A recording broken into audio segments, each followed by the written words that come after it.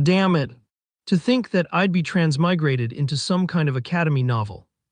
I sighed deeply. Ugh. My name is Istria, just like the body I was transmigrated to. In my past life, I was a world-popular actor who had won a bunch of awards, and even filmed 5 of the best hits in the entire world as the main character. I was praised as a genius actor by everyone and was living a life of dreams. Of course, besides acting, I also had some hobbies. Like playing poker or gambling, but my favorite hobby is reading books. From all kinds of genres, horror, fantasy, sci-fi, I didn't care about it as long as it had a good and attractive synopsis. And of course, I read plenty of academy novels. I mean, the concept was just fun enough to get me hooked on them. From main characters such as extras and third-rate villains to even professors or instructors. There were plenty of them for me to read. However, just yesterday I was reading one of those novels, and when I went to sleep, I woke up in this body and was immediately met with the flying panel in front of me. Thankfully, I also got this body's memories just after I arrived. His life was pitiful to say the least. He messed up and couldn't get into the academy he wanted, and ended up in the weakest academy of them all. But since he was what people call a late bloomer, he quickly grew and got a ton of new abilities and talents. And by the 3rd year, he was considered the strongest student in the academy, with only 1 remaining year at it. Quite the hard worker. I couldn't help but let out a deep sigh. After all, I got transmigrated at the wrong time. At the moment where the academies were going to compete with each other to define who was actually the strongest. And I was the student most teachers had their hopes on. Currently, I am in one of the rooms of our academy's flying ship, heading towards the capital city known as Eternum, in the Eternal Country. Yeah, I'm pretty creative. Tab tab. The sound of someone knocking at the door reached out. Who is it? It's me. The door opened and a soft voice reached my ears. There Vivian, my teacher, appeared with a faint smile on her red luscious lips. How are you feeling? Better now. That's great, she sighed in relief, taking a seat on the bed right next to me. I was worried that our best student wouldn't be able to participate in the academy's competition. Everyone started panicking after you passed out. She let out a small chuckle, meeting my eyes. No. Also, I got what you wanted. She then proceeded to give me a few sheets of paper. I quickly took a look at it and couldn't help but smile. This is just perfect. It was the basic information of everyone I was going to fight. The worst part about it, it's just that it's going to be a team fight, so I might get pushed back by my teammates. Also, there is going to be 1 extra exam, but unfortunately, I don't have the information about what kind of exam. They wanted to be secretive. Thank you, teacher. I smiled brightly at her. This was really going to be useful. In response, she only patted my shoulder before parting her lips. Anything for my star student, she smiled wryly before leaving my room. As soon as she left the room, my eyes landed on the sheets. Lucas Hardstone rank C+. LSC Alistair rank B. Rose Firefly rank B. Of all of the Academy novels, I transmigrated into this one, huh? A sigh escaped my mouth. The Academy's true hero. A novel with the obvious Academy concept, but instead the main character doesn't get transmigrated or anything. Instead, the novel, it's just about his adventure. The Eternum Academy, located in the capital, is the place where most of the events occur, and it's flooded by thousands of demons. And Lucas, who awakened the light affinity, is the hidden hero of the Academy who takes most of his time killing those demons. So if it appears that his rank is simply located at C+, it's a lie. His rank should be A or even a due to the huge amount of demons that he already killed. Not to mention that he has his own system. In other words, he's a complete monster. Well, I at least can see my status window, but I'll need to fight against him somehow. To be honest, even with my monstrous stats, I'd say that I'd even lose against one of the heroines who are of lower rank than mine. They're all special in their kind of way. OEG. LSC Alistair is the 2nd princess of the country and has almost mastered the royal sword art that is equivalent to an SS rank art. And Rose Firefly basically is a monster when it comes to fire magic. Her rank should be on the higher ends of the A rank, and she should be able to manifest 5th level spells if not 6th level ones. Yeah, I'll need to avoid fighting them as much as I can. That was the only chance I had. Each academy is going to fight around 5 rounds, which means that if I want my academy to advance, I'll need to win 3 rounds at last. 2 academies are going to be eliminated, and then there are going to be 3 remaining, which is going to be a duel-based competition. That means that they will basically send a student to the arena, and the student will fight opponents from either of the other 2 academies. In the end, the 2 academies whose students have more wins will pass to the final round. And the final round is going to be none other than a showdown. An academy versus another academy. Every chosen student will fight against the other academy, and the last student standing will declare the winner. However, I still have 2 weeks before the competition truly begins. I'll need to train hard, real hard. It's a pity, though. In this novel in particular, I didn't reach many of the chapters since it was the most recent one that I had read. It had over 500 chapters, yeah, but I was suddenly transmigrated before I could read them all. Truly unfortunate. But, thinking about it, how come I never heard about Istria in the novel? I mean, I did hear about his identity as the Moonlight Swordsman, since it was as famous as Lucas's hidden identity. Did something happen to him before the competition or something? It's weird. Dab. Someone had knocked on the door and soon a voice reached out to me. Istria, we've reached the capital city. We had finally arrived at Eternum. All right, everyone, now that we've arrived in the capital, you're free to do whatever you like. Just make sure you're back at the hotel after these 2 weeks. Vivian sternly spoke, her sharp gaze swept over us, leaving no room for arguments. Yes, ma'am. The students replied in unison, and I couldn't help but chuckle at their enthusiasm. My laughter caught their attention, and a few of them glanced my way, smiling. No one said a word about it, but their smiles felt warm. It's liberating. At our academy, there wasn't any of that nonsense about noble bloodlines or social classes. Whether you were a commoner or came from some high-ranking family, it didn't matter here. Everyone treated each other with respect like equals. Not to mention all those warm and kind gazes towards me. The students even looked up to me, a lot actually. I even became something like a big brother to them all. If anyone had a problem, they knew they could come to me, and somehow this body would always find a way to help. Nothing like in the Eternum Academy, where the novel revolves around. Most of the students hate each other, they create their groups and fight against themselves to the point of using various dirty tricks. So, seeing this kind of atmosphere, it's really liberating. At this point, I and Istria had already become one. I didn't know how to feel about it, but since this is now my life, I'll enjoy to the fullest while fulfilling Istria's wish. Istria, let's grab something to eat, we're starving. Yeah, let's check out that famous Lavoisier's cafe everyone keeps talking about. Before I knew it, a small crowd of students had gathered around me, their eyes bright with excitement. I couldn't help but smile at their enthusiasm. All right, let's go. I'm starving too, long trip and all. One of them smirked. You're paying, right? Me? You're the ones dragging me along. Shouldn't you be the ones paying? Late? That's so unfair, they groaned in unison, their playful complaints drawing out my laughter again. Moments like this made everything worth it. And just like that, we went to Lavoisier's cafe. Welcome. The moment we stepped inside, a lovely brown-haired woman in a maid outfit greeted us warmly. Her smile was soft and welcoming, but her eyes widened slightly when she noticed just how large our group was. A table for 16, please. She blinked for a second, then quickly collected herself, nodding back. Of course. Just a moment, please. With a small bow, she walked off toward the counter. Taking the chance, I took a look around the cafe. Honestly, the cafe was stunning, to say the least. Warm lighting, polished wood floors, and elegant decorations made it feel more like a luxurious lounge than a simple cafe. Well, this place is just like the rumors.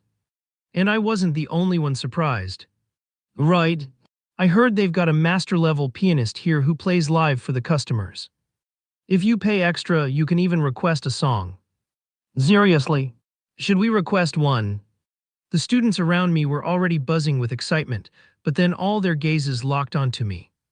Odds really? You should decide, they chimed in unison, clearly enjoying my discomfort. Damn, these guys were too good at this. Fine, I replied with a small sigh, furrowing my brows before flashing a wry smile. But if we're doing this, you're all paying for the song. What? That's not fair. We're already paying for the food. I chuckled softly. All right, I'm kidding.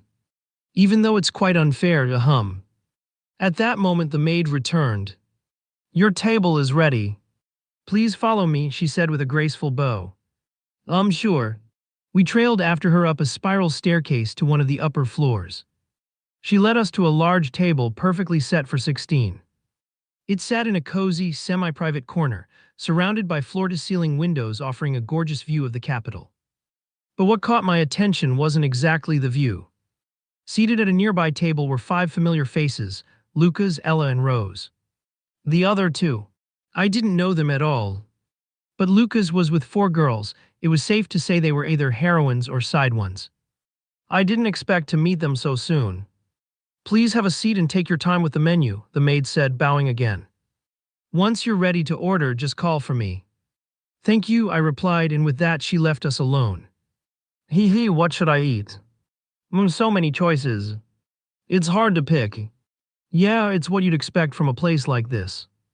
The others were already diving into their menus, chatting excitedly about what to order. I flipped mine open but already had my choice in mind, strawberry pancakes. Simple, sweet, and perfect. And I might order a black coffee with that. All right, just let me know when you're ready, and I'll call the beautiful lady over. I said, putting the menu on the table. Sure. All righty. With that, I pulled out my phone and started looking at the news. It wasn't really the news, but the students' news. In other words, some kind of news, but private to all the 5 academy students. The demon hunter reappears again. The demons were obliterated by the demon hunter once again. Most of the articles were about the demon hunter, which was none other than Lucas. He was the mystery that everyone wanted to solve. And even those 4 around him would probably not know his identity until next year. Not like I read the entire novel to know it. Istria Moon, who is he? No. My eyebrows raised in surprise. What is it? What you're looking at? The student sitting on my right leaned over curiously as T1 on my left also joined in before I could react. No age. Guys, look. The one on my right snatched my phone, waving it around to grab everyone's attention. Istria has become one of the hot topics. What? Seriously? What's it about? They instantly became excited and started checking their phones. Istria Moon, the Moonlight Swordsman. One of them began reading the article dramatically. In one of the hunting festivals, he disguised himself and single-handedly took down 5 high-ranking demon beasts, leaving behind their corpses without their cores. Wait, what? It says they found out it was him because he dropped his identity card at the scene. My stomach sank. No wonder I couldn't find my old ID and had to get a new one. I muttered absent-mindedly. No, that was a mistake. It really was you. Immediately, they turned to me with excitement all splattered on their faces. Well, yeah. That's so cool. Yeah, you can be considered a celebrity. Right. The Moonlight Swordsman's popularity was even in pair with the Demon Hunter. Damn it. This freaking canon event. Having a secret identity being discovered is more embarrassing than I thought. Gosh. Meanwhile, at the nearby table, Lucas leaned back in his chair, casually stirring the espresso in front of him. His sharp eyes flicked toward the group at Istria's table. The cheerful chatter and laughter spilling from them weren't exactly subtle. It was impossible to ignore. Seems like they're having a good time, Ella remarked while also looking at the table next to them. She rested her chin on her hand, her long silver hair shimmering faintly in the warm cafe lighting. They must have been friends for a while to laugh like that. Friends or not, they're loud, Rose muttered, adjusting her glasses with a small frown. Her tone wasn't really harsh, just matter of fact. Jealous, Rose? Maybe you want to join their party. Lucas smirked, tapping his spoon against the cup lightly. She shot him a glare. As if. It's just distracting. The other 2 girls at the table, Maya and Iris, exchanged glances. Maya, the livelier of the pair, chuckled softly. I think it's kind of nice. You don't see big groups like that all getting along these days. Yeah, but did you hear who's with them? Iris added. Lucas raised a brow. Who? I wasn't exactly paying attention to their conversation. Istria Moon. That got everyone's attention. Even Rose, who'd been busy flipping through the menu, looked up. Even she couldn't help but ask with a surprised tone. The Moonlight Swordsman who just got his identity discovered. Iris nodded, brushing a strand of her ash-blonde hair behind her ear. The very same. Hearing their words, Ella, who had been quiet until now, went completely still. A rosy flush crept up her cheeks, and her lips pressed together in a tight, wobbly smile. Her fingers twitched slightly against the table like she didn't know what to do with her hands. No. Maya raised her eyebrows as her lips rose into a teasing smile. What's this, Ella? You're looking a little flustered. Could it be someone has a thing for the Moonlight Swordsman? Zeva. I don't. Ella stammered, her voice cracking as she shot up straight in her chair. Her hands flew to her cheeks, as though she could physically push the blush away. Maya said, clearly unconvinced. You sure? Because I distinctly remember you going on and on about how he saved you that one time. What was it you said? So strong, so graceful. Maya, stop. Ella's voice rose as she waved her hands desperately, her embarrassment practically radiating off her.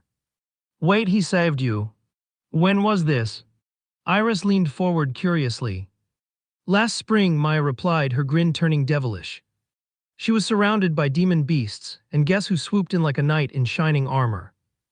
Ooh, Iris and Rose said in unison, both looking at Ella Riley. So that's why you've been rejecting my advances. Lucas frowned deeply. Ella buried her face in her hands. I hate all of you, she mumbled in a muffled voice. Should I go and get his autograph for you? Iris giggled and asked Ella. Yeah, no. What's the problem? If you aren't fast enough, he may be grabbed by another vixen. By then, you aren't going to have any chance with him. Even Rose joined the fun. Lily. Ella's face started rippling like a tomato. Come on guys, you've already teased her too much. Lucan chimed in, trying to calm down those teasing maniacs. You're such a fun killer. Maya pouted. I hate you guys. Ella, still flustered, pushed back her chair and shot to her feet. She spun around to storm off, only to collide into something solid. Thud. Ow, Ella stumbled back, clutching her forehead. And when she looked up, her heart stopped. In front of her, a familiar handsome man with glowing red eyes stood, with his hand extended towards her. Are you okay? He had a worried tone. She froze upon hearing his voice. Her face also seemed to have turned into a whole new shade of red. I'll bring your table's server right away. Thanks. After ordering for all 16 of us, I noticed the nearby table stealing non-stop glances at me. Their curiosity wasn't that subtle, and I could practically feel their stares. They must have heard everything, huh? Anyway, everyone seems pretty excited about the competition. It was good to see, but my plans were a bit too complicated. I still needed to finish my preparations, and 2 weeks wasn't much time. I'd have to come up with an excuse to slip away and handle what needs to be prepared. I'll need to get better equipment and probably will need to train my secondary weapon, which is a gun, more precisely a model similar to a Desert Eagle. So I'm thinking of stealing one of the protagonist's opportunities, which is the morph weapon. A weapon that doesn't have a necessary aspect. It could transform into any weapon, sword, gun, axe, whatever you needed. I'm sure it doesn't really matter to Lucas, since in the future he'll receive an even more overpowered weapon. The only unfortunate thing is that past the Academy's competition, I don't have much knowledge about the novel. But let's not worry about that for now. Istria, go request a song already. Yeah, pick something good. Nothing too boring. These kids. All right, I'm on it. A sigh escaped my mouth as I stood up. The pianist was playing something soft and soothing as I approached him. I requested a famous tune from our region, something that could please my classmates. Thankfully, he knew the song. After sorting the payment with him and the maid, I started heading back to my table. And that's when it happened. Thud. Something, or rather someone, crashed into me. A flash of silver filled my vision, and before I knew it, Ella was on the floor, mumbling softly. Loud. She looked up, her wide, startled eyes locking onto mine. Her silver hair shimmered in the cafe's lighting, and her face, well, it was the color of a tomato. She froze, her mouth opening and closing like she wanted to say something but couldn't find the words. Are you okay? I asked with a soft tone. I really didn't see her coming. I am fine, she finally managed to squeak out, bowing her head so quickly I thought she would hit the table next. That's great. I let out a relieved sigh. PFFF. The sounds of laughter reached my ears. From the corner of my eye, I noticed her table watching us closely. One of the girls, a lively-looking one with a sly grin, was barely hiding her laughter behind her hand, while Rose adjusted her glasses while smirking slightly. Lucas, sitting with them, didn't look as entertained. His dark eyes narrowed slightly, his spoon pausing mid-stir in his coffee. Hello? I almost forgot that he has a crush on Ella. Well's not like I care about it though. Sorry about that, Ella stammered embarrassingly, stepping back like she wasn't sure if she should stay or bolt. Don't worry, princess, I didn't see you coming either. I smiled back at her. P princess, her eyes widened significantly. What? I nearly forgot that her identity had not yet been made public. So I need to quickly make an excuse. Think. My lips quickly curled into a softer yet charming smile as I added. With such beautiful and unique hair, if you're not a princess, who is? Thank you, Ella's face somehow turned an even deeper shade of red. Her wide eyes blinked rapidly and she stammered. It was quite funny, she didn't know how to reply to my words. She bowed again, this time a little slower, clearly trying to regain her composure. Behind her, the lively girl from her table was practically in tears from holding back laughter, while the one with glasses, Rose, adjusted them yet again, her smirk widening. As for the other now, she had her head buried in the table, don't know why. Lucas, though, he didn't look happy. Not one bit. I guess I hit a nerve there. Ella fidgeted on the spot, unsure of what to do next, so I decided to ease the tension. Be careful next time, all right? We wouldn't want you running into anyone else. All right, she squeaked, stepping back. But then, realizing how awkward she looked, she dipped her head once more and hurried back to her table. As she plopped into her seat, her friends immediately leaned in, whispering and giggling like they'd just witnessed the juiciest gossip of the year. Lucas only glared at me before averting his gaze from mine. Shaking my head with a small smile, I returned to my table. Sorry for taking so long. Oh, what happened? One of my classmates asked, grinning like he'd just caught me doing something scandalous. Yeah, who was that? She looked like she saw a ghost. Nothing. She just bumped into me, that's all. Just bumped into you, huh? A girl sitting across from me raised an eyebrow.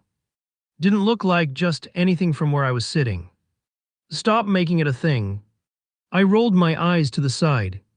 Sure, she teased, leaning back with a smug smile. These kids. Ugh. As we left the cafe, the streets were bathed in the soft, golden light of the setting sun, making the city feel alive in ways that made my quiet academy seem like a distant memory. Students scattered in all directions, laughing and chatting as they decided where to go next. I stayed a few paces behind, letting the energy of the city wash over me. It was a far cry from the peacefulness of the academy. I'll need to act as fast as possible, so tonight should be a good time to start. The Morph weapon is one of the underground labs, which means that I'll need to go to the black market first. Lucas normally would get it a day before the competition because he accidentally meets a little girl who is running away from robbers and immediately beats them up. Then he talks with the little girl and gets news about an experiment lab that focuses on making weapons using virgin blood. And children are the first target of them because they have the purest blood for this kind of thing. Of course, the first thing I'm doing is destroying the lab. I'm no hero, but this kind of messed up thing needs to be obliterated of the face of the earth. However, getting into the black market isn't necessarily an easy thing because I don't have a pass or card for it. It seems that I'll have to do it the hard way. Of forced entry. The black market guards should be in the middle stages of B rank, so I should be able to deal with them. I only need to be lucky enough to not meet one of the black market's bosses. More especially Yara Deveru. She's the person who holds the most shares of the black market, holding a perfect 51% that grants her authority over the entirety of the black market. Lucas meets her when he destroys the laboratory, and she has been interested in him since that point. And for their future relationship, I don't know. Never go into that part. So yeah, I just need to avoid them. Oistria, you coming or what? One of my classmates called out, snapping me from my thoughts. Yeah, I'm coming. For now, I'll play along and enjoy this moment of peace. But once everyone settled in for the night, I'd make my move. Luca's POV. Ella slid back into her seat, her cheeks still bright red from bumping into him. I felt bothered, really bothered. At least now I know why she's rejecting my advances. Well, that looked interesting. Maya was the first to tease Ella, leaning in with a mischievous grin. That's normal. Maya is quite a social butterfly and loves teasing people. S.H. Shut up. Ella stammered, glaring at her, but her expression lacked real intensity. Interesting is an understatement, Rose said, pushing up her glasses. I'm quite surprised. You were frozen for at least 3 seconds. And don't think I didn't hear what he called you, princess. She doesn't show smiles, but now she's teasing Ella. It was romantic, though. Iris giggled. Romantic. Ella squeaked before hiding her face with her hands. As for me, I didn't join in. I stirred my coffee absently as my gaze turned toward him, Istria. The so-called moonlight swordsman. He was quite the celebrity, after all, his identity was on par with mine. However, something about him rubbed me the wrong way. He's too, how should I say it? Calm, no, perfect. Even his smile doesn't even feel real. Like an actor. After all, even a successful actor can't fake emotions perfectly. And Istria seems just like that. And then's when a thought struck me. System scan him. Ding! A soft chime echoed in my head as the system activated. The familiar loading bar appeared in the corner of my vision, but then... Nera. Data inaccessible. What? I frowned deeply, my fingers tightening around the edge of the table. Target classified under restricted parameters. Access denied. Restricted. What kind of nonsense was that? I glanced at Istria again. He was smiling faintly, chatting casually with his group. Who are you, Istria? No. Ella's flustered protest suddenly snapped me out of my thoughts. Ella, you should have asked for his number. I'm serious. Stop it. Relax, Tilda. They continued arguing. But I ignored it since my mind was occupied with something else. I could even scan the headmaster, who is one of the strongest people in the world. But I cannot scan Istria. That's weird. Istria's POV.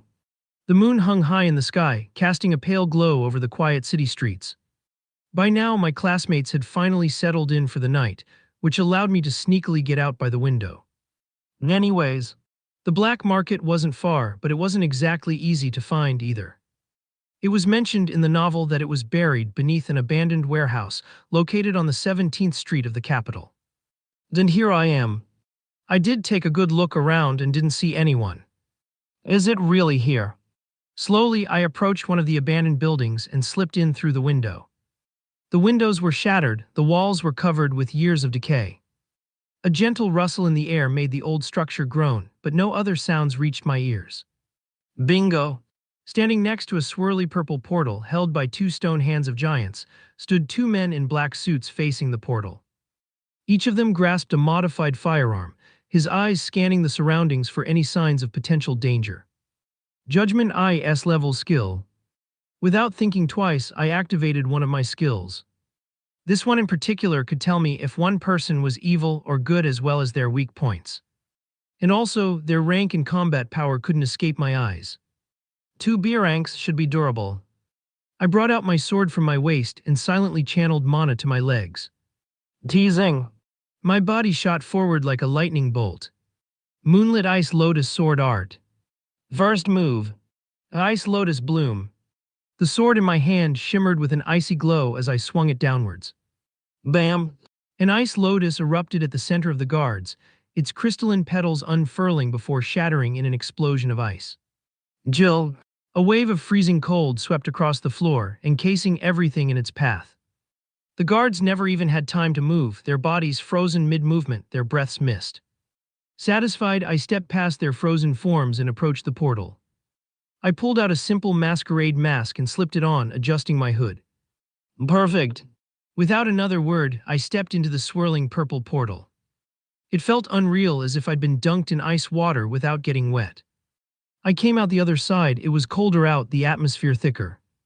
I found myself standing on a dark street with slick cold stones beneath my feet. Both sides of the road were lined by merchant stalls. Their owners hawked their wares in hushed tones. The crowd here was unlike anything from the capital. Hooded figures haggling over artifacts that shimmered with dangerous energy, others speaking about deals that would never see the light of day. This was the black market. Pulling my hoodie tighter, I followed the street, making myself aware of my surroundings. I made my way to a specific place where one could see the waters of the sewers falling into a polluted river. In the black market, anything can happen, and I need to be prepared at all costs. If I'm not entirely wrong, the lab was found in one of the high-ski buildings. And Lucas escaped from the lab by the sewers. So I decided to enter the sewers. Glamp. I entered one of the sewer's giant pipes. Disgusting. The air was thick and rancid, the stench of rotting waste and stagnant water filling every breath. It felt like it clung to my skin, seeping into my clothes. The damp walls were coated with a slimy green mold that glistened under the faint light from my mana orb. The water beneath my feet was a slow-moving black sludge, and I had to step carefully on the narrow walkway along the edge to avoid slipping. Could they have picked a worse hiding spot? I mumbled in annoyance. Although this wasn't the main entrance, it was the best I could use if I wanted to get out of the lab safely. I kept moving, the sounds of dripping water and distant scurrying filling the air, and after a while I came across a section of the pipe that looked different. The walls here were newer, reinforced with metal plating. It should be around here. Placing my hands on the metal pipes, I quickly channeled mana into my hands before trying to twist them. Great. I jumped in and found a vent where I immediately entered without making any noise. Crawling through the vents, the sound of some kind of machine running along with a chemical smell reached out to me, so I followed the noise. After a few minutes, I reached another vent. Is this it? I stopped, peering through the narrow slats into the room below. My breath hitched. It was a huge laboratory with gleaming, polished floors and walls lined with glowing screens displaying data streams that I couldn't read. The room was dominated by a large capsule filled with a thick, glowing green fluid. Inside it was a girl with slimy, semi-transparent blue hair and unnaturally bright green eyes. What caught my attention next was the weapon resting on a platform beside her, sleek and metallic, but the strangest part was the thick, pulsing string-like cable that connected it to the capsule and to her. Vug. My stomach twisted. They're using deviants to make weapons. No wonder this morph weapon was so powerful in the novel. It was made from the abilities of a slime-type deviant. Its ability to change forms made it the perfect source for a weapon that could adapt to anything. I need to act quickly. But before I could plan my next move, a voice boomed through the room.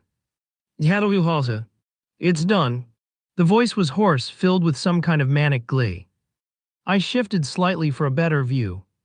An old man, hunched and draped in a long, stained lab coat, shuffled towards the capsule. His eyes were wild, and his thin gray hair stuck out at odd angles. My final project, the morph weapon, is complete. He cackled, his bony hands shaking as he reached for a big red button on the control panel.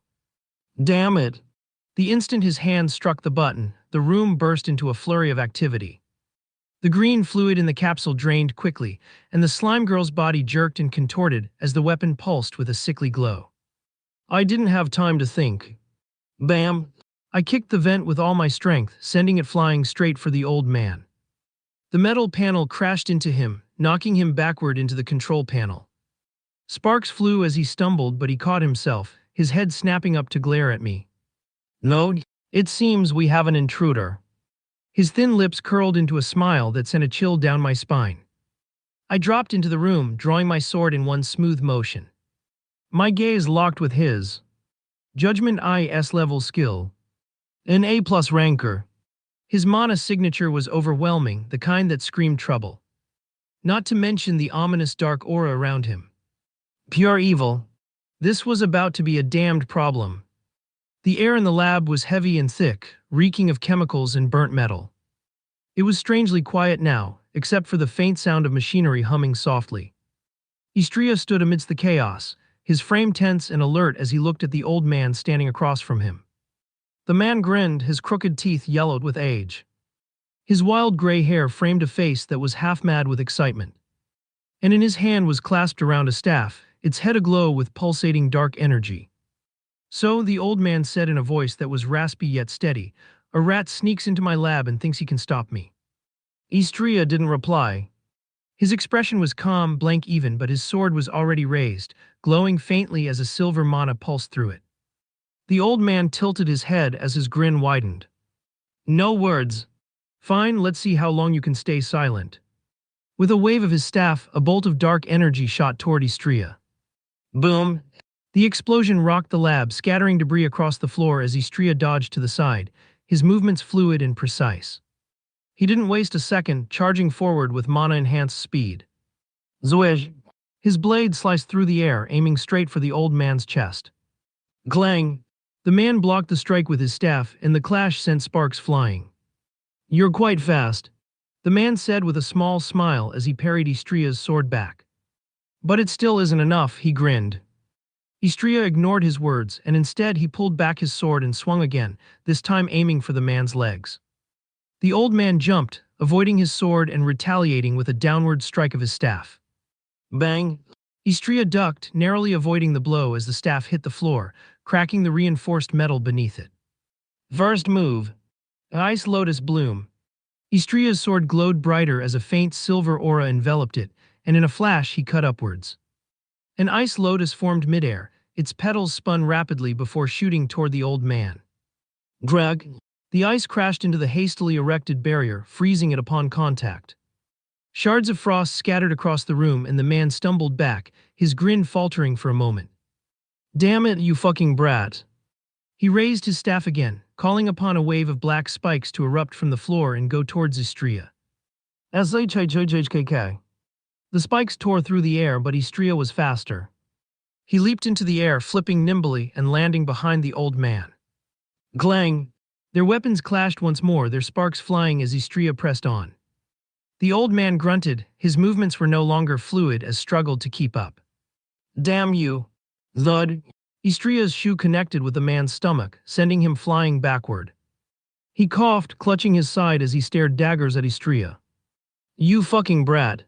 He insanely slammed his staff into the ground, and the dark energy surrounding it pulsed outward in a massive shockwave.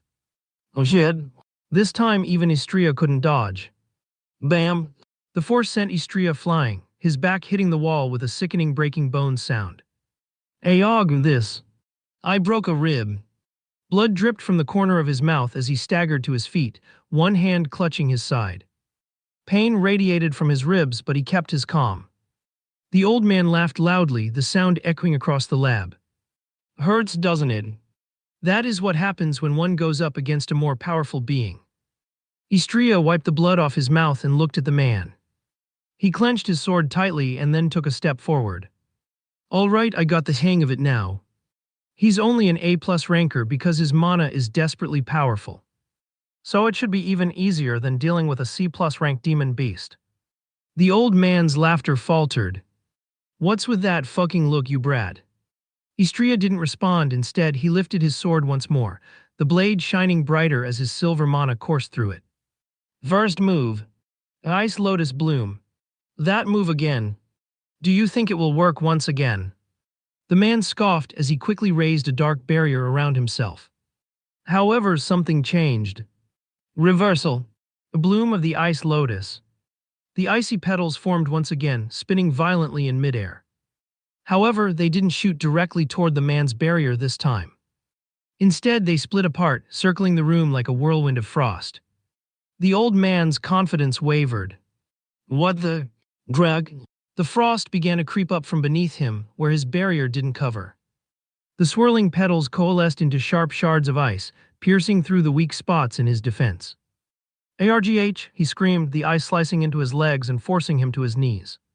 The attack didn't stop. The ice crawled over the barrier, creeping inward as the petals closed in. Each shard shattered upon contact, releasing more frost and creating a web of cracks across the dark barrier. Drag! The barrier broke, sending icy shards flying throughout the lab. "No!" The old man roared angrily, his staff slamming into the ground once more to send another shockwave out. Boom! The force sent the shards flying, but the strain was evident in the trembling of his hands. His breathing turned labored as he struggled to stand. Istria didn't give him a moment to recover. His sword came down in an arc, aiming for the man's exposed shoulder. Glang! The staff met the sword, but the man's grip faltered. You're just a child. So are you. Thud. Istria drove his knee to the man's stomach, automatically cutting off his words and making him gasp in pain. The man stumbled back, coughing violently as he tried to raise his staff again. Judgment IS level skill. A faint glow danced in Istria's red eyes, analyzing the man's weaknesses. Left side exposed. Weak point at the ribs. He didn't hesitate. Zwing! The blade cut through the air, slicing deep into the man's side. The blood spattered across the floor and the man yelled in pain. Oijijijiochich. You little bastard. He screamed, desperation filtering in his voice. A whirlwind of dark mana surrounded him, making Istria take a few steps back. I can't lose to a brat like you, he muttered. His voice was trembling, his body was quivering. I've worked too hard for this. I won't let it end here. He raised his staff one last time, the dark energy gathering into a massive orb at its tip. The air grew heavier, and the ground beneath them cracked under the pressure. However, seeing this, Istria, remaining calm expression, suddenly smiled. He reached out to his waist and pulled something out of it. Do you this? I Zin no. The man immediately tried to revert his spell, which had quite a long time to be launched. But Istria only smiled. Ice bullet, gunslinger ice magic. Teasing. A bullet was shot towards the old man, making a hole in his chest before his body started turning into an ice statue at the speed of the naked eye. The giant dark orb that he was about to launch disappeared into wisps, and those wisps quickly came back to him, unfreezing him. Too late. Istria, who was now in front of him, muttered to him in a cold tone. Later. The man fell to his knees, blood dripping from his mouth as he clutched at the shards of ice embedded in his body. His staff clattered to the ground, the dark energy fading. You monster. He muttered, trying to back away from Istria. With each meter he crawled back, Istria also took a step forward, his blood-red eyes glowing ominously in the dim light. The man's breath hitched as he looked into those ominous eyes, his body trembling with nothing other than fear. Stay back, he cried, his voice breaking. You're not human. You're a demon. Istria raised his sword. Zweep. The blade came down in a quick, merciless arc, severing the man's head from his body. Zblurred. Thud. The headless corpse slumped to the floor with blood pooling beneath it. The only sound in the room now was the soft hum of machinery somewhere in the distance. Istria stood over the body, his chest rising and falling as he caught his breath. His blood-red eyes clouded slightly as he cleaned his blade and turned toward the capsule containing the slime girl. It still wasn't over yet. Now, how do I solve this? I pondered, looking at the slime girl floating inside the capsule. Her thin, slimy body glowed faintly in the dim red lights. The green of her eyes was lifeless, staring into nothing. Not knowing what to do with something like this sucks. Most especially when you are stuck in the middle of an enemy lab and alarms are probably just seconds from blaring. Whatever, let's be rough. I cracked my knuckles. I moved closer to the capsule, gathering mana into my fist. It shimmered faintly, frost licking at my knuckles. Without hesitation, I swung. Crash! The glass exploded outward, scattering shards across the lab floor. A thick blue liquid gushed from the capsule, splattering my boots and soaking the floor. I caught the slime girl as she slid out. Her body was surprisingly light but strange. Gurgly. Her form shifted a little in my arms, cool and slippery, like trying to hold a bag of jelly. For a second I froze, weirdly uncomfortable. Gurgly. Her body is slimy indeed. Setting her down gently, I moved to the other capsule, where the morph weapon rested. I didn't know if it would still be able to change its aspect, because there was no slime girl when Lucas got this weapon. So I don't know if it will work. Gathering mana again, I punched the capsule. Crash! The glass exploded as it had before, and I grasped the weapon. This time it was a hatchet, but it vibrated in my hand with a faint hum as if it were alive. All right, that's 2 for 2. I glanced back at the girl. She looked fragile, unconscious but breathing, her form shifting slightly like a calm pool of water. I didn't know how much time I had, but I was glad she was alive. Fuck. Red lights flashed everywhere, bathing the lab in an angry glow. The high-pitched wail of the alarm echoed loudly. My gaze snapped to the capsule where a small plaque blinked, safety measure activated. I didn't notice it. Damn it. The vents. I needed to get her out before whoever triggered the alarm showed up. Immediately, I moved back to the vent and gritted my teeth when I noticed that we couldn't get out together. I would need to push her into the vent, and that would take quite a long time. Wait, when Lucas escaped there was a giant vent mentioned. I took a deep look around, my eyes constantly flinching due to the flashing red lights, but I ignored it and searched fanatically. But the vent wasn't anywhere. Not in the walls, not in the ceiling, not even hidden behind the equipment. Oh shit. Nothing. I muttered in annoyance. Lloyd? A sudden shout made me whip around. A group of people in black uniforms stormed into the lab with their weapons at the ready. Their gaze locked on me instantly, and I could easily feel their hostility towards me. Judgment IS level skill. My vision distorted, glowing softly as their details snapped into view. All are B-level rankers. Every single one of them. This was bad, really bad. And they didn't waste any time. One of them barked an order, and the group advanced with their weapons pointed at me. Put her down now. I didn't respond. Talking wasn't going to solve anything either way. I forced my entry here. With the slime girl cradled awkwardly in one arm, I tightened my grip on the morph weapon with the other. I didn't have any experience with a hatchet, so I hung it on my waist and sheathed my sword since it was my main weapon. The first one lunged. Glang! His sword clashed with mine, sparks flying as I parried his attack. Taking the opportunity, I ducked and then drove my knee into his gut. He crumpled to the floor with a grunt, but the others didn't hesitate. 3 more came at me simultaneously. SHING. I barely deflected the spear while twisting myself out of the way of a blade angled toward my neck. Then the third swung an enormous mace, and I ducked at just the right moment. It slammed into the wall behind me with an ear-splitting crash. "You're dead meat," one snarled, swinging at my legs. Zweep. I jumped back, narrowly avoiding the blade, but my footing faltered on the slick floor, and I had to adjust quickly to keep my balance. Slam! One of them aimed a kick at my side, and I had no choice but to take the hit. Pain shot through my ribs as I staggered back, gritting my teeth to stay upright. Damn it! I cursed, shifting the slime girl's weight in my arm. Her unconscious form was making this way harder than normal. The guards didn't let me rest. Another one came from the left and swung a twin-headed axe directed at my waist. Glang! I blocked the first but had to pivot to avoid the second.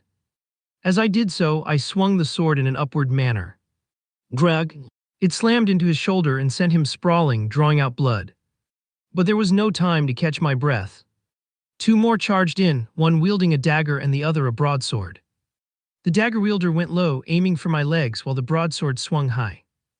I gripped the slime girl's body a bit more, ducking under the broadsword before taking the opportunity to deliver a strong kick at the dagger wielder's knee. Thud! He went down with a small cry of pain, but the broadsword user quickly recovered and swung directly at my head. I immediately raised the sword with just one hand, the force of the impact jolting my arm. I pushed forward against his blade and twisted my sword to knock it out of his hands. Glang! His sword hit the ground and I drove my elbow into his jaw, sending him crashing into a nearby table. The other guards hesitated, reevaluating. I could see it in their eyes. They hadn't anticipated this much resistance or strength. But I was struggling too. My breaths were coming faster now, my ribs screaming in protest every time I moved. Don't let him escape. The seeming leader of them stepped forward with a glaive in hand. Of course. Fucking bastard. He lunged, the blade of his glaive cutting through the air in my direction. Zwoob! I twisted, narrowly avoiding it, and struck back with my sword. Glang! The blades clashed and the concussion ran up my arm. I moved in, pushing him backward until another guard found an opening from behind.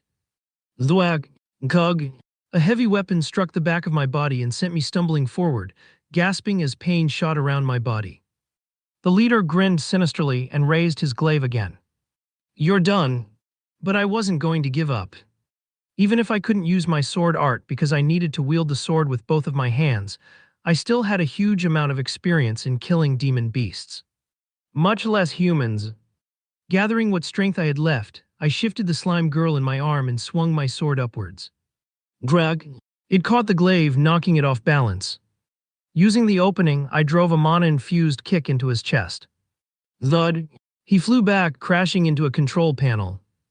The others hesitated for a moment, but their hesitation cost them.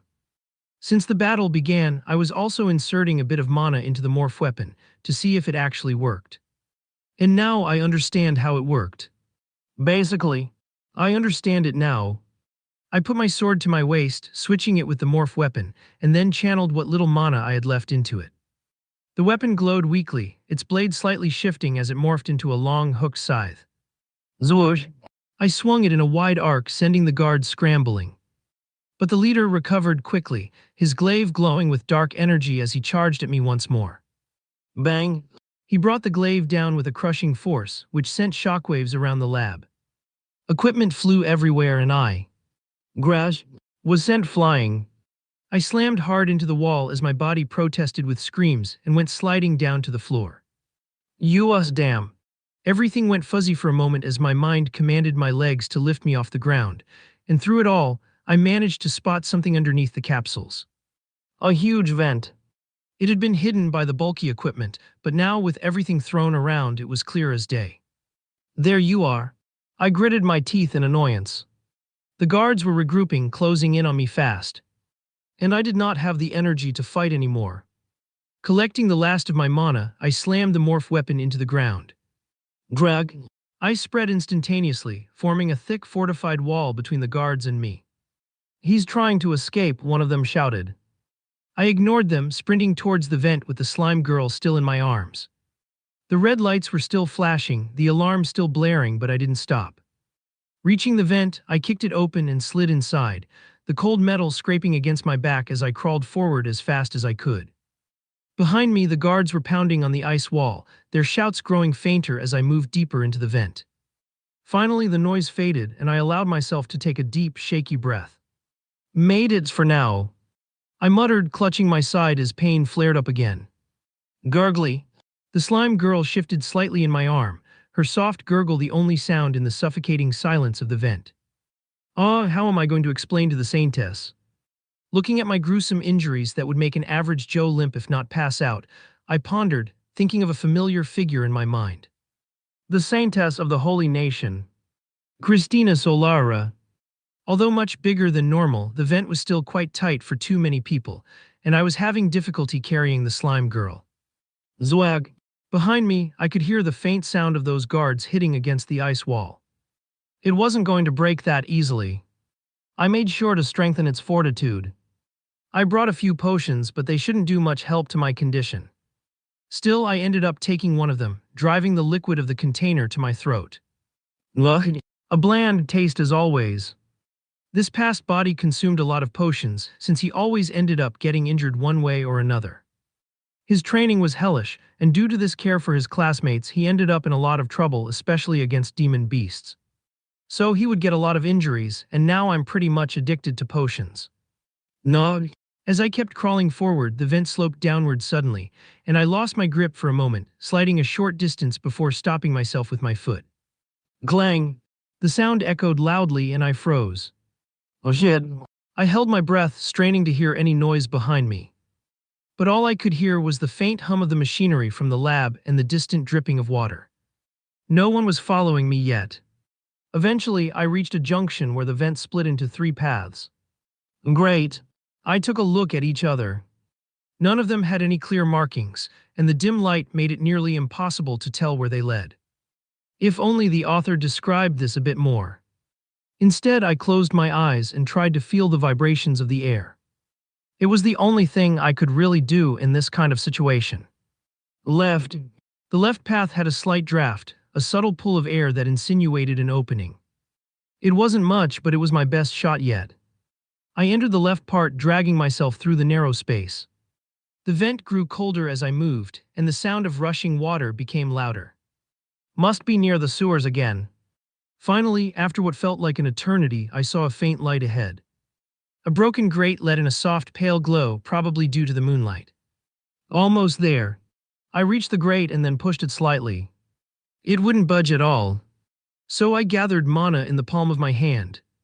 Grug. The grate broke loose, falling with a dull sound onto the ground below. Cool, damp air rushed in and I leaned out, looking at where I ended up. A large drainage tunnel stretched out in front of me, water running constantly along the bottom. The smell was awful, but it smelled like freedom. Carefully, I lowered myself down, landing with a splash in the shallow water before then looking around. The tunnel was sparsely lit by some weak, flickering lights up along the ceiling. It was silent except for the gentle rush of water. I began walking, each step creating ripples in the dirty water. Thankfully, after just a minute or so, the tunnel opened into a larger chamber. A rusted ladder led up to a hatch near the ceiling. Finally. I approached the ladder, shifting the slime girl in my arms once more. Climbing with one arm wasn't going to be easy, but I didn't have a choice. Taking a deep breath, I reached for the ladder and started climbing as my muscles tensed up with every small movement. It hurts, damn it. I don't usually groan in pain and things like that because of my calm mind. Talent, however, it still hurts a lot. It just means that I have a high pain tolerance. Gurgly. After a few moments, I reached the top, and then I braced myself against the hatch and pushed. Grieg. The hatch opened and the night sky above greeted me. Cool, fresh air rushed in, washing away the stench of the sewers. I climbed out, pulling the slime girl with me. We were in an alley with tall buildings of the capital rising on either side. The streets were silent, only the hum of the city life came from some faraway distance. I leaned against the wall, getting my breath back. My ribs hurt, my whole body was smeared with mud, and I was sure I looked like hell. But we were safe. For the time being. I looked down at the slime girl in my arms. Her breath was steady as her chest rose up and down, but then her eyelids quivered slightly. Her green eyes flickered open briefly, meeting mine before closing again. What was that? I felt her arms suddenly enveloping my head more intimately, and then her body's size suddenly decreased until she was the size of my hand. Maybe even smaller than that. She opened her eyes once again and jumped to the small pocket on my shirt, peeking her head out. And then closed her eyes once again. Weird. I have to go back to the hotel, I'll need a long shower. The room was dark and elegant, almost like a private club. Black velvet coated the walls, while golden lights hanging from the ceiling gave everything a warm, rich glow. A soft jazz tune played in the background, filling the air with a quiet rhythm. There Yara Deveru sat in the middle on a sleek leather sofa, her face impassive and cold, her dark eyes impassive as she swirled the glass of red wine in her hand. The deep color of the wine seemed almost bloody, like the scarlet of her lips, and gave her a beautiful yet dangerous air. Grieg. The door in front of her opened slightly, and one of her subordinates stepped inside. He was visibly nervous, fidgeting his hands as he stood before her. Miss Devereaux, he began with a quivering voice. There's been some sort of situation at the Ravenholm laboratory. Yara raised her eyebrow with a cold gaze. Go on. The underling shifted uneasily. There was an intruder who got in earlier tonight. He killed Dr. Estermont and some of the guards. Not just killed, tore through them like they were nothing. Reports say he used some sort of ice-based ability.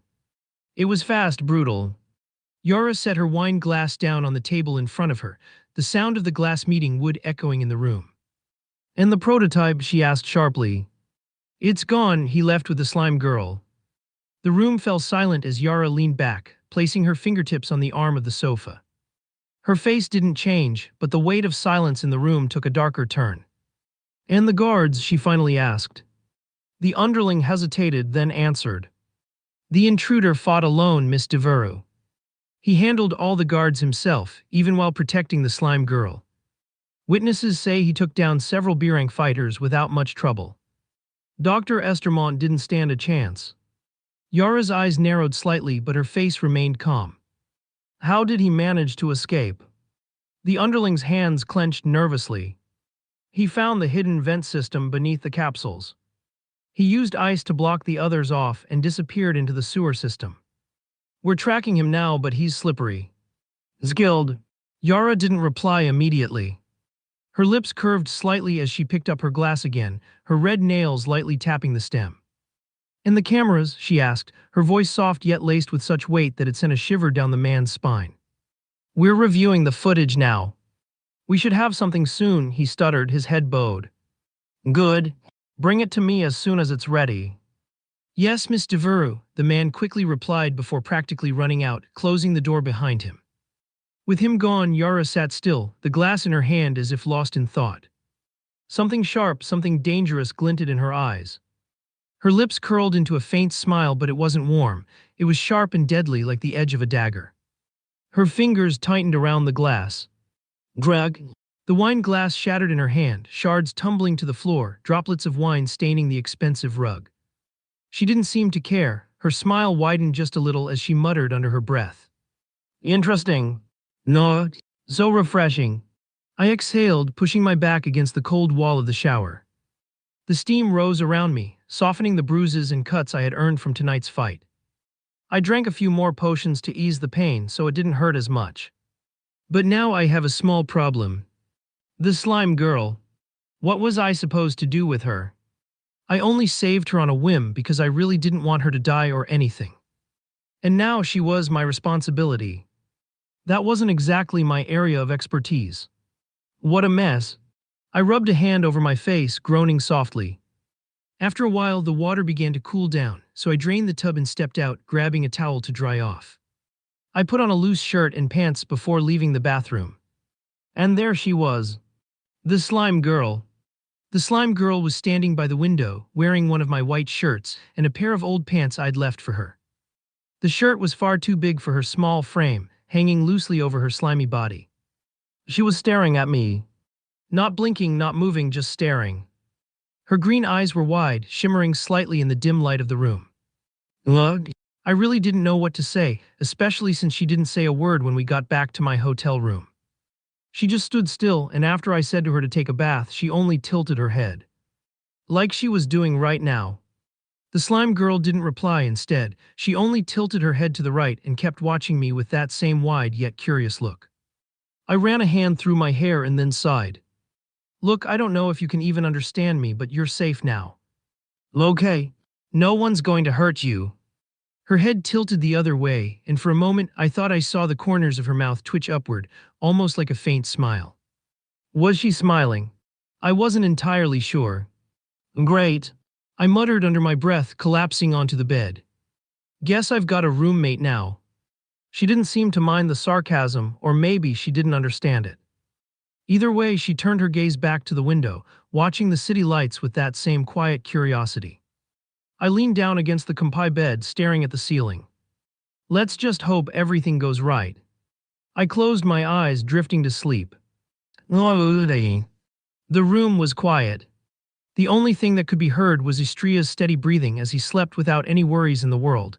His chest moved up and down, relaxed. The dim light from the window lit the room just enough to make everything visible. And next to the window stood the slime girl, with her green shimmering eyes focused on Istria's figure. At first, her face looked curious and blank like before. But then, Evzwib. Her green color started to shift, turning into a deep pink, and her body glowed slightly in the light while her cyan hair turned into a deeper shade of purple. Her lips curved into a small, mischievous smile.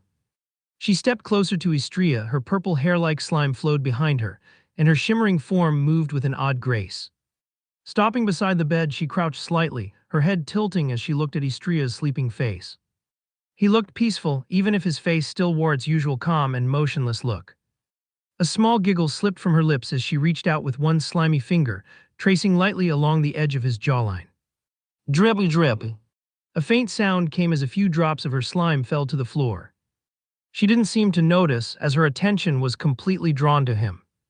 Her hand slid down to his arm with a cool and light touch, leaving a faint trail of pink residue. She leaned in closer with her face hanging just above his. The mischievous smile on her face grew wider as she tilted her head. Then without a word, she pressed her soft, slime-like lips against his cheek. Zgwelj.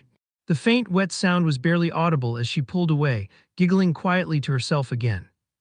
Istria stirred slightly but didn't wake. The slime girl tilted her head again, her pink eyes gleaming in the dim light. She leaned back, one finger pressed to her lips like she was savoring the moment. Then, as if satisfied, she stood up and turned back to the window, watching the city lights once more with that same strange smile on her face. Gradually, her pink skin transformed back to green, while her head changed to the cyan color it had been before. Drip. It's hot. Murmuring uncomfortably, I slowly opened my eyes. I thought the rooms had a cooling system. Why is it so hot?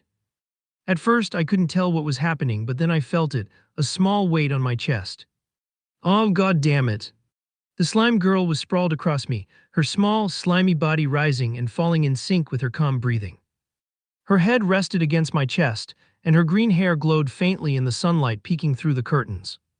Did she climb up here while I was sleeping? I muttered before shifting slightly. However, her grip seemed to have tightened as she murmured something incomprehensible, snuggling closer. My entire body tensed. Her cool skin was oddly soothing, but this situation was far from normal. Lloyd, I muttered. Wake up. No response. I tried to move her off gently, but she held on like a clingy child.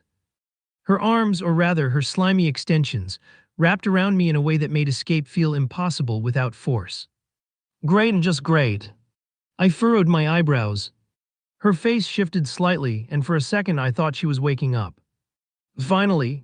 Instead, she let out a small hum, her lips curving into a faint smile, completely unaware of how awkward this was for me. Damn it. Without any choice, I simply stood up and shifted her body to get her to hang on my back, and to my surprise, her legs immediately wrapped around my waist. Log, my ribs still hurt. I should go and meet the saintess. This broken rib is still a deep problem even if it is sustainable with mana. After all, I got lucky to be able to meet the saintess. Normally, the saintess is deported to the strongest academy since there are located the most talented students, and their chances of getting injured are high. But because of my highly dangerous actions and achievements, our academy was the one that had received the saintess. Which was useful.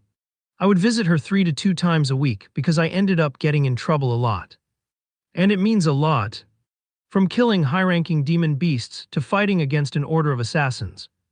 It was simply hell. It's just unfortunate that the saintess is going to Eternum's Royal Academy after the competition, even if I win or not. That was because of the 177th Hunting Festival of the Eternum's Royal Academy, which was happening a month or 2 after the competition. I didn't end up getting up to that part of the novel. Unfortunately, putting those thoughts aside, I did my morning routine. But now, how am I supposed to go out with her clinging to me? I turned to the slime girl who was now hugging from the front. Her eyes opened slightly before they got the same wide look from before. And of course, she tilted her head to the right. Zai, what am I going to do with you? I let out a deep sigh. Lystria, do you want to go around the capital with us? One of my classmates called out, their eyes bright with excitement. I shook my head. Sorry, I'm busy today. Maybe next time. No. Their expressions fell and they exchanged glances before sighing. All right, see you later then. We're gonna miss you. One added dramatically, waving his hand. Yeah, it's not like I'm going on a long trip or anything. I sighed. Before meeting up with them earlier, I'd already dealt with enough for one day, specifically, trying to peel that slime girl off of me. She'd been clinging on since the morning, and somehow I'd managed to convince her to stay put in the room before sneaking out. Anyway, I had plans for today. I needed to pick up some things at the capital. Merchant Street was my main destination, famous for its fair pricing system where everything was sold at a performance-to-price ratio. A perfect spot to get supplies. So everything got the perfect price for their use. But more importantly, I had to meet someone today. The saintess. If I'm not wrong, she should be at the Cat 8 Hedral right now, so I should pass by it later. Lystria. A soft voice suddenly reached out to me. I turned around to see Vivian, one of my teachers. Do you have time? Her lips curled up as she said so, giving me a small smile. I should have some time. I was planning to head to Merchant Street, but sure. What's up? Well, she paused, looking almost sheepish as she scratched her cheek. First, I want to apologize in advance. She began, bowing slightly. For what? You've been selected as our exchange student. After the competition, you'll be attending Eternum's Royal Academy for a semester. For a minute I thought I heard wrong. Did she really say that I was the exchange student? I mean, I'm the one who usually keeps the peace within our academy so that no other outside students threaten any of the students. And she really said that I'm the exchange student this time. I must be dreaming. Can you repeat that, please? No. As if expecting my reaction, she let out a sigh before parting her lips. You've been chosen as the exchange student. She repeated, her smile faltering slightly. Me? An exchange student? And you're serious? Vivian nodded at my words. She really doesn't seem to be joking. After that interaction, just my luck. This is the last thing I wanted to happen. I said so, running a hand through my silky hair. Not that it helped my mood. Normally, being chosen to attend the most prestigious academy would be a once-in-a-lifetime opportunity. Any student would kill for this chance. But for me, this is a huge problem. That academy is a demon-attracting rat. Every week there's going to be at least one demon attack, not to mention that the whole plot of the novel revolves around it. Catastrophes are happening because of the protagonist. Damn it, my idea of getting my academy into a higher rank so I could get a higher ranking job didn't work that well. Istria's wish and mine were pretty much on the same path. He wanted to make his academy shine and get to the higher ranks so he could get the recognition he always wanted, and I just wanted to live a leisurely life. And for that same leisure life, I didn't give a single fuck about the plot, and if I needed to ruin to live a relaxed life, I would do so. It seems that the competition isn't the only thing I'm going to prepare for. I muttered, and at the same time I had finally reached the merchant street. The place was packed with people, shoppers and vendors all shouting over each other. The smell of fresh bread, grilled meat, and a faint tinge of magic filled the air. Every stall was stacked with colorful goods, enchanted tools, rare herbs, shiny trinkets, you name it, they had it. But amongst all of them, one stood out the most, just like a king among peasants. There, a giant queue of people stretched out the front, all waiting their turn to enter. Luxuria's Commerce. The store of the most prestigious merchant family, Luxuria. Just by the name, it already sounds extremely extravagant, and it isn't exaggerated, since it was mentioned in the novel that their wealth is superior to the royal family. Crazy, isn't it? And of course, the heiress of this business is none other than Violet von Luxuria. A heroine? Well, not really. She is a heroine, but also isn't. She was one of the final villainesses which were mentioned by the novel's author, but he also said that she was also one of the hidden heroines. A character that could potentially be seen as a heroine in the side stories. She's the last person I want to interact with. Shaking my head, I passed right in front of the big shop and started walking around the merchant street. There were plenty of other shops to visit, and I had a long list of things to buy. That alone took me a few hours. A spatial pouch is so useful. I sighed with a smile. Nothing could be more useful than this little thing. So after a while I reached the cathedral. It's huge. Its spires shot up into the sky like giant spears, their tips catching the sunlight and glowing faintly. The walls were made of smooth white stone, covered in intricate carvings of battles and blessings. Stained glass windows lined the sides. Each one was a masterpiece showing pictures of the many saints that once were alive. The entrance was grand, a pair of tall golden doors wide open, welcoming visitors. A steady flow of priests and priestesses in white robes moved in and out, keeping a quiet atmosphere. When I stepped inside, the cool air hit me, calming and refreshing at the same time. Rows of polished wooden pews stretched towards the altar, which sat bathed in golden light. Above the altar was the largest stained glass window I had ever seen. It showed the figure of a very beautiful lady with golden locks and golden eyes. Behind her, 4 wings stretched out, giving her an ethereal grace. Our heavenly God. It was truly beautiful. The cathedral of the capital. And somewhere inside was the saintess. Christina Solin. The one I needed to meet. But where is she? Before, she told me she was going to be at the cathedral, but where exactly? With a sigh, I turned toward the nearest hallway, prepared to start a tedious search.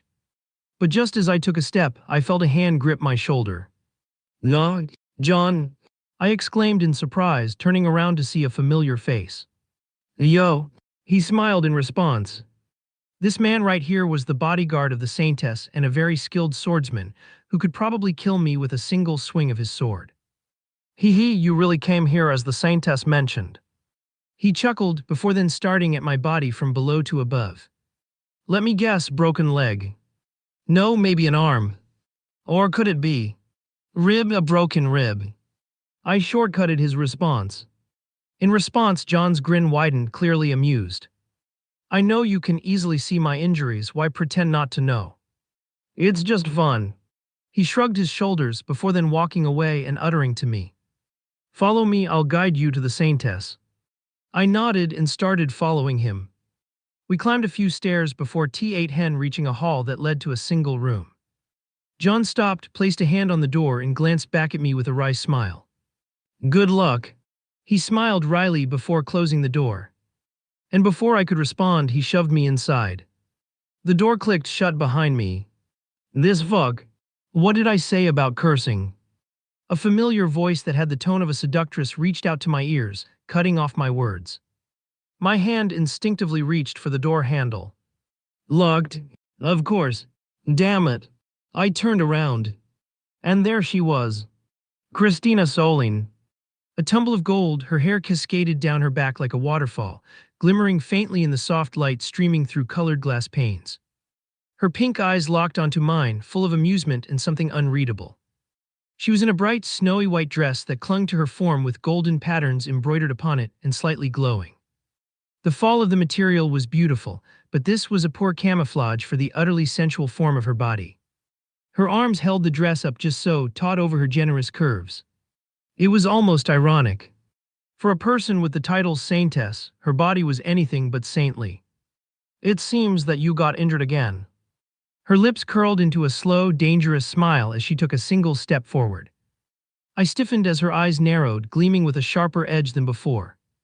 What's this, Brother Istria? She continued, her voice dropping just slightly. The way she said my name felt heavier, like the weight of a dagger next to my neck. If I recall correctly, Christina's smile widened though it didn't reach her eyes. This is the 91st time this month, isn't it? Her voice was calm, too calm. The air in the room seemed to grow heavier as she tilted her head slightly, her golden hair cascading like liquid sunlight. Her eyes narrowed in that smile. That smile somehow grew even more unsettling. Rib, F-U-C. No cursing. Ripping the dead skin from my body, the saintess interrupted my words by putting her hand in my mouth, making sure no sound got out. Who told you to get injured? Her tone was soft, almost sweet, but her pink eyes glinted with something far less forgiving. I winced as she dabbed a cold cream onto the raw patch of my back. Well, there was a special situation. Like what? Her words came out sharp. I kept silent. If I told her I had infiltrated the black market, taken on a group of B-level rankers solo, and barely escaped with my life just to get a weapon, she'd probably strangle me with her bare hands. Oh, she let out a heavy sigh. What am I supposed to do with you? Her fingers moved away, and she handed me my shirt without another word. I slipped it on quickly, hoping to avoid further lectures. But when I turned back to her, she was staring at me. Her dim pink eyes locked onto mine. The intensity was so high that it made a chill run down my spine. Who did you save? Her voice was low, but there was something in her question heavier than the air in the room. I froze. Of all the questions she could have asked me, this wasn't one I was expecting. Lying to Christina wasn't an option, she always saw through it. But telling her the truth, that felt even riskier. Deviants were a race that was truly hated by the holy nation. They were essentially a race that was created by the mass reproduction of demons' beasts and actual demons or demonesses. For the holy nation, they truly deserved to die. Her pink eyes didn't waver and her expression softened slightly, though it did nothing to ease the tension. It was that kind of soft that said, I'll be patient for now, but you'd better not test me. Just as someone who needed help. Truly, I didn't actually mean to save her since I only wanted the weapon. But of course, I wouldn't let her die. Someone, she repeated my words. Her scent, soft and floral with a hint of something warm and intoxicating, wrapped around me. I was already used to it, so it didn't affect me much, but for others, it might be quite deadly. Was it a woman? Her pink eyes narrowed ever so slightly, and though her lips carried the faintest hint of a smile, her tone was still quite sharp. Why does that matter? She didn't answer right away. Instead, she leaned forward, just enough for her golden hair to spill over her shoulders. Her intoxicating scent grew stronger, wrapping around me like a warm, suffocating blanket. Just curious. After all, in most the cases when you save someone, at least 90% of them were women. No. So it really was a woman, huh? Her lips seemed to have widened as she gauged my reaction. It wasn't like that. Besides, I save mostly women because they usually get harassed by some dumb heir of a prestigious family. So, she took a step forward, making me take a step back. It's their business, why do you have to chime in? I mean, her voice turned sharper. I don't get it. I tried to take another step back, but the wall behind me put an end to that idea. Her gaze pinned me in place, and I could feel another chill running down my back. Can't you simply not help them? And stop being so selfless. I'm not selfless. Wells, this body might be, but I'm not. For a moment we stood there, looking at each other. Her fingers tapped lightly against her arm as she stared at me, and then with a soft sigh she leaned back, giving me some much-needed space. I'm done with you, she sighed. Immediately, I took the opportunity to go towards the exit. But before leaving, I couldn't help but glance at her. She gazed out the window, the light from the stained glass cast colorful patterns across her figure, making her look almost ethereal. Andistria. Her voice made my steps halt. Yeah. Her voice was soft, almost too soft. Next time, try not to get yourself killed. It would be inconvenient. The way she said inconvenient sent a shiver down my spine. Noted. I would simply go to a priest next time, although their powers aren't as good as the saintess, they at least can help me for a fair price. Thinking about it, if I needed to actually pay for the saintess's services, how much debt would I have? Probably in tens of thousands. Gosh, I'm so lucky that I can use her services without paying. Then Christina turned back to me, her smile back to its usual serene self, though her eyes still held that unsettling glint. Good. Now go on. I'm sure you have things to do. She didn't have to tell me twice. I twisted the knob of the door and got out of that room. Being alone with the saintess is much scarier than anything else.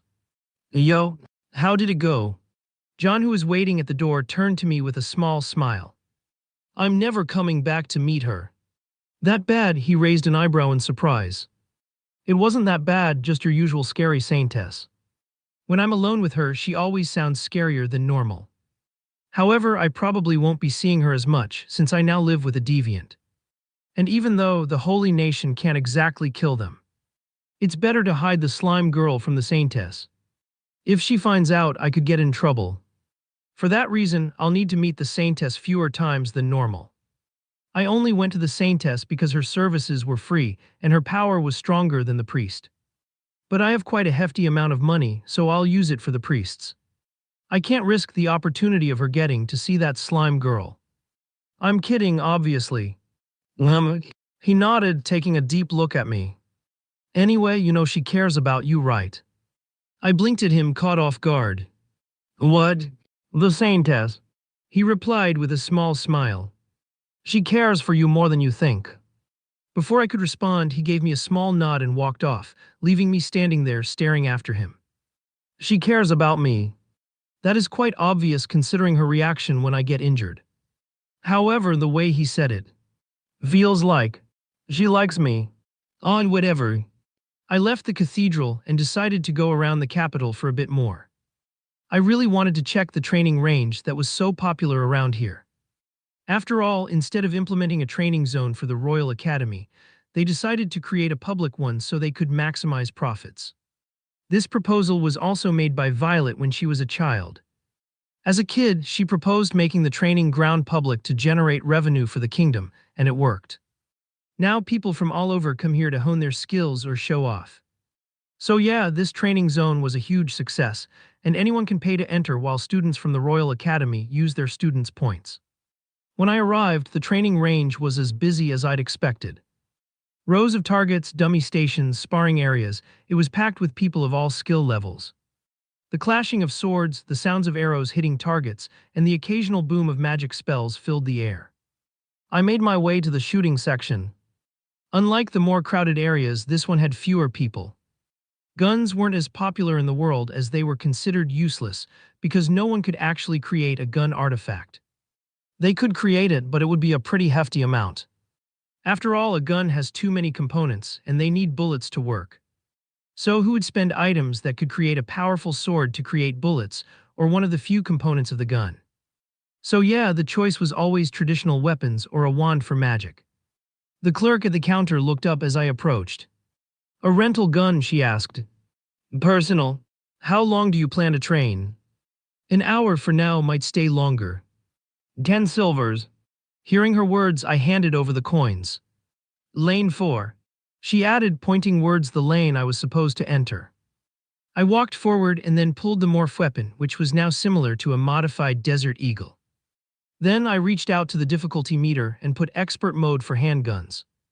And also tapped on the magic bullet options, which made the targets gain a magic field around them. They were set up about 2 meters apart from each other and 120 meters away from me, standard for expert mode. Of course, this was just aim training.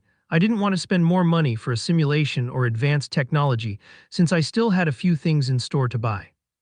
And I might buy an artifact, so I don't really know how much I'll spend. All right, let's warm up. I raised the gun. Bang! The first shot hit the outer ring of the target. Not too bad. And I thought. I have infinite bullets. I smiled deeply. With this morph weapon, I didn't have to worry about running out of ammo. Each shot fired from the gun drained a bit of my mana, but since the weapon was crafted as a whole artifact, it automatically reloaded itself when I reverted it to its original form. The bullets weren't just regular ones either, they matched the weapon's quality, a high-grade artifact. Oh, I almost forgot that this weapon is a high-grade artifact.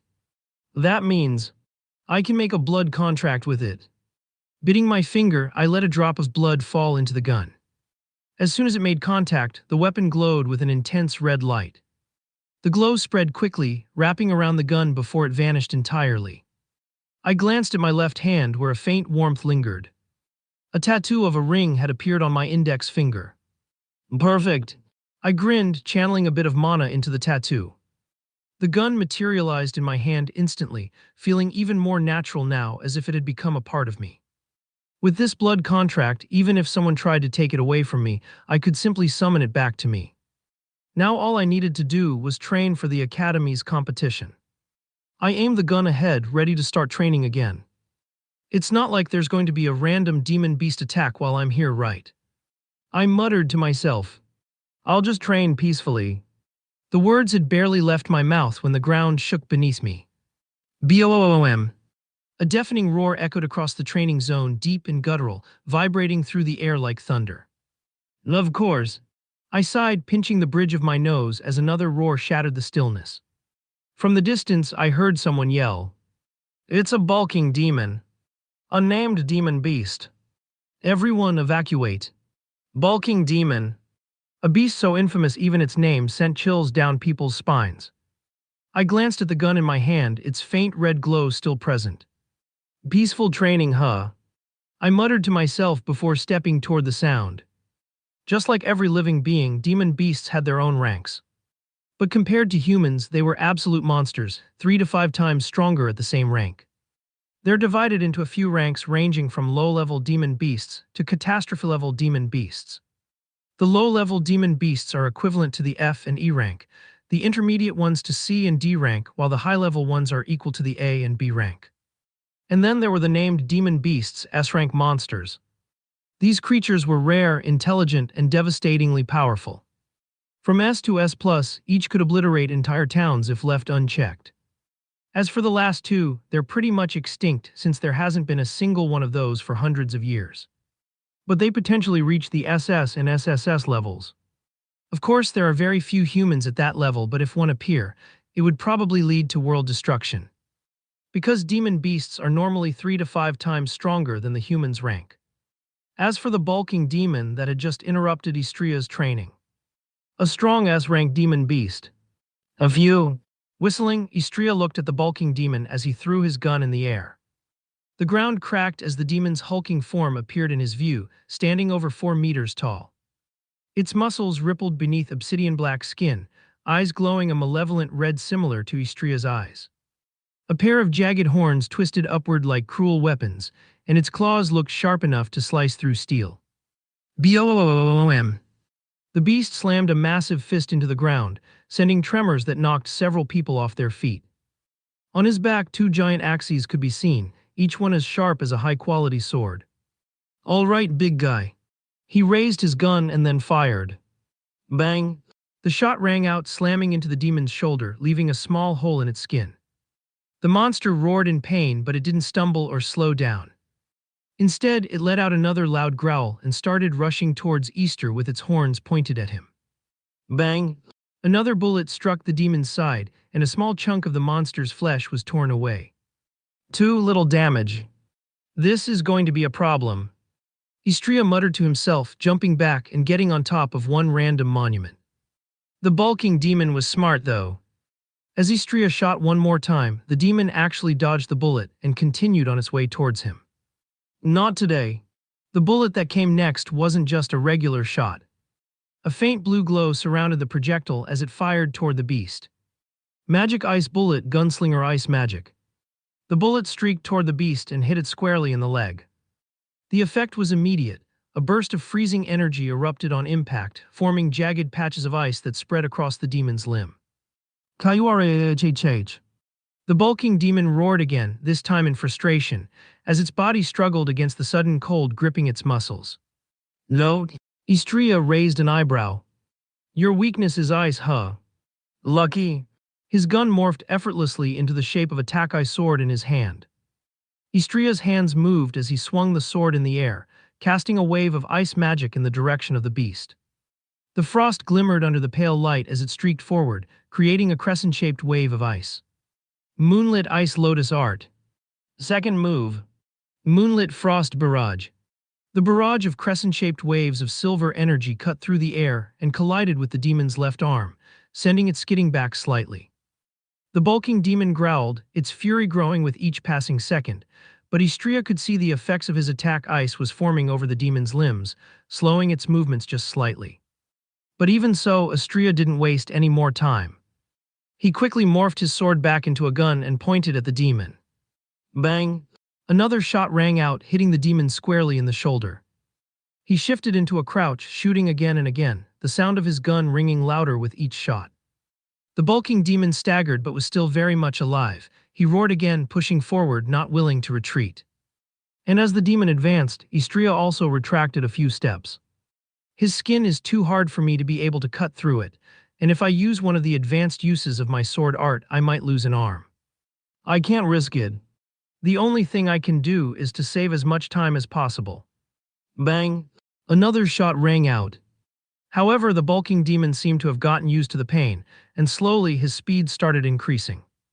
Seeing this, Istria raised his left hand while still shooting at the demon. Slowly, an ice liquid formed, and it transformed into a magic circle that had exactly 3 stars, forming a triangle. Ice Series Frost Explosion 3rd level spell. A small liquid was thrown against the bulking demon. It didn't look too much, but it suddenly increased in speed and got the shape of an arrow. Boom! As soon as it touched the bulking demon's skin, it exploded, freezing everything around in a range of 10 meters. Istria stopped shooting bullets. After all, this was just a spell to save more time, while he waited for reinforcements to arrive. He couldn't kill this demon beast alone. Greg. The frozen statue of the bulking demon started showing cracks, and in just a few more seconds it completely cracked. The demon beast roared and then dashed forward at an incredible speed. He pulled its massive double axes from its back in a single motion. The sound of steel scraping leather filled the air as the monster dashed toward Istria at full speed. Vug! Istria's eyes widened in surprise. He raised his gun as quickly as possible and shot it. Magic Ice Bullet, Gunslinger Ice Magic. However, the demon dodged his bullet as it charged like a freight train, its massive body moving with surprising speed. Istria didn't have much time to react, so he leaped high into the air, attempting to avoid its path. But he wasn't enough. Before Istria could react fully, the bulking demon slammed its body into the ground with devastating force. The collision sent a powerful shockwave through the air. Istria was sent flying backward, thrown through the air with tremendous force. Istria gasped as his body was flung toward a nearby building. Nala! The building came into view as he hurtled toward it, and he braced himself for impact. Crash! The sound was loud as Istria slammed into the side of the building. Bricks crumbled beneath his weight, the structure groaning as it held under the force of his impact. Pain shot through Istria's body as his head hit the ground. He had broken quite a few bones. He coughed weakly, the sharp taste of blood filling his mouth. His body hurt from the impact, every bone feeling like it was on fire. Fuck, it seems that I'll need to meet the Saintess again. The words barely left his lips as he coughed, his vision swimming. Blood trickled from his mouth as he lay there, broken, battered, and gasping for breath. The last thing he thought before his vision started to blur was how much trouble he was going to have after this. Wells damn. Lucas's POV. I could feel the tension in the air as our group arrived at the scene. We had been rushing here the moment word got to us about a named demon beast, an S-rank bulking demon, no less, attacking the capital. Damn it. Why did the notification of the system arrive so late? I gritted my teeth. And then as I looked around, I was quite surprised. There were no signs of blood anywhere. It seems that everyone evacuated safely. But how? Let's go further. I spoke to my group. They were none other than Ella, Maya, Rose, and Iris. Ella was our swordsman, Rose our mage, Maya was the physical attacker, and finally, Iris was our priest who would heal our injuries. With me as their leader and main attacker, we could potentially kill this demon beast. However, as I reached the true battle scene, my heart sank. We found ourselves at the edge of a broken section of what looked like a residential district, the buildings shattered and broken as though some massive force had torn through them. There was snow and ice on the ground, frost-covered debris scattered everywhere. The moonlight shimmered ominously over all of it, giving the scene an ethereal glow. And at the center of the destruction, the giant form of the bulking demon. The demon was massive, its black skin glistening under the pale moonlight as it roared toward the sky, holding sharp axes in its hands. I could already feel the sheer power radiating from its body. It truly deserved to be a named demon beast. But then I quickly noticed a few injuries on his body, and some of them were actually pretty deep. It was at that same time I heard a familiar voice. Damn it. Fucking bull. He cursed in an annoyed voice. Istria. Ella uttered as soon as she saw his figure, her face contorted in worry as she quickly started approaching him. It's time for round 2. He gave the bulking demon a bloodied smile, despite being bruised, having a few broken bones, and by the looks of it, heavily injured. He had his weapon in his hand and kept a faint yet small smile against the bulking demon.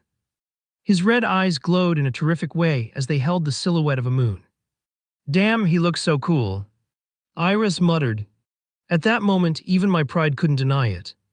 He looked damn cool. Ella, wait. I called out, watching her sprint toward Istria without hesitation. That demon's still active. Ella slowed down her steps, having her sword in a defensive grip. Worry was written all over her face, her knuckles white from gripping her blade so tightly. You idiot. What were you thinking, taking on a named demon beast alone? Istria, leaning against a crumbling wall, raised an eyebrow and smiled faintly. Blood dripped from the corner of his mouth, but his red eyes held that same calm glow. Aeon, what a surprise, princess. Ella's lips pressed into a thin line. She didn't even blush at the nickname this time. Besides, Istria continued, wiping blood from his chin with the back of his hand. I was just buying time. The royal guards should be on their way, right? He glanced at Ella, then at the rest of us, his gaze lingering briefly before narrowing slightly. And it seems you have a whole party made to hunt the demon, huh? Exactly. Ella nodded, stepping closer to him. Her voice softened ever slightly as their eyes met. So let us handle this. Stay down, Iris will heal you. She turned to the demon beast, gripping her sword tightly as she issued orders. Iris, heal him now. Everyone else get ready.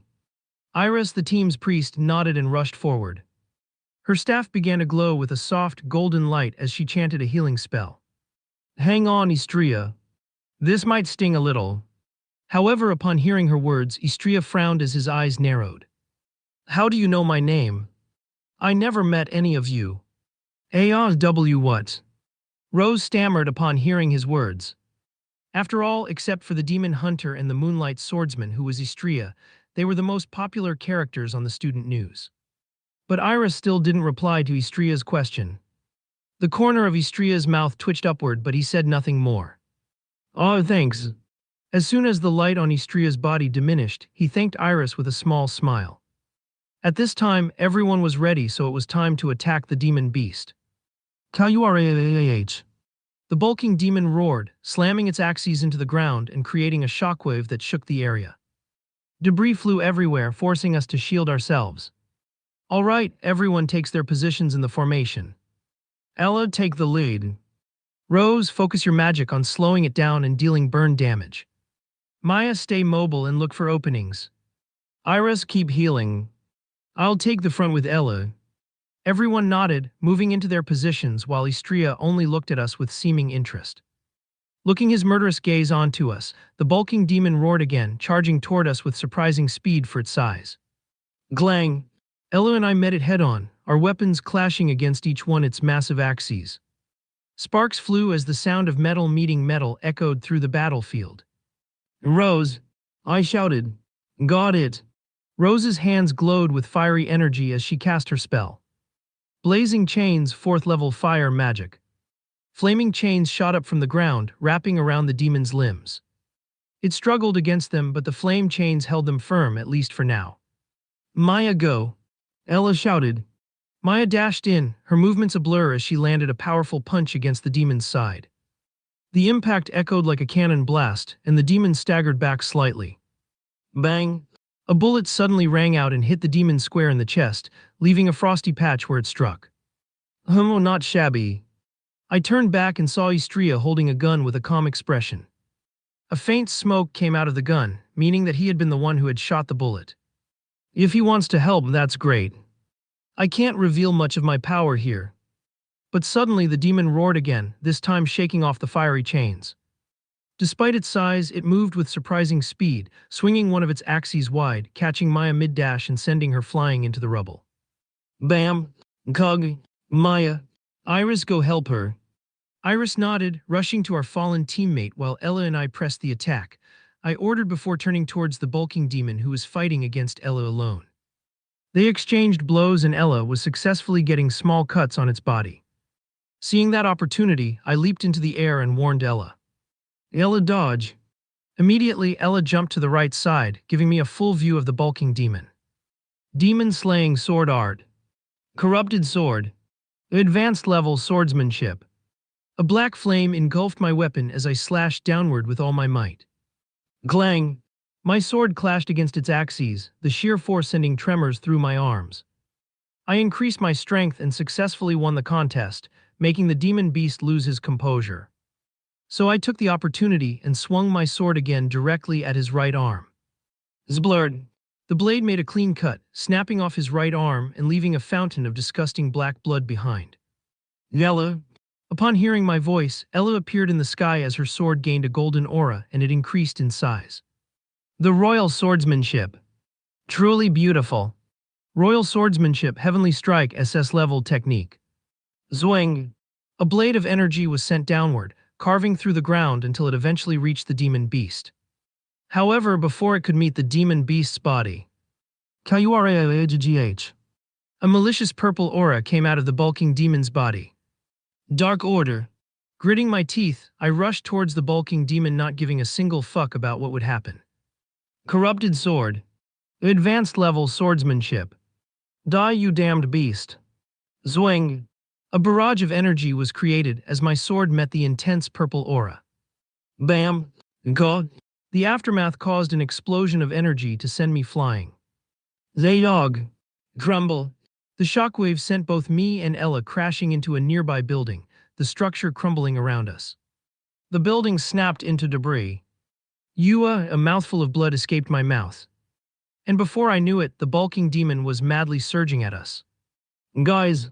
Iris shouted loudly. A wave of green mana appeared around us, enveloping us, but it couldn't do anything. Yeah, fuck.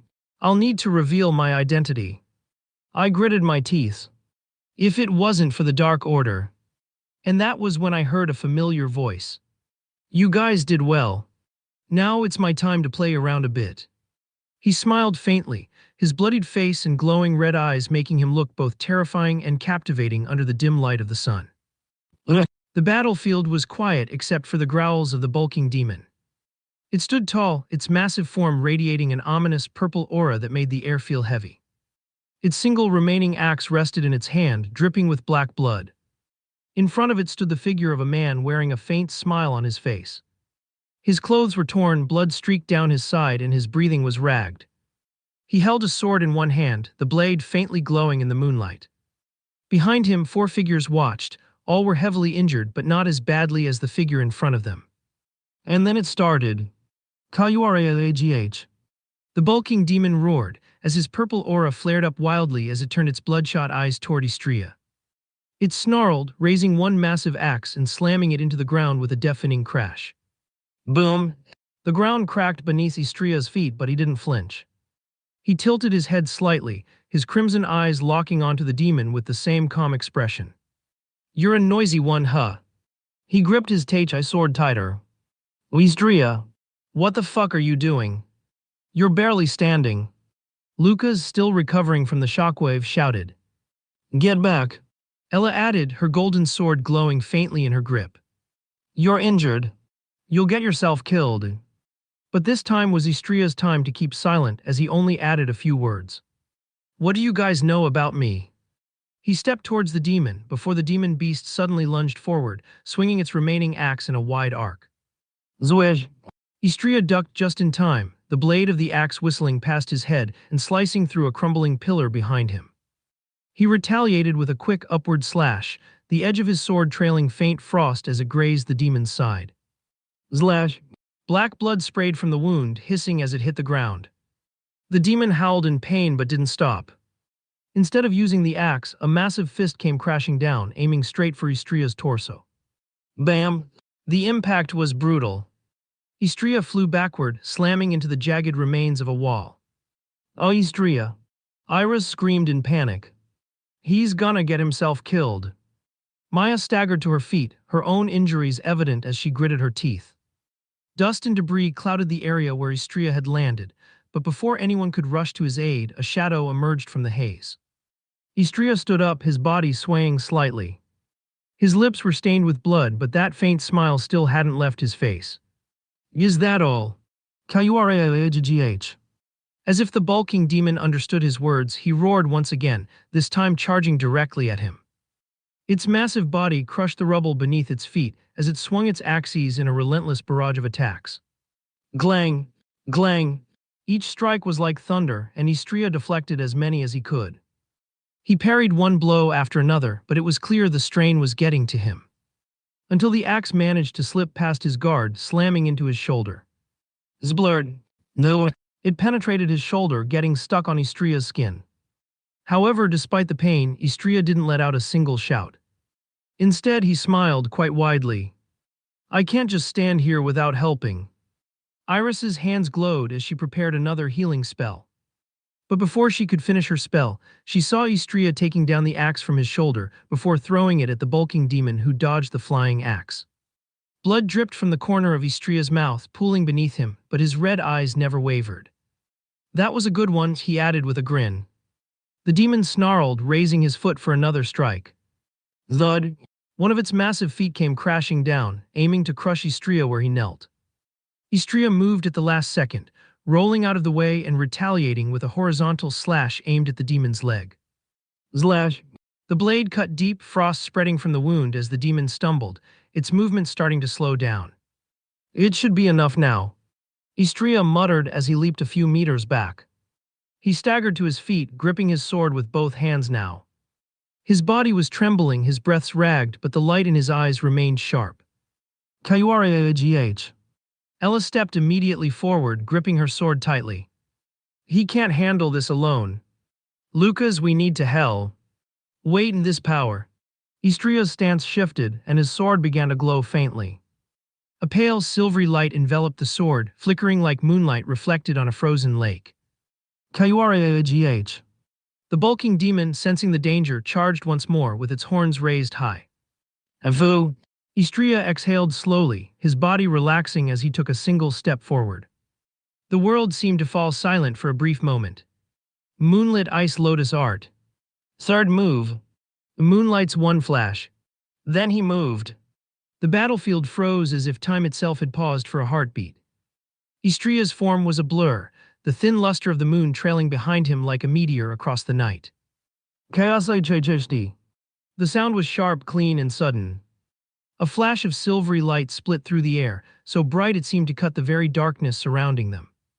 It was almost as if the moon had descended into that moment, lending its luster to Istria's sword. Slash. Kayuariah. The bulking demon roared, jolting as it staggered at mid-charge before freezing in place, staying in the same spot. His massive form quivered as if unsure of what had just happened. Zdeb. Istria appeared a few steps behind it, his sword pointing to the ground, its edge sopping with an icy gleam that faintly shimmered as frosts began building up along it. He was standing still, only breathing heavily. Blood was dripping down from both his arms and sides. For a moment, only silence remained. Then, drag. A deep fissure ran through the center of the demon's body, splitting it from head to toe. The demon's roaring turned into a choking gurgle as its form began to collapse on itself. Black blood gushed out, hissing as it touched the frozen ground beneath it. Boom! The body of the demon fell onto the earth, cut neatly in half, and its purple aura flew away, scattering like smoke in the wind. It was over. The battlefield remained silent for a few seconds, everyone staring in disbelief at the fallen demon beast. He killed it. Iris muttered, holding her arm as she looked at Istria's figure. Istria. Ella, who had been ready to charge earlier, murmured, gripping her sword tightly as she took a hesitant step forward. Nobody could believe that he had killed a named demon beast. How did he, after everything, how did he still manage to? Lucas gritted his teeth as he staggered to get up. He was beyond shocked to see that Istria had really killed the demon beast. I could also kill it, but he didn't use any holy type attack or weapon. He killed it with pure swordsmanship aura. That was a level that Lucas had tried to pry into but couldn't. At that moment, Istria turned slightly, his faint smile still in place. His crimson eyes glowed faintly under the moonlight, but his legs wobbled. Guess I overdid it a little. Thud. He dropped to his knees, his sword clattering to the ground beside him. Blood pooled beneath him, staining the frost-covered earth. God. A mouthful of blood escaped his mouth as he clenched his chest with his hand. However, his efforts didn't go to waste. Your strength and vitality attributes have been increased by 1. After months, his attributes had finally increased. Istria. The group started approaching him, but unfortunately, Istria couldn't exactly reply as his vision started getting blurrier. His eyelids slowly closed as lastly saw a hand reaching out to him. The first thing I noticed when I woke up was the warmth. It wasn't the kind of suffocating heat from a battlefield drenched in blood and flames, but a soft, soothing warmth that felt quite comforting. The second thing I noticed was the ceiling. High arched and bathed in gentle colors from the sunlight filtering through stained glass windows. Am I inside the cathedral? I distinctly remember the ceiling when I was in the Saintess's room. Wait, does this mean? My body ached all over as I tried to move, yet I couldn't. Someone was holding me down. Slowly, I tilted my head down. There she was, the Saintess, fast asleep on my legs. Her golden hair spilled across me like soft threads of sunlight, and her peaceful face seemed to glow under the dim sunbeams streaming through the windows. Her breathing was steady, her delicate features relaxed in a way that made her look almost unreal. Jays. I froze, cursing silently, unsure of how to process what I was seeing. Her fingers twitched slightly, brushing against the blanket covering me. She sighed softly, snuggling closer as if she didn't want to wake up. Okay, calm down, I told myself, taking a slow, deep breath. My heart was racing. Why the hell was my heart racing? I searched around the room for answers. The cathedral was silent, that kind of silence which is almost holy. A wash basin of water sat on the little table beside him, bandages folded nicely in them. There was an almost imperceptible, comfortable aroma of herbs in the air. Someone had treated me, which was obvious. After all, she was here. My gaze drifted back to her, still sleeping soundly on my legs. She looked so peaceful. Her light golden robes were slightly wrinkled, probably from staying here all night. The golden sunlight kissed her face, making her look like some kind of angel. This completely ruined my plans. My hand ached as I reached over to her head, caressing softly her golden locks. What am I supposed to do now? I muttered to myself as I took my hand away. Moving felt like an impossibility. My entire body screamed in protest, and the last thing I wanted was to wake her. So I slowly let my head fall against the wall behind me and looked up at the vaulted ceiling. The intricately carved and depicted scenes of angels and holy symbols seemed to mock me, as if asking what someone like me was doing in a place like this. I couldn't even remember how I got here. The last thing I remembered was when I used the third move of my sword art third move, Moonlight's One Flash. In my entire life, I had only used it a little over 20 times, and the 4 remaining moves even fewer times than that. All of them needed a large amount of mana, and I couldn't hold that much of mana. At least for now, and that's probably the reason the grade of the sword art is S. I didn't sharpen it enough to reveal its true rank. But then an image popped up in my mind, the bulking demon cleaved in two, then a sharp pain in my chest. Everything else after that was fuzzy. I guess I really overdid it, huh? You're awake. A soft voice suddenly broke through my thoughts. I looked down, startled. Christina's eyes were half open, their usual radiant pink dulled by sleep. She blinked a few times as if trying to shake off the remnants of her dream, then sat up slowly, rubbing her eyes with the back of her hand. Sorry, I didn't want you to see me like this. Christina gave me a faint smile that contained a hint of warmth. I didn't mean to fall asleep like that. Hearing her words, I also smiled in response. It's all right and I'm sorry. I bent down my head. The bulking demon suddenly appeared and I couldn't simply let the civilians die, so I didn't act only mind in. It's okay. I understand. I felt a delicate hand brushing itself against my cheek. I looked forward and saw the most beautiful smile that I had ever seen. Her head was tilted to the right, and her lips were slightly parted from each other, with the perfect features of her face being framed by the dim sunlight. You did great. As if talking to a child, she said those words in a really soft tone that could probably melt any living being in the entire world. Time seemed to have stopped as we stared at each other's eyes. Saw him. A voice suddenly broke the time as we immediately retracted back from each other. I'm sorry for disturbing you lovebirds, but the saintess is needed. John with his sarcastic smile uttered with a small smile. All right. Christina stood up, holding the hems of her robe before leaving the room in a rush. Then John sat down at the edge of the bed, giving me a wry smile. Did I interrupt your special moment? His voice came out in a teasing tone. Yes, I didn't have to deny it. The atmosphere from a few moments ago was just perfect for me to lean in and kiss her reddish pink lips. Have you, huh? I'm sorry, but the saintess was really needed. Why? I couldn't help but ask in curiosity. One of the patients was infected by the Dark Order's curse. What? His words completely caught me off guard. Dark Order. Hearing that name was enough to send a shiver down anyone's spine. It was the main evil organization across the entire world.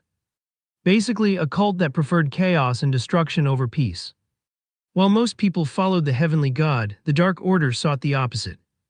They devoted themselves to the evil god, the being that once destroyed the world. Their methods were just as terrifying as their beliefs. I have seen several horrible scenes in the novel that spread the horror of the organization. They did not just kill, they destroyed people from the inside out. Their curses were a dark magic that clung to a person's soul, spreading like poison. It wasn't something regular healing magic could fix. Once the curse took hold, it was like watching someone slowly unravel, their body and mind breaking down piece by piece. But even so, they didn't stop just with people. For example, the Dark Order's power also affected the bulking demon's power, since he had that same ominous purple aura around him. That's probably why the saintess was so urgently needed. Her connection to the heavenly god meant she could purify things that others couldn't, and until one found a cure, she'd be the only one able to heal those patients. By the way, John snapped me out of my thoughts. Yeah, you'll need to stay here for a week or so. I see. Wait, what? As if expecting my delayed reaction, John let out a deep sigh as he reached out to my right arm, and suddenly started inserting mana into my veins. Hold still, he muttered before I even had a chance to ask what he was doing. Suddenly, I felt a surge of mana flooding into my veins. Gah! I let out a cry of pain. Pain exploded in my arm, sharp and searing. I clenched my teeth, trying not to yell again. My eyes darted to my arm, then to John's face, wide with confusion and a little panic. You fractured one of your mana channels, he explained in an extremely calm manner that was kind of annoying. It'll take at least a week to heal properly. Normally, this would be a big problem, but with the Saintess here, it should be manageable.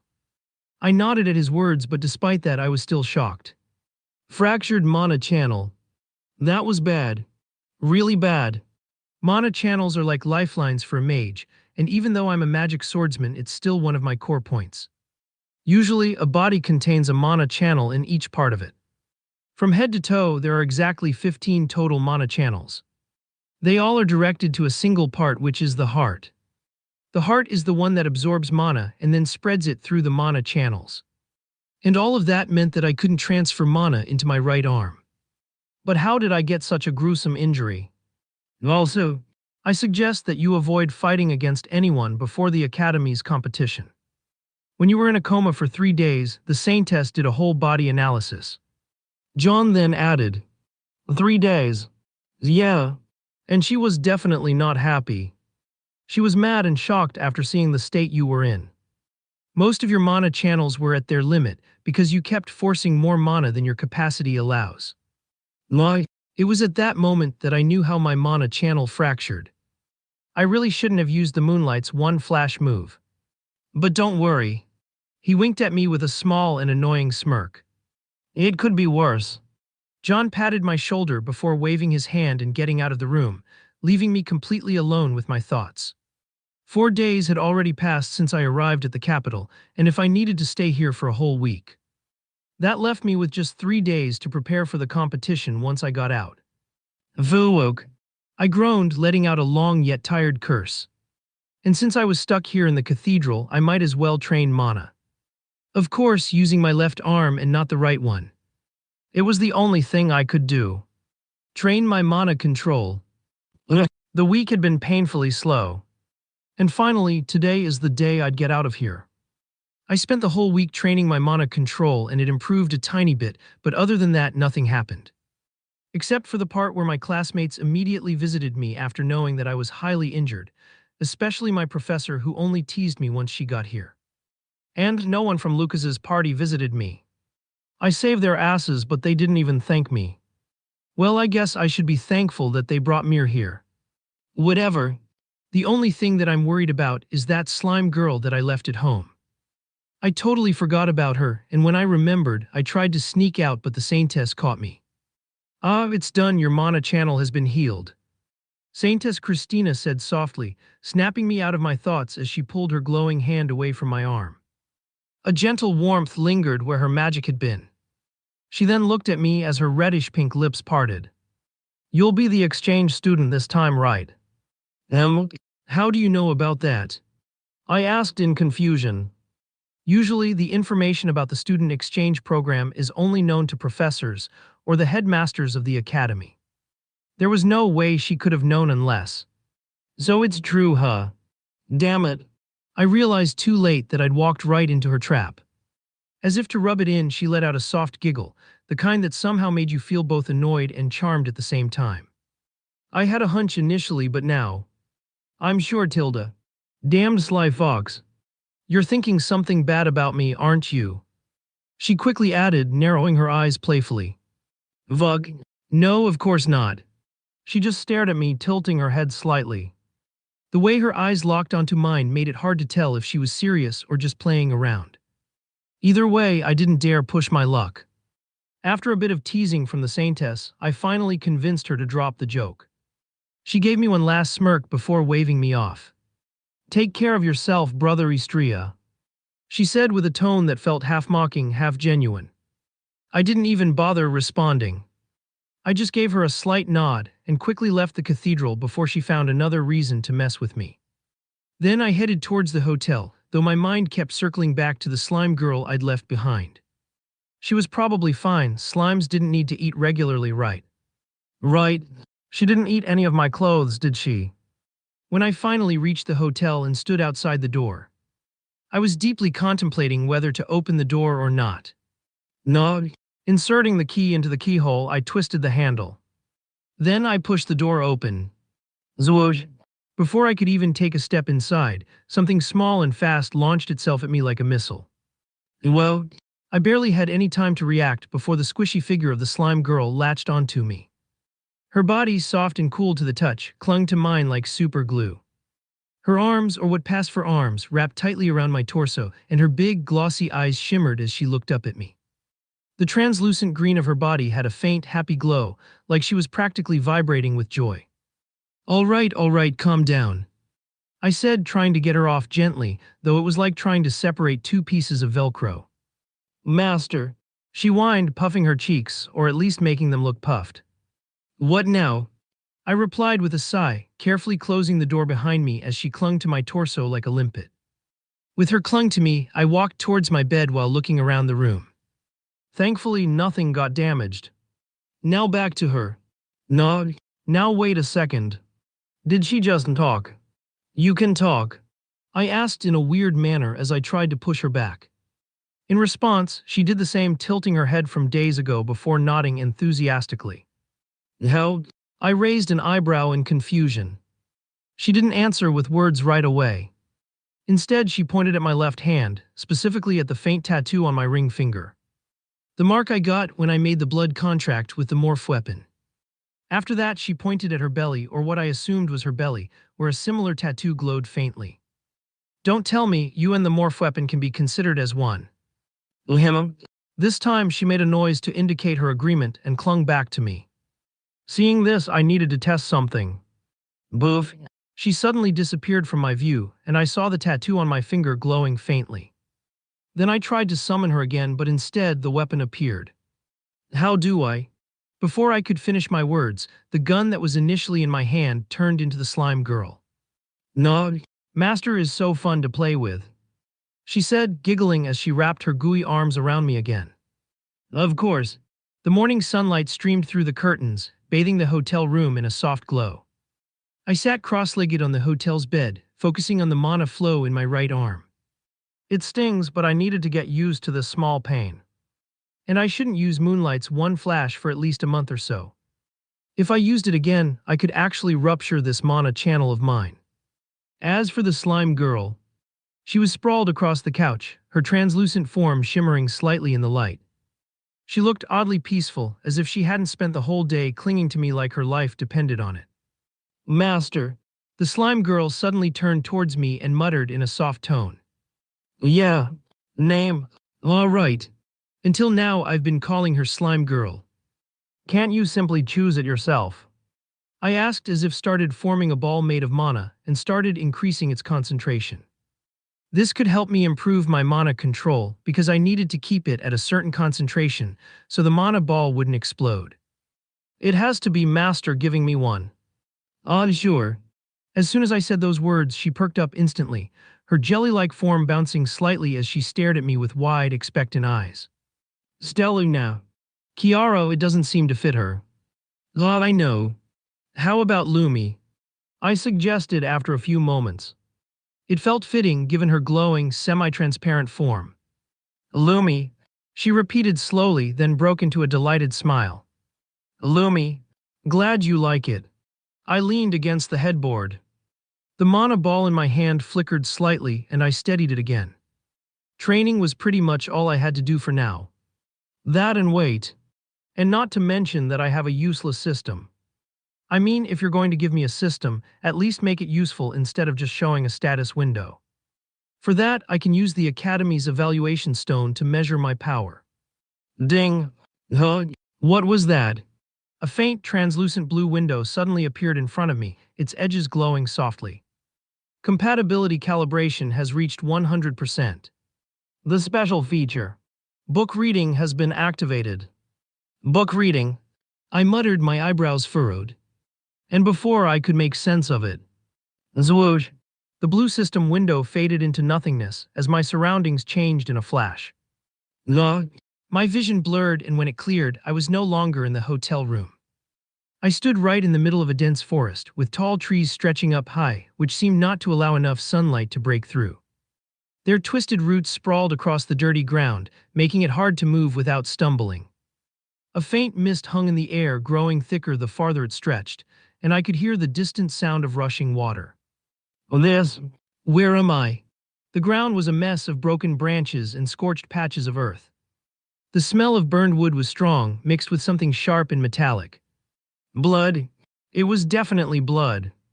Glang. The clash of metal jolted me, snapping me out of my thoughts. My eyes darted around, and then I saw them, shadows slipping between the trees, with their red eyes glowing like flames in the ominous mist. A low growl rumbled somewhere ahead, followed by the grating sound of claws dragging across the ground. I immediately gripped my sword tightly. I didn't even remember how it was in my hand, but I made sure to prepare myself for anything. The air felt heavy, like something dangerous was watching over me. Something big. Until they stepped into the open. One by one, demon beasts emerged from the shadows. I couldn't exactly see their faces, but they were huge, at least 5 times my height, with jagged black fur and eyes that burned sharply. Their fangs gleamed, sharp and deadly, and their claws, coated in a sickly green venom, scratched the ground as they moved closer. High-ranking demon beasts. And they weren't only a handful. There were at least tens of them, possibly even hundreds. But then an even bigger one came out. I couldn't really see its form, but from the aura he was emitting, it was definitely a named demon beast. The only thing I could see was its horns that curled back from its head, and just as he took a step, it shook the earth beneath me. I took a small step back, and then glanced around. The trees formed a rough circle with their roots acting like natural walls. And behind me was the river that I heard earlier. Rargh. The beasts started crawling towards me, and their heavy bodies shook the ground at every movement. This was bad. Really bad. My hand gripped the hilt of my sword even more tightly than before. I started gathering mana around my body. But surprisingly, I couldn't manifest an ounce of mana. Oh shit. Zwish. The named demon beast suddenly lunged forward as its claws ripped through the earth. And in just a matter of seconds it appeared right in front of me, raising its claw, aiming at my chest. Time seemed to slow as I raised my sword, ready to protect against the attack, but then... Zwoosh. Gah. I gasped, my body jerking back to reality. The hotel room came back into view, and I found myself sitting on the bed, drenched in sweat. My chest heaved, and my hands trembled as I struggled to steady my breathing. What was that? Master. I heard Lumi's concerned voice as she wobbled over to me. I'm exiled, huh? I muttered, though the pounding of my heart and the sweat dripping down my forehead told a completely different story. At that moment, I caught the faint glow of the system window lingering in the corner of my vision. The feature book reading has been disabled. You have glimpsed at a potential outcome. A potential outcome. Does that mean there's a chance of that scene happening? If that's true, Vug, that's going to be a very large problem. My chest sank. If hordes of high-ranking demon beasts really appeared in the capital, it's not just my problem, it's a disaster waiting to happen. I need to quickly contact the Sword Circle or the Holy Nation. Without thinking, I jumped out of bed, startling Lumi. Master, she asked, her head tilting in confusion as her form wobbled slightly. I need to check something. I muttered the words quickly, grabbing for my student ID. It was the fastest way to contact my professor, or anyone from the Sword Circle or the Holy Nation. However, before I could activate the ID, another interface appeared right in front of me, stopping me in my actions. Oistria. What? My eyes blinked in discomfort as I saw the system's notification with my name. Think well before you act. It showed you a potential outcome, not exactly the future. All actions lead to something. You just need to figure out what leads to that. If the problem is successfully resolved, you'll be granted a reward for your heroic actions. If not, there might be a disaster. Good luck. You'll need it. I froze at the horde of notifications. A potential outcome. Not guaranteed to happen, but not impossible either. I let out a shaky breath and slowly sat back on the bed. Lumi, still perched on the couch, watched me with her wide, curious eyes, though she didn't say anything, damn it. Figure out what leads to that. It sounded easier said than done. But what exactly could cause a horde of high-ranking demon beasts? The Dark Order. If so, how could I exactly prevent this without warning the Dark Order of my actions? Vuuk. It seems that I'll need to be extra careful during the Academy's competition. Vug. Lumi muttered aloud. Vug, vug. She started repeating those words. It looked cute with her soft, innocent voice, but the words she was saying. Gosh, give me a break. The morning breeze filtered through the open window, carrying the faint scent of flowers from the garden below. I leaned against the small table in my hotel room, staring at the system message still faintly glowing in my vision. Think well before you act. What's up with those cryptic messages? When I read novels, I always found these kind of messages annoying. Couldn't you simply tell the main protagonist directly instead of pulling it around? I should speak with my professor. After all, she's still one of the informants in the capital. I sighed, running a hand through my hand. The first thought that came to mind when I saw the message was Professor Vivian. She has a pretty high status in the capital, being one of the most popular informants. If I'm not entirely wrong, she was once the head of the capital's intelligence network. However, she did quit, don't know why. Yeah, I should pay her a visit. Lumi. MHM Tilda. She stirred, her slimy body stretching lazily. I'm heading out for a bit, all right. Zwoosh. As soon as those words left my mouth, a missile came directly at me, wrapping her legs around my waist and her arms around my neck. No. Lumi spoke in a muffled and reluctant tone, and as if expressing herself, her body wrapped even more tightly around me, coiling like a snake. Lumi. This time I'll come back soon. I tapped her head a few times. It took a few seconds, but then she finally looked up at me. Brahmas. Her sparkling eyes stared right into mine. Brahmas. I nodded at her words, smiling softly at her. Fine. She unwrapped herself around me and went back to the sofa. She was somehow obsessed with the sofa. All she was doing was staring at the ceiling while sprawled on the sofa. I grabbed my coat and stepped out into the hallway before saying goodbye to Lumi. Which she did not reply to me. She must be irritated that I didn't spend much time with her. I should get her a small gift, but what exactly do slimes like? Anyways, Professor Vivian's room was a few floors up in the same hotel. It wasn't unusual for instructors to be in the same hotel or even floor, because if there was an emergency, the professors could act fast. So I went to the elevator and tapped the last floor button. Gosh, she really needed to be extravagant. It took a few minutes, and I was lucky enough not to meet anyone on the way up. Then as the elevator opened, I walked down the hallway until I stood in front of her door before pressing the doorbell. A soft chime rang from inside. Moments later, the door opened, and there she was, Professor Vivian. Her long, silky red hair cascaded over her shoulders, glowing faintly in the light from the hallway. She wore a fitted blouse that accentuated her figure, paired with a high-waisted pencil skirt that hugged her curves. Her emerald green tie rested neatly against her chest, with a name tag pinned to it. And surprisingly, she was wearing glasses. Oistria. Her eyes seemed to have widened slightly in surprise, but a delighted smile quickly spread across her face. Well, this is a pleasant surprise. Come in. She stepped aside, her hair swaying gently as she gestured for me to enter. Thank you, I replied softly, entering her room. Her suite was much larger and cozier than mine. The living room had plush furniture arranged neatly around a small coffee table. A faint scent of jasmine lingered in the air, and soft sunlight streamed in through the half-drawn curtains, giving the space a warm, relaxing atmosphere. Make yourself comfortable, she said, motioning to the couch. I'll make us some tea.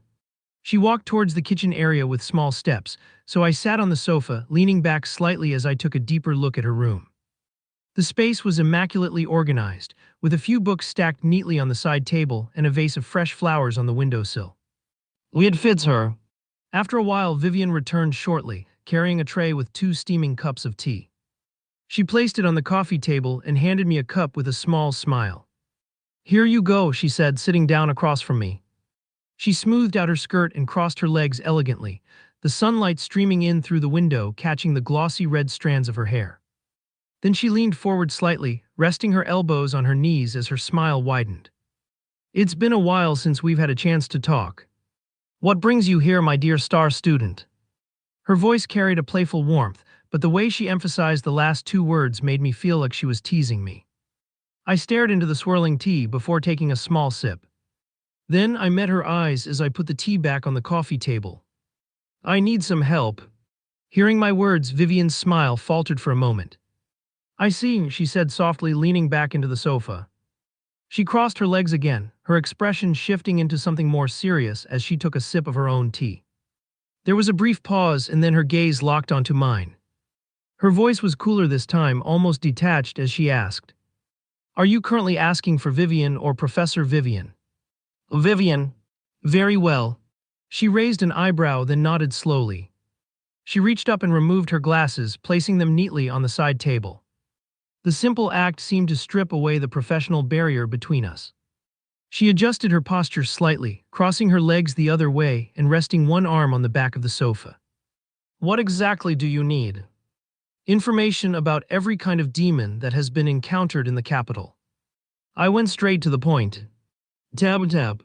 As soon as she heard my words, her fingers started tapping lightly against her arm as she crossed them, her expression shifting into something more thoughtful. Her gaze lingered on me for a few moments, and her expression softened slightly. "May I ask the reason?" "I need demon beasts' cores," I replied quickly, too quickly if you ask me. But it was all to make sure she didn't suspect that I would be lying to her. Unlike the Saintess, Professor Vivian didn't seem to have a special lie detection ability. For a moment she simply sat there, tapping her arm as her gaze grew distant. Then with a small sigh she uncrossed her legs and leaned forward again, resting her chin on her hand. "You're not exactly giving me much to go on," she let out a small sigh. "But if it's cores you're after, the type of demon makes all the difference. There are low-level demons scattered around, but if you're targeting something stronger." She trailed off, her golden eyes staring deeply into mine. "No, I really like that calm expression of yours." Vivian smiled lightly before getting up from the sofa. "I'll go and get the documents I've been searching about myself." And just a few moments later, Vivian returned from her shelf with a slim notebook in hand, her lips curved into a faint smile. She sat back down across from me, flipping through the pages as her fingers delicately brushed over the handwritten notes. "All right," she said, glancing up at me.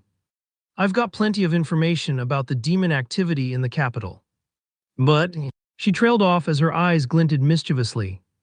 "But," she closed the notebook with a soft thud and leaned forward, resting her chin on her palm. Her expression turned teasing, her lips curling into a playful smile. "But I'm not just going to hand it over for free." "That's obvious."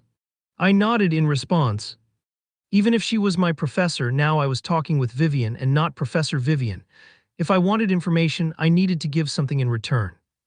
Crossing my arms, I finally asked, "What exactly do you want?" At my words, Vivian's smile widened, and she tapped a finger against her chin as if she were pondering something. Then she leaned back, crossing her legs again. "A date. A date." I repeated her words in a surprised tone. Was she joking or something? I don't get it. But then her next words confirmed my thoughts. "Exactly, a date between only us two. A proper one. Dinner, maybe a walk, whatever strikes our fancy. What do you say?" She tilted her head slightly as though it were the most natural thing in the world. I opened my mouth to respond, but no words came out. Was she serious? I couldn't tell if this was one of her jokes or if she was genuinely asking. "Are you joking?" I couldn't help but finally ask. She shook her head, her smile never faltering. "I'm completely serious. If you want this notebook, that's my only condition. One date. Think of it as an exchange of favors. You're my professor, though. Outside the academy, I'm just Vivian," she said smoothly, brushing a strand of her red hair behind her ear. "And don't overthink it. It's just one little date. Surely that's not too much to ask, is it?" "Zoe, you really won't give me the information unless I agree, will you?" "Bingo," she smiled. There was a moment of silence as I considered my options. On one hand, this felt awkward to say the least. But on the other hand, I needed that information. "Sure, one date." Vivian's smile grew, and there was a mischievous glint in her eyes. I'll hold you to that. She handed me the notebook, her fingers brushing against mine for a brief moment. Here, this should give you what you need. And don't forget, this means you owe me some quality time. I took the notebook, flipping it open briefly to glance at the notes. It was packed with details, locations, types of demons, and even a few theories on their patterns of behavior. This was exactly what I needed. Thanks. Don't thank me yet, she said, standing up and smoothing her skirt. I'll be expecting you to deliver on your promise. Let's say tomorrow evening. Tomorrow? Yes, tomorrow, she said, her smile turning playful again. I'll text you the details. Now off you go. I've got to prepare for our date. Before I could respond, she was already ushering me toward the door with a cheerful tone. As I stepped out into the hallway, notebook in hand, I couldn't help but feel like I had just been dragged into something far more complicated than I anticipated. Still, a promise was a promise. And as the door clicked shut behind me, one thought remained in my mind. What have I gotten myself into this time? Damn, why am I so nervous? I muttered to myself. I wasn't usually the type to fuss over my appearance, but this time felt different. A date with Professor Vivian wasn't exactly something I'd ever imagined. And yet here I was, dressing up for it. I wore a clean white dress shirt, paired with a black vest that hugged my torso just right. Over it I threw on a navy blue coat, sharp and tailored, with silver buttons that ran down the side. My pants were dark, neatly ironed, and went perfectly with the polished black boots I'd slipped on earlier. Is this too formal? I couldn't help but ask myself, turning around to check how the outfit fit from the back. I didn't go on many dates honestly, and always wore what my assistant thought was fit for the occasion. Lumi, how do I look? From the couch, Lumi perked up. Her translucent green form rippled slightly as she hopped off and floated toward me. She stopped right beside me, her round eyes scanning me up and down. After a moment of silence, she let out an approving hum. Master looks divine, Lumi uttered with a big smile. I only chuckled at her words, taking one last glance at the mirror. My silver-bluish hair was neatly combed and styled with a classic slickback with a few strands falling on my eyes. Those looked quite messy, but yeah, I had already lost too much time. Then I'll be going now, Lumi. I spoke to her, picking up my coat. Lumi waved as I grabbed the room key and left the hotel. The streets of the capital were still alive despite being quite late. Lanterns began to flicker on as the sunlight faded, and the city's main street was filled with people finishing up their shopping or heading out to eat dinner. The air was cool, carrying the faint scent of baked bread and flowers from the nearby stalls. And surprisingly, I was getting quite the looks from the ladies around. Too many looks if you ask me. Besides, this silver-bluish hair of mine is probably unique and Istria is already naturally handsome, so this seems quite natural. Vivian told me to meet her on the fountain of the main street. No, found it. I spotted the stone fountain at the center of the main street. The soft sound of running water reached my ears as I approached. And besides the fountain, there she was. Staying beside the fountain with her red hair catching the light of the lanterns like a cascade of fire. My steps faltered for a brief second as my eyes took her in. Vivian was dressed in an elegant black evening gown that hugged her figure perfectly. The gown's off-shoulder design revealed her collarbones, and a slit on the side of the dress ran up to her knee, showing just enough of her smooth, pale skin. A thin silver necklace rested around her neck, shimmering faintly as it caught the light. Her heels clicked softly against the stone as she shifted her weight, her eyes scanning the crowd before locking onto me. A soft smile appeared on her lips as she stood up straight. Damn, she looked absolutely stunning. Gorgeous even. There really was no other word for it. Vivian must have noticed the slight pause in my step because she turned her head, with her golden eyes locking onto mine. A teasing smile immediately crept across her face as she tilted her head ever so slightly. Did I leave you speechless already, my dear Istria? This woman. I cleared my throat, forcing my expression to remain calm as I walked the rest of the way toward her. You look amazing. I smiled faintly, even tracing her whole body with my eyes to emphasize my words. Vivian's lips curled into a pleased smile upon hearing my words. Certainly. I spent a few hours getting ready. Her voice was playful, but then her smile shifted into something far more mischievous. Leaning forward slightly, she added with a sly glint in her eyes. Just for you, my dear Istria Tilda. She winked, and before I could say anything, she continued, taking a step closer, her heels making soft click-clack sounds on the pavement. And you look quite dashing yourself, my dear student, she said smoothly, her eyes flicking over my outfit. I didn't expect you to clean up so well. Thank you. MHMM. After hearing my blunt response, her cheeks puffed a bit before breaking into a small smile. Shall we go? Lead away. Vivian slipped her arm through mine before I could react, catching me off guard. She looked up at me with a sly smile. What? Isn't this what people do on dates? Sure, do you want me to hold your waist? We're not there yet, she shot back with a playful grin, shaking her head lightly. Her words lingered for a second, but I was already used to her teasing me, so I matched her small smile as we began walking down the lively street. And where exactly are we going? I asked after a while, which made her turn her gaze to me. That's for me to decide. She brushed her hand against my arm slightly, catching my attention. Don't worry. I've got the perfect place in mind. Wink wink. I gave her a sideways glance. You planned this out. To my words, she smirked as her chest puffed out. Of course. A date with my star student deserves some effort, don't you think? I stared at her for a moment, unsure of how to respond. After a pause, I gave her a small nod. I suppose so. Vivian laughed softly at my lackluster response as her fingers brushed against my arm again as if to tease me further. The scent of freshly baked pastries, grilled meats, and sweet drinks suddenly reached out to my nostrils, and it seemed to have reached Vivian's too. Do you smell that? Vivian suddenly asked, her eyes lighting up as her head turned toward a nearby food stall. Yeah, it really reached her. I glanced over and noticed the vendor flipping what looked like small, round cakes on a sizzling grill. The sweet, buttery smell wafted over to us, and Vivian tugged me in that direction before I could utter a single word. These are moon cakes, the vendor said with a cheerful grin when we approached. Perfect for an evening stroll. Soft, sweet, and warm, just like love, don't you think? He gave us a playful wink. Gosh, I guess we do kinda look like a couple. How romantic, don't you think so, Istria? She laughed before then looking at me with a teasing gaze. I think you're just hungry. I replied flatly, though I couldn't stop the slight smirk tugging at my lips. She turned back to the vendor, ignoring my comment. Two plays. Coming right up. While the vendor prepared the cakes, Vivian turned her attention to me, her arm still looped through mine. You're no fun, you know that. I'm plenty of fun, I replied, raising an eyebrow. I just don't see the need to pretend food is poetry.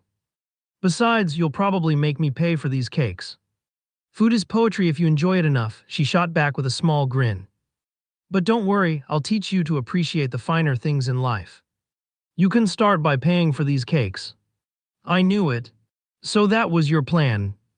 I asked, making a look of betrayal as I handed the vendor a few coins, and also telling him to keep the change. I get lured out on a date and now I'm the one paying. Oh, don't be so dramatic. Vivian smiled as she took the warm cake from the vendor, handing one to me. Thank you, sir, she said politely before turning back to me. Ozzy, it's worth it. I shook my head but took a bite of the cake anyway. It was soft, warm, and sweet with a slight honeyed flavor. I had to admit it was pretty good. Not bad, right? Vivian asked, looking at me with a victorious grin. Sure. I knew it, she laughed sweetly. But let's keep walking. I don't want us to be late for dinner. You made a reservation. It must be pretty fancy. You know it, Tilda. By the time we reached the restaurant, the street had grown quieter, though the charm of the capital remained. The place Vivian had chosen was tucked away at the corner of a cobbled square, its golden lights shining warmly through tall glass windows. A few tables had been set outside under the soft glow of lanterns, where couples laughed quietly over plates of food. The smell of herbs, roasted meats, and fine wine lingered in the air. It really is fancy. Only the best for my dear Istria. She teased me once again, giving me yet another wink as we were shown to a table near the window. The inside of the restaurant was warm and elegant, with soft music playing in the background. Candles flickered gently at each table, and the soft hum of conversation created a comfortable atmosphere. As we sat down, Vivian looked across at me with a pleased smile splattered on her gorgeous face. What? Oh, nothing. She rested her head on her chin, looking at me with those shiny golden eyes. I'm just enjoying the fact that my star student is on a date with me. It's cute. You're strangely smug about this. I replied back, leaning against the chair. It was quite comfy. I should get one of these. I noted in the back of my mind. Of course I am. I worked hard for this, you know. She waved a hand dramatically before picking up the menu. Now what do you feel like eating? You're actually letting me choose. I raised an eyebrow. Well, no, I was just being polite. She smiled back before calling the waiter. This woman. After a few minutes, the food arrived soon after, roasted meats glazed with spices, soft bread fresh from the oven, and bowls of fragrant soup. We started eating, and Vivian immediately started the conversation, which soon led to her experiences teaching students. And then he accidentally summoned a water spirit in the middle of class, Vivian was saying as she took a sip of her wine, taking breaks to let out a small laugh. The entire classroom was soaked within minutes. I swear I'll never forget the look on his face, completely drenched but still trying to act like it was intentional. Sounds like your students are a handful, I replied with a small smile. If that happened with any of my classmates, we'd probably laugh out loud, but in the end I would buy him or her a meal. Oh, they are. But they're good kids just like you, she smiled playfully. Ah, really? Then should I consider you a predator for taking a kid on a date? I replied back with an even wider smile. You're man enough for that, she avoided my gaze for a while. But soon enough, she started laughing as I did the same. We were having fun. Unfortunately, that fun was about to come to an end. We left the restaurant about an hour later, the night now fully settled over the capital. The streets had grown quieter, with only a few people wandering here and there. Vivian slipped her arm through mine again as we walked, her heels clicking softly on the stone pavement. I told you I had the perfect place in mind. She smiled proudly. Yeah, the food really was good. I smiled faintly, feeling the soft moonlight glowing on my face. Surprisingly, after seeing my smile, Vivian seemed to have frozen. Her lips were slightly parted from each other as she stared deep into my eyes. Glig. She took a step forward as her arm slipped away from mine and reached out to the direction of my neck. This. I gulped down. Wait. Why does this look familiar? Tab tab tab. The moment was broken by the sound of hurried footsteps. Of course. Who the fuck ruined the kiss scene this time? I glanced to the side and saw a group of men stepping out from the shadows of an alleyway. There were 4 of them, all wearing rough clothes and carrying poorly hidden knives. The man in front grinned wickedly, his eyes darting between Vivian and me. This guy, he's a D-rank user and thinks he can assault us. Well, what do we have here? He sneered arrogantly. A couple out for a fancy night, huh? Looks like you've got plenty to spare. Why don't you hand over your wallet and make this easy? After hearing his words, my hand twitched toward where I normally kept my sword, though I hadn't brought it with me tonight. Well, I guess I'll need to beat him up instead of cutting him. But before I could do anything, Vivian let out a soft sigh from behind me. Really? She muttered with a disappointed tone. In the next second, everything happened at once. Zwish. Vivian stepped forward, raised her hand, and with a quick flick of her wrist, an invisible force erupted from her fingertips. The robbers didn't stand a chance. Crash. All 4 of them were sent flying backward as though struck by a hurricane, crashing into barrels and crates with pained yelps. The leader's knife clattered uselessly to the ground as he groaned, sprawled out in a heap. I turned to Vivian, my mouth slightly open. She dusted off her hands with a satisfied smile and turned to me, having the most innocent expression ever on her face. Where were we? My lips twitched upon seeing her face. It's no surprise that her prestigious title is Red Devil. Upon saying those words, Vivian's lips curved into a playful smile as she tiptoed closer, her soft hands resting on my shoulders. Her head tilted naturally and she leaned in, closing the distance between us. Her golden eyes glowed faintly under the soft moonlight, filled with amusement and something else I couldn't quite place. For a moment, time seemed to slow, and all I could hear was the faint sound of my heartbeat pounding in my ears. Her face was so close now, her warm breath brushing against my cheek, and I could feel the atmosphere shift slightly. The teasing look in her eyes softened into something gentler, and my face instinctively grew warm. She was really going to do it. Vivian was actually going to kiss me. And yet, the mood was already ruined. Not to mention, I couldn't ignore the thought of someone spotting us. The professor, my professor, and me, her student, sharing a kiss in the middle of the capital's main street. Just imagining the rumors that would spread made my head hurt. But the way she looked at me, the faint glow in her golden eyes, the gentle curve of her lips, the warmth radiating from her, it made it impossible to think clearly. Before things could escalate, I did the only thing I could think of. I gently but firmly placed my hands on her shoulders and pushed her back just enough to create some distance between us. "What are you?" Vivian blinked at me startled, her playful expression faltering for a moment. "Why, who am I kidding?" From the tip of my fingers, a flow of mana was injected into the ground, raising an invisible barrier around us. It wasn't a high-level barrier, but enough to make sure people wouldn't pry into us. "No." Vivian's brows furrowed slightly in confusion, but before she could question me, I acted again. Sliding my hands down to her slender waist, I pulled her closer. "Russell." The soft fabric of her dress brushed against my fingers as she stumbled forward, her body pressing lightly against mine. Her lips parted in surprise, but I didn't hesitate. I leaned in, closing the distance, and pressed my lips to hers. "MMH The faintest sound escaped her, a soft noise of surprise and delight. Her lips were warm, soft, and tasted faintly sweet, like honey and the faint bitterness of wine. For a heartbeat, she tensed against me as her breath hitched audibly. Then she melted into me. Her hands slid up from my shoulders, fingertips brushing against my neck before settling into my hair. Her luscious red lips pressed back against mine, and I could directly feel her smile, playful, teasing, yet impossibly soft. Smack smack tilde. The sound of our lips meeting and parting filled the quiet space of the barrier, mingling with the faint flowing sound of magic in the air. Vivian tilted her head slightly, deepening the kiss. Her breath mingled with mine, warm and uneven, and the sensation sent a shiver down my spine. My hands tightened on her waist instinctively, pulling her closer until there was no space left between us. She shifted against me, her lips moving body as her fingers tangled in my hair, tugging lightly as if to pull me even closer. MMPH.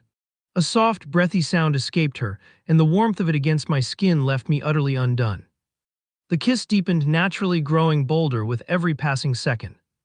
Her lips parted slightly, and I followed instinctively, the faint brush of her tongue against mine sending a jolt of heat through me. Schleg tilde. The faint, wet sound of the kiss was intoxicating, amplified by the quiet that surrounded us. Her hands slid down to my chest, her fingers curling into the fabric of my shirt. With a soft rustle, she pushed me gently back, guiding me until my back pressed against the barrier. "Love." I let out a quiet gasp as the coldness of the barrier met my skin, but Vivian didn't give me time to recover. She leaned in again, capturing my lips with a fierceness that made me lose my breath. Smack churu ju tilde tilde. The sounds of our kiss grew louder, more urgent, as her body pressed fully against mine. Her lips left mine briefly, trailing soft, lingering kisses along my jawline. NNH churup tilde. I couldn't stop the faint sound that escaped me as her lips brushed the sensitive spot just below my ear. "Professor, I guess you really are a predator." Hearing my words, Vivian chuckled softly. "You only noticed that now." And immediately, her lips returned to mine. Her body pressed closer, her curves molding perfectly against mine. MMPH. Her breath hitched again, her hands sliding down my chest before wrapping lightly around my waist. The faint sound of her humming in contentment as she kissed me made my chest tighten. Smack MMPH schlick tilde tilde. But unfortunately, as much as I wanted to continue kissing her, I had promised Lumi that I'd get back before midnight. Nga. Our lips parted away, leaving a small bridge of saliva between them. Her lust-filled eyes met mine as her hands slowly reached into my shirt and started unbuttoning it. "Vivian, let's stop now." Instead of slapping her hand away or something like that, I decided to be direct. Her hand that was unbuttoning my shirt paused slightly before it was retracted. Her lustful smile had also faltered a lot as she kept her head low. "Why? Do you not like me after all this?" "Did you say anything?" I was so focused on her actions that I didn't catch her words. Nothing. Her eyes finally met mine as a soft smile splattered over her face. Then she stepped back over to me, slipping her arm through mine once more before I could protest.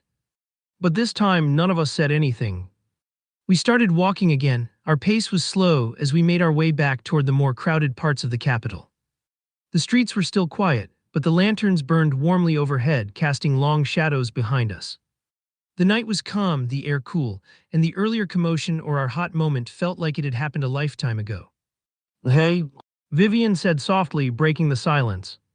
Her voice was unusually gentle, almost hesitant. Yeah. Did you have fun tonight? I turned my head slightly, looking down at her. She wasn't teasing this time. Her expression was sincere, her golden eyes watching me carefully as if waiting for my answer. I paused for a moment but then quickly smiled. Yeah, I definitely did. Vivian's lips curved into a genuine smile. Good.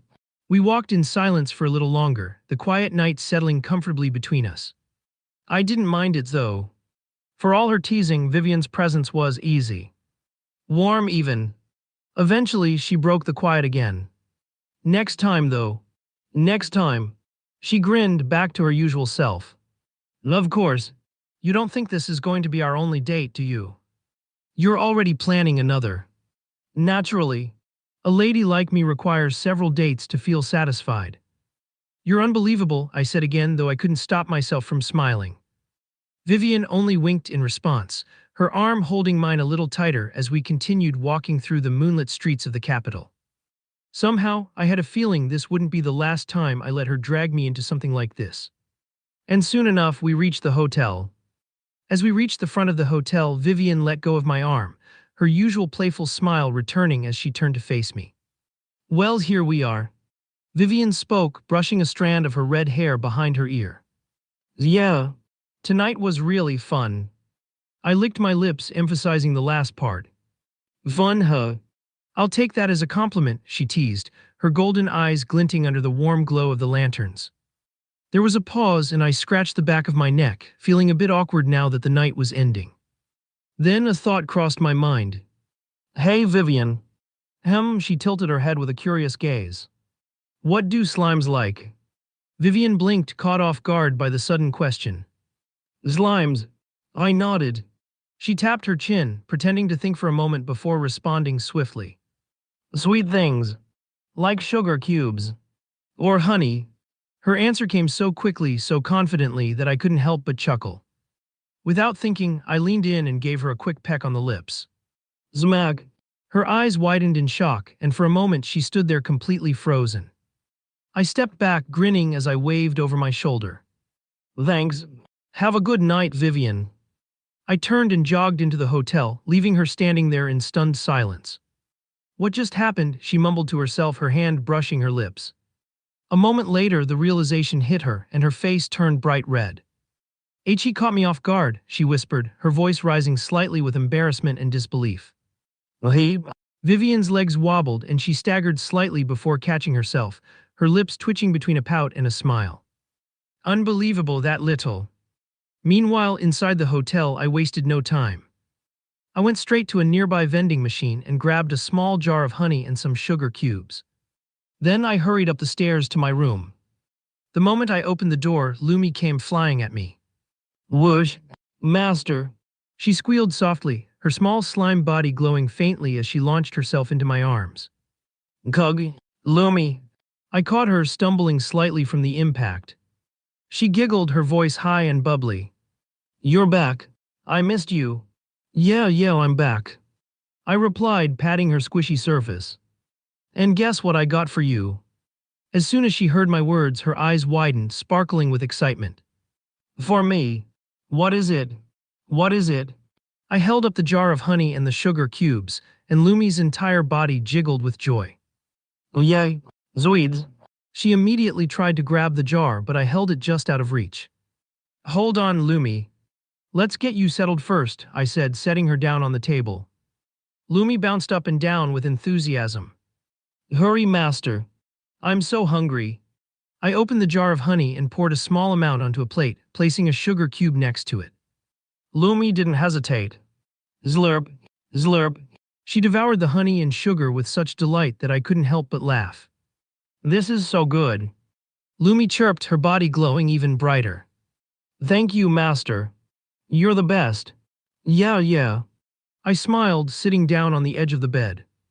The events of the night finally started to catch up with me, and I let out a tired sigh. Lumi noticed and hopped over, landing beside me with a small bounce. Master, are you okay? She asked, tilting her little slime head. Yeah, just a little bit tired. I replied, giving her a small smile before adding. It's been a long day. She snuggled against my side, her soft, cool body pressing gently against me. Don't worry, master. Lumi's here. I chuckled, resting a hand on her head. Yeah, I know.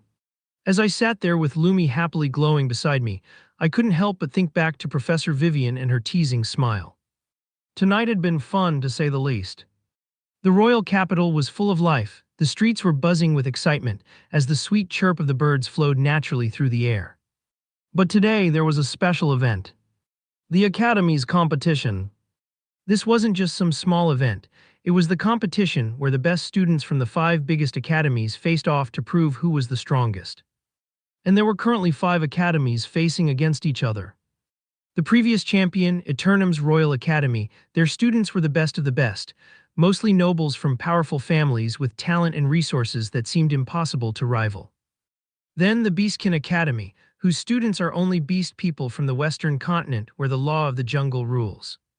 The Holy Academy, from which most priests and priestesses graduate, has significant power due to their divine energy, despite being primarily healing students.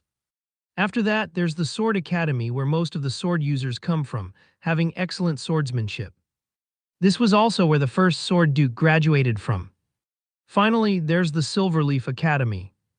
There's nothing much to say about it, except that it was the weakest academy for 10 years straight, but this time there's a horrendous talent coming from it.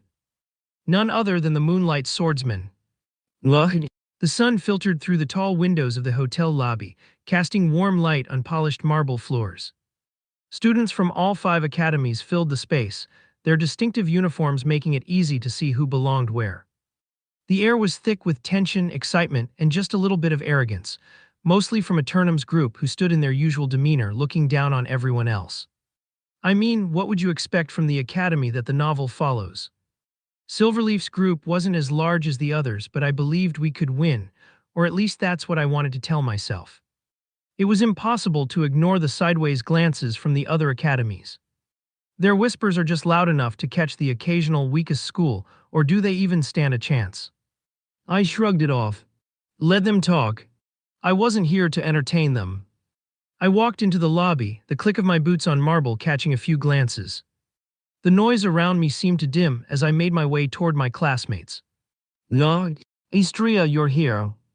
Professor Vivian's voice pulled me out of my thoughts.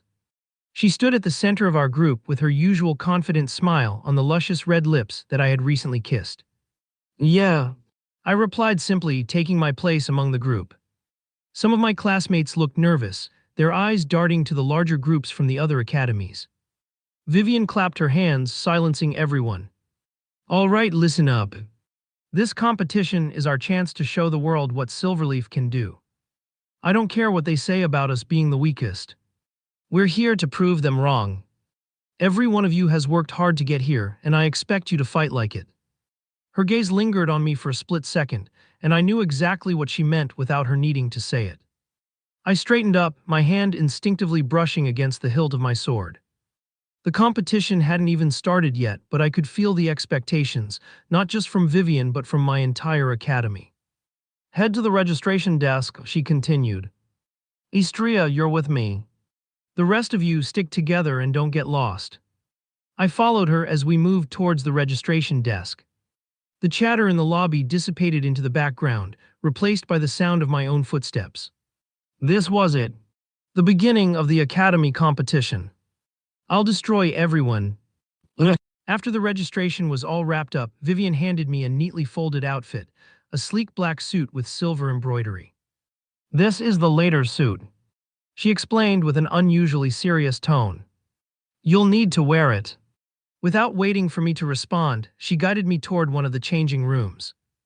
The hotel we were staying at was relatively close to the grand stadium where the competition would happen.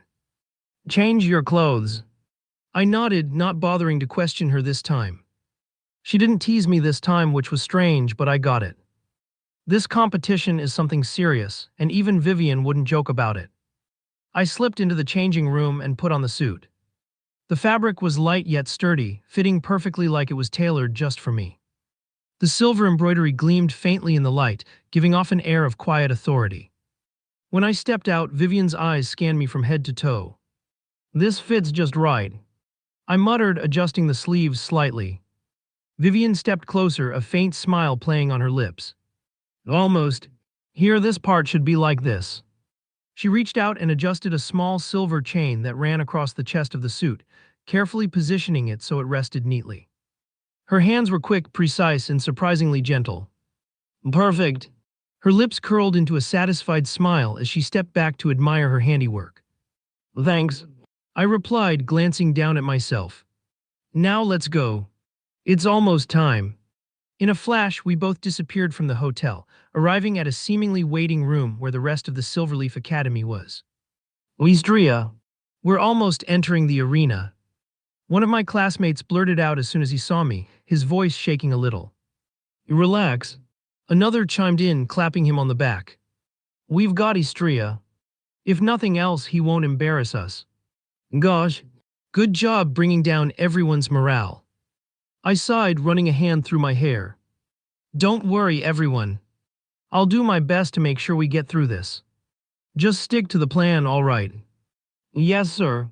Damn, what's up with that military greeting? Anyway, the other academies have already entered. It should be our turn soon, right? One of them suggested, and just as he expressed his words, the announcer's voice reached us. And now, last but not least, the Silverleaf Academy. I took a deep breath and straightened up, running a hand through my hair to push it into a more comfortable position just in front of my eyes, making sure it wasn't in my way. The gates ahead of us creaked open, and we started walking toward the center of the stadium, where all the other academies were lined up with their flags.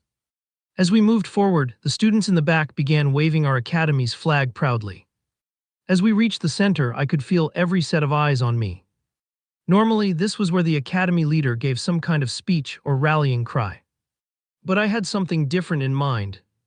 I could feel the eyes of the crowd on me. There were the emperor, the empress, dukes, duchesses, everyone watching, waiting.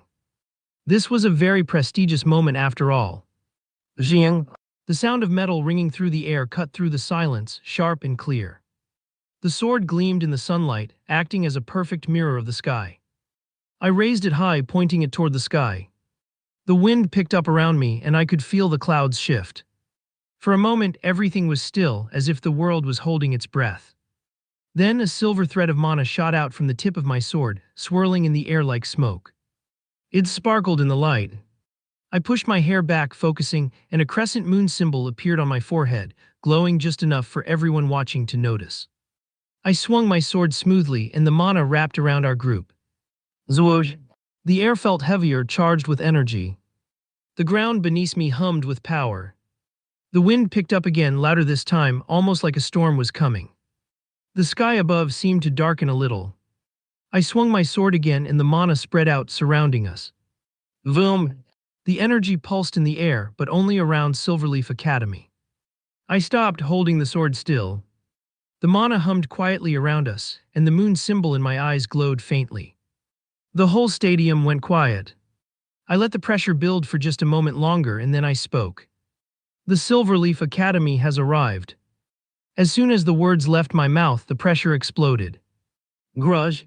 A heavy weight slammed down on every other academy except ours. Some students from the other schools dropped to their knees, their faces covered in sweat. Others struggled to stay standing, their bodies shaking. I let the pressure lift just as fast. The wind calmed down and the sky lightened. The crowd murmured, but I stood calm, feeling their eyes still on me. Behind me, my classmates quietly, with their excited gazes full of appreciation, stood. From the crowd, Vivian gave me a small, approving smile, not to mention the gazes full of interest coming from the high-order people. I could sense the intense emotions of the dukes, duchesses, barons, and even the empress. They were watching me with interest. Yeah, this should be enough. A small smirk tugged my lips.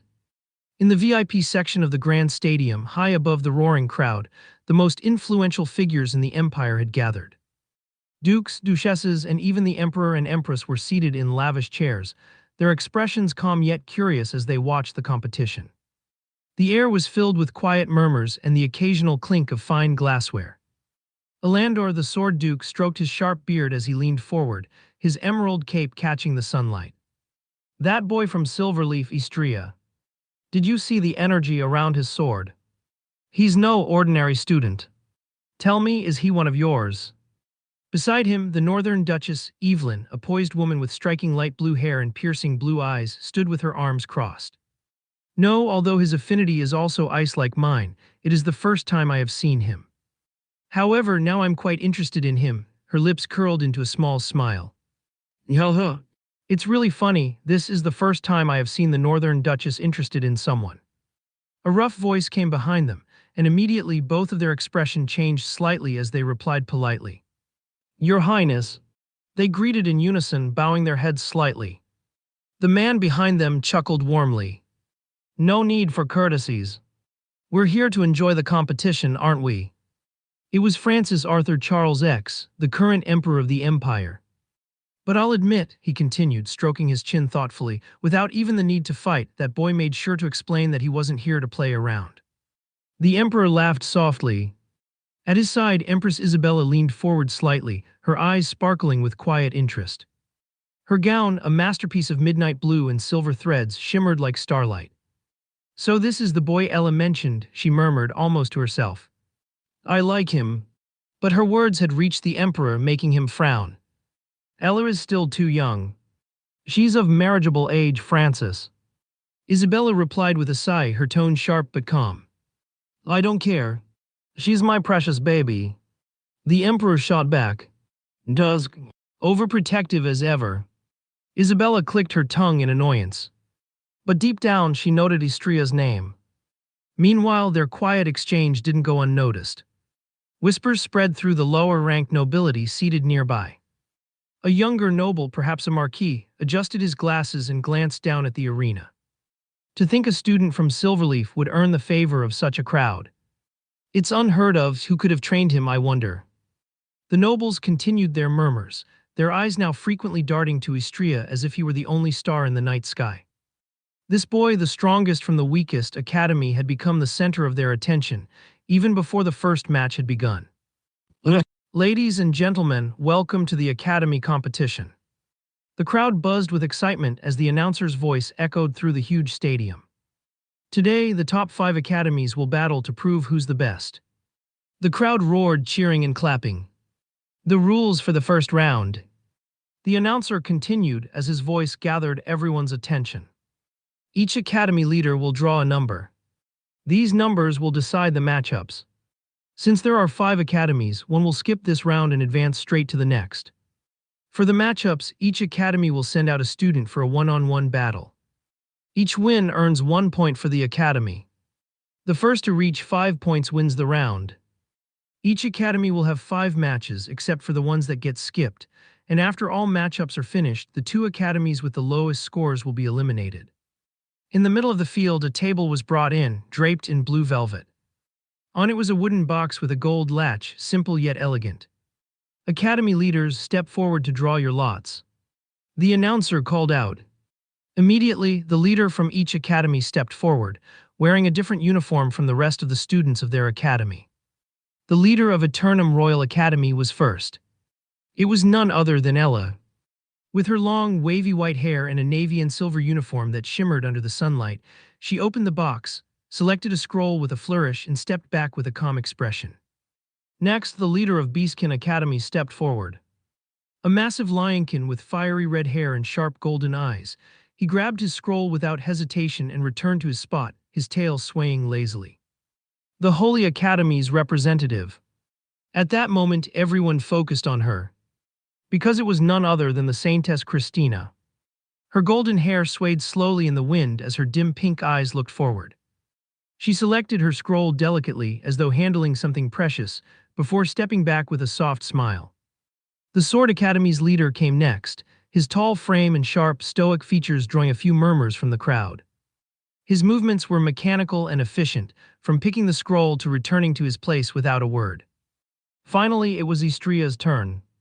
He stepped forward, aware of the eyes watching his every move. His hand slipped into the box, brushing against the remaining scroll. Without a glance, he stepped back to join the others. "Leaders, reveal your lots," the announcer said. One by one, the scrolls were unrolled. Ella held her up high, revealing a bold one. Beastkin's leader displayed a 2 as his grin turned sharp and confident. Christina revealed the number 1, glancing briefly at Ella with a faint smile. The Sword Academy leader revealed a 2. Finally, Istria opened his scroll. The number 3 looked back at him. At that moment, the announcer's voice rang out once more, full of excitement. "Here are the matchups. Eternum Royal Academy will face Holy Academy in the first match. Beastkin Academy will battle Sword Academy in the second match. Finally, the Silverleaf Academy with lot number 3 will skip this round and automatically advance to the next one, earning 1 point in their total score." Instantly, the whole stadium erupted in cheers as the results were announced. However, a few of them were thoroughly disappointed, as Silverleaf had earned a free point. "Lucky bastards." The students from the other academies couldn't but express their opinions, but as soon as Istria heard those words, he stopped in his tracks. "Ah, you guys want to die so soon?"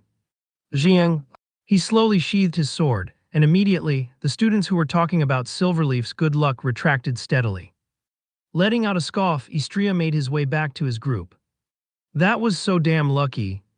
The students cheered between themselves, trying not to be so loud. "BFFF." Istria put his sword back into its scabbard as he let out a small chuckle. "All right, everyone.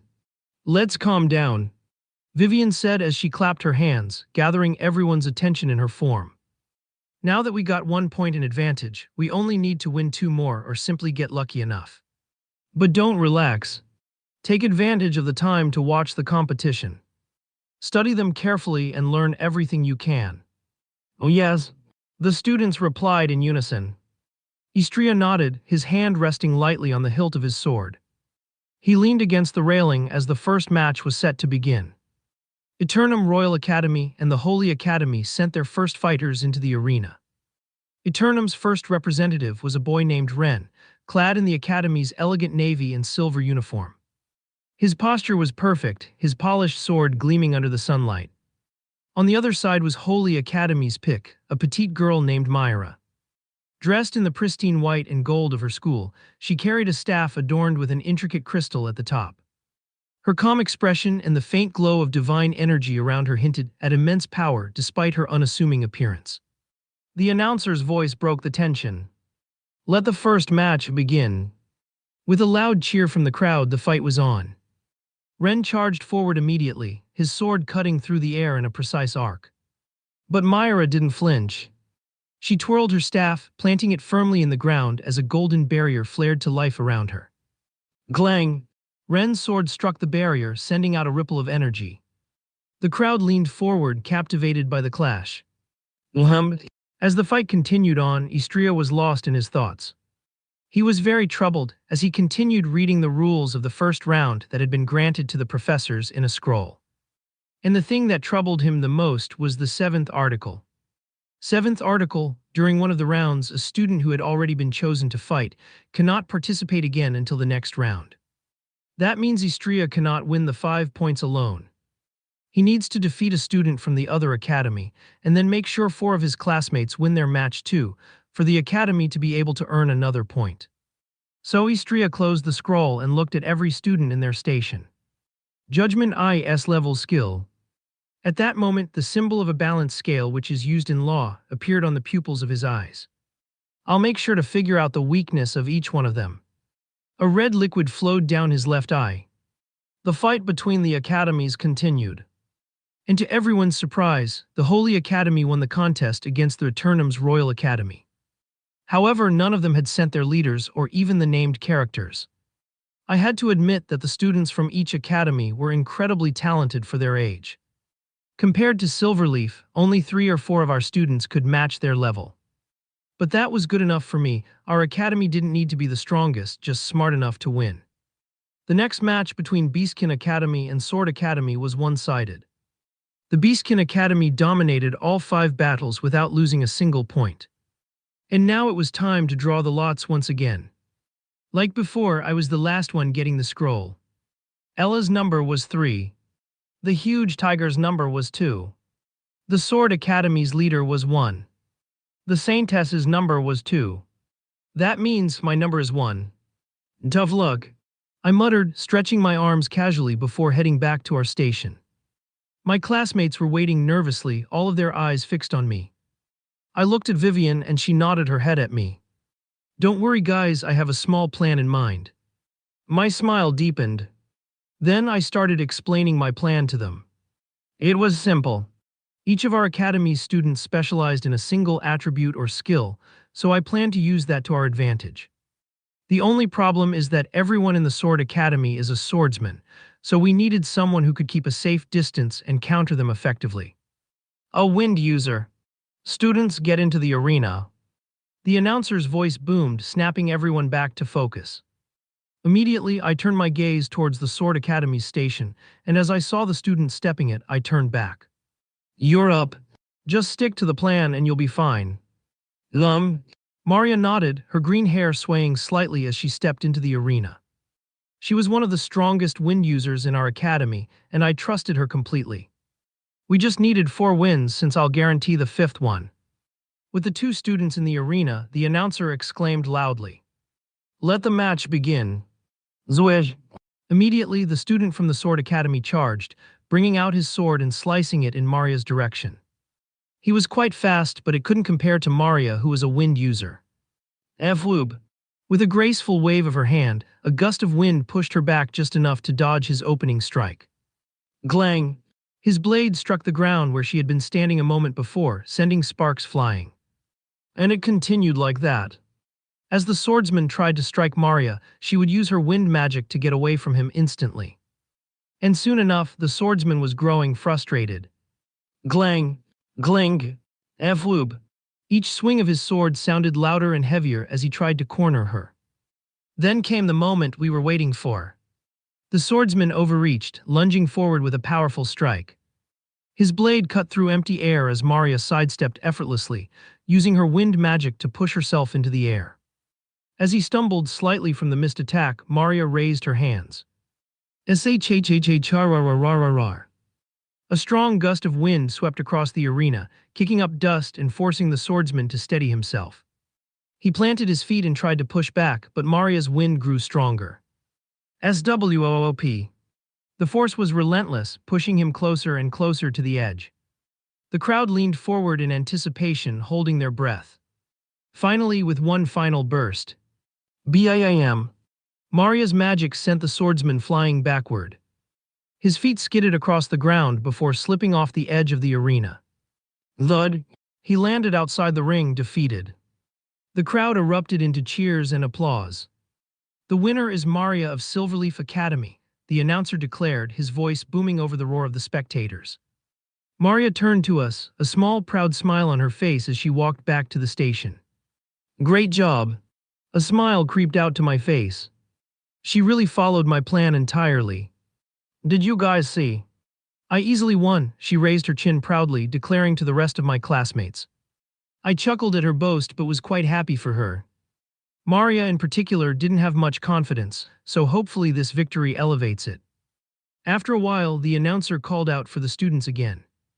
Unfortunately, this time it was a stronger student, and I knew no one could beat him except me. So I shook my head. One of my classmates stepped forward and went to the battle. He tried his best, but in the need, he easily got defeated. Such a pity.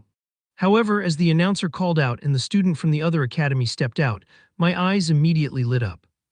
It was going to be an easy win. Derek. I patted his shoulder and he turned to look at me. It's your time to shine. My lips curled into a faint smile. Derek's eyes immediately shone as hurriedly went to the arena, waving at us. Soon enough, the announcer's voice echoed through the arena. Begin. Ding. The swordsman dashed forward, his sword slashing towards Derek, but he was ready for his attack. Boom. A wall made of earth shot up from the ground, blocking the attack. The clash sent dust flying everywhere, making the crowd roar in excitement. The swordsman tried to break through Derek's defenses, swinging his sword at the earth wall over and over. Glang! Thud! But Derek wasn't just standing still. With a stomp of his foot, drag, the ground beneath his opponent shifted, throwing him off balance. Derek took the chance to send a wave of jagged rocks toward the swordsman. Rumble! The swordsman leaped into the air, narrowly avoiding the attack, but as he landed, Derek slammed his hands to the ground. Boom! A massive pillar of earth shot up beneath the swordsman, launching him into the air. He landed outside the arena with a heavy thud. The crowd erupted into cheers. The winner is Derek of Silverleaf Academy, the announcer shouted. Derek walked back to us, wiping the sweat off his forehead. 2 wins down. I raised my hand and he dapped me up. Finally, just like Maria, he also boasted. These kids. Since the round began, a smile didn't leave my lips. However, the next 3 matches were a disaster. They sent really strong students and we couldn't defeat them, unfortunately. It was 4-2, they just needed a single point to win while we needed 3. So we needed to send one of the strongest students of our academy, and after taking a deep look at the Sword Academy's representative, I decided to go with Mia, our best fire mage. Unlike the others, Mia was quite confident as she stepped into the arena. Her crimson hair was tied back in a ponytail and her fire-coated staff glinted under the sun. Her opponent was a swordswoman from the Sword Academy, clad in their academy's uniform. They started at each other for a while and then the announcer's voice rang out. Begin! Ding! The swordswoman wasted no time, charging forward with incredible speed. Whoosh! Glang! Her blade collided with Mia's staff, sparks flying in all directions. Mia gritted her teeth, pushing back with a flare of fire from her staff. Whoosh! The swordswoman leaped back, narrowed her eyes and dashed to Mia's side, her sword slicing through the air. Zwish! Mia twisted her staff to block, the sound of steel and fire clashing filling the arena. Glang! Whoom! Mia didn't just defend, though. She counterattacked, spinning her staff and sending a wave of flames toward her opponent. Whib! Draggle! The fire roared as it surged forward, forcing the swordswoman to roll to the side. Glang! Boom! The swordswoman tried to close the distance, however, Mia used her fire to keep her at bay, flames swirling around her in some kind of protective barrier. The heat was intense, and the swordswoman's movement slowed slightly, sweat dripping down her face. Now, seeing an opening, Mia stepped forward and swung her staff, flames trailing behind it like some kind of fire comet. Whoosh! Boom! The swordswoman barely managed to deflect the attack, the force of it pushing her back several steps. The swordswoman gritted her teeth and charged again, this time aiming for Mia's legs. Zwish! Mia jumped, flipping in midair as her staff left a trail of fire behind her. She landed gracefully, her boots tapping lightly against the ground. You're good, Mia said with a smirk. But I'm better. With a quick motion, Mia twirled her staff above her head, the flames growing brighter and hotter. Whoosh! Draggle! The swordswoman hesitated for just a moment, and that was all Mia needed. She slammed the end of her staff into the ground. Boom! A wave of fire shot out in all directions, forcing her opponent to retreat once more. But the heat was too much. The swordswoman stumbled, losing her foot's grip on the floor. And Mia took the opportunity with a smile. She thrust her staff forward, sending a focused blast of fire at her opponent's feet. Whoosh! Boom! Thud! The impact sent the swordswoman flying backward, landing just outside the arena. The crowd erupted into cheers as Mia raised her staff triumphantly with her flames dissipating away. The winner is Mia of Silverleaf Academy, the announcer declared. Mia walked back to us with a confident stride, her face flushed but victorious. 3 down, she said with a grin, twirling her staff. Good job. Anything for you, Tilda. She winked at me with a charming smile. Huh? I let out a small laugh. If there was anything peculiar about Mia, it was the part that she was quite obsessed with me. I didn't mind her actions, though. Her breasts were quite large after all, maybe an E-cup or larger than that. And like Isaac Newton once said, the greater the mass, the greater the force of attraction. Anyway, now we just needed one more win. And then I would destroy whoever came against me in the final match. So I looked towards the Sword Academy's station, and to my surprise, there was one classmate of mine who could easily deal with him. James, who was Derek's brother and was also an Earth user. He faced a lean swordsman who was holding a rapier, which meant that his attack was focused on speed and not damage. However, James looked really confident. And soon enough, the announcer's voice rang out. Begin. Zwish. The swordsman darted forward with lightning speed and James responded immediately, stomping the ground with force. Rumble. A stone wall shot up, cutting off the swordsman's path. Drag. The swordsman slashed through the wall, sending chunks of stone flying. Not bad, James muttered as he leaped back to secure distance. He raised his hands and the ground trembled slightly. Boom! Sharp spikes erupted from the ground, forcing the swordsman to jump back. The arena was soon a maze of jagged rocks. But the swordsman remained firm. Tab tab tab. His light steps danced around the spikes as he closed the distance, slashing through James's rocky defenses. Finally, his blade struck James' side. Glang! However, the attack bounced harmlessly as a layer of some kind of rock armor appeared in James's body.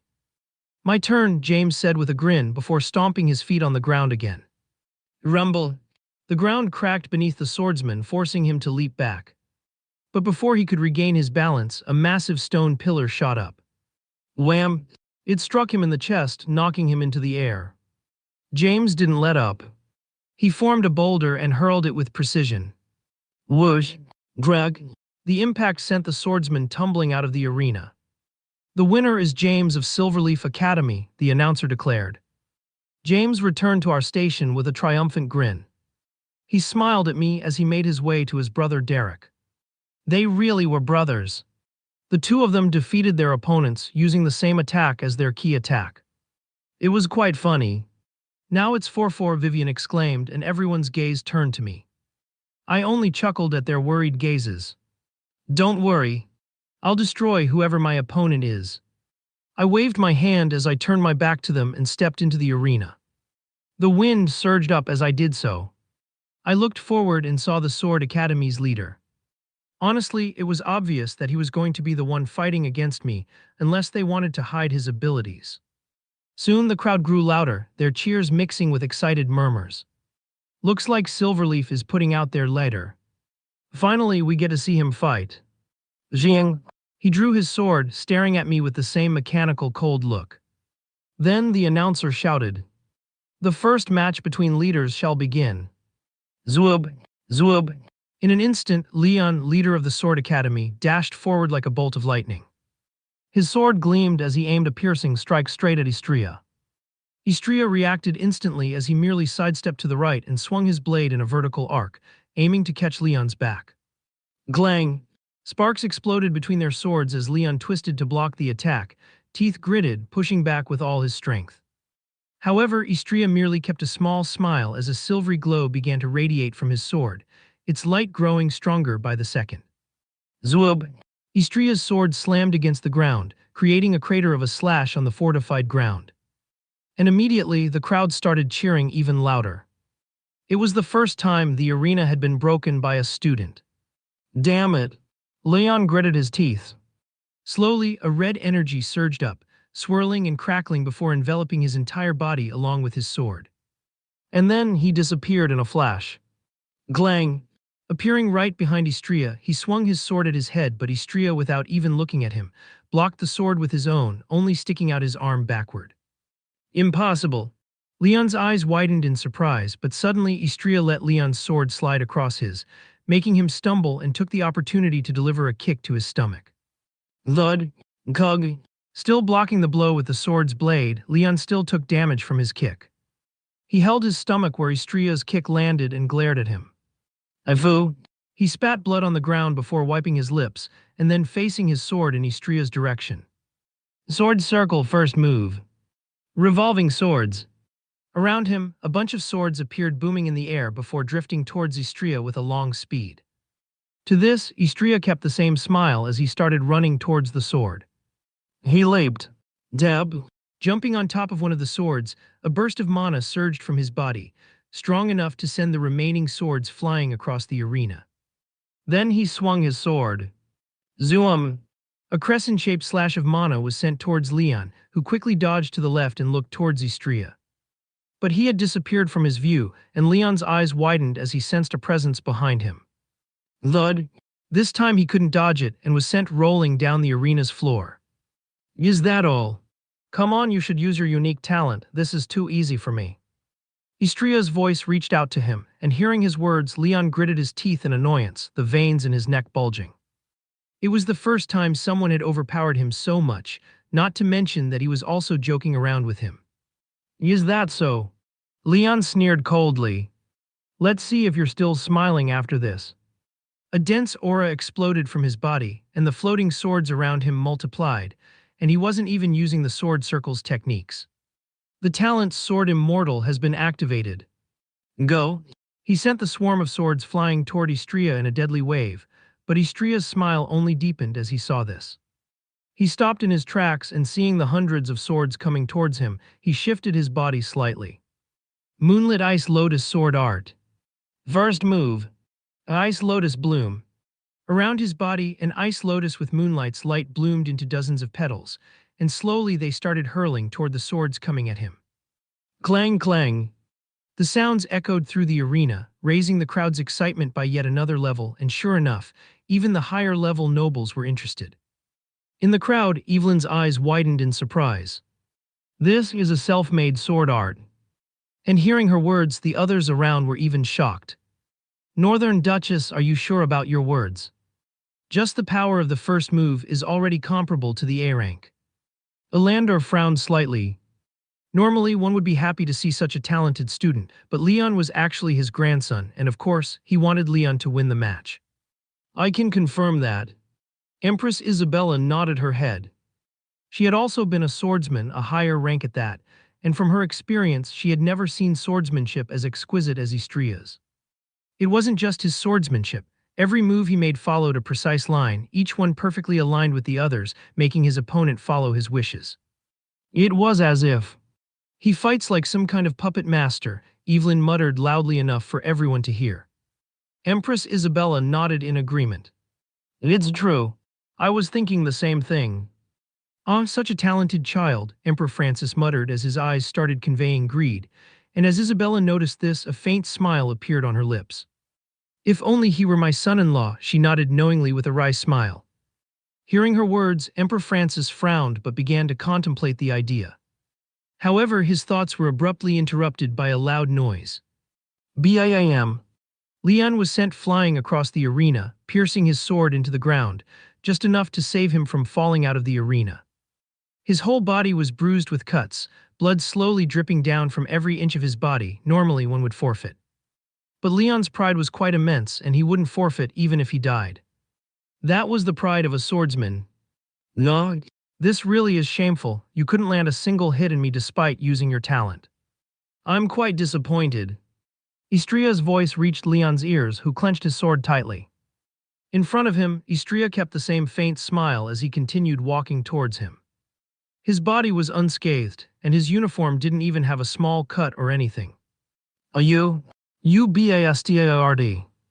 Leon screamed loudly, his voice echoing through the whole arena like some kind of roar. At that moment, fiery red energy exploded from his body, surging into the sky like a raging inferno to the point of reaching the clouds, and seeing this, Istria took a step back.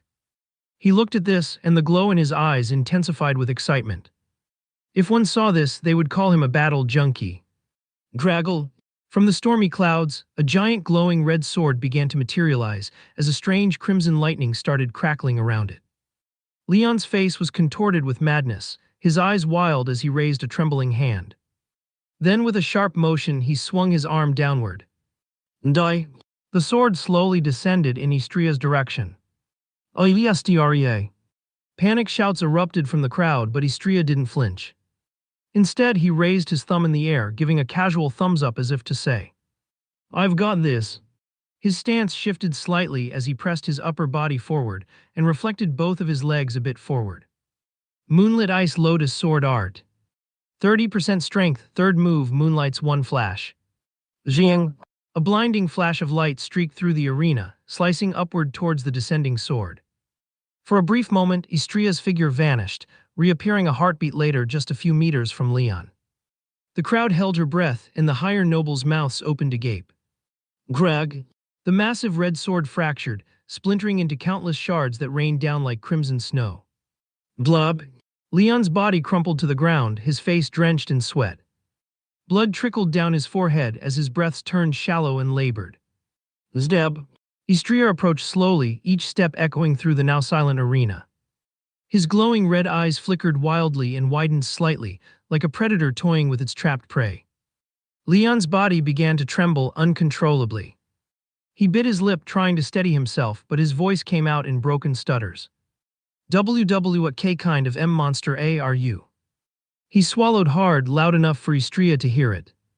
To his words, Istria tilted his head as his smile deepened. Just a moonlight lover. Then Istria pressed the palm of his hand against Leon's chest. His crimson gaze never wavered as he spoke a single word. Impacto. ZOOM. ARRRGHH. An air explosion happened as shortly after, Leon's body, like a lightning bolt, was sent flying out of the arena. Grash. Kug. His body splattered against the protective barrier of the crowd, his sword clattering uselessly to the ground.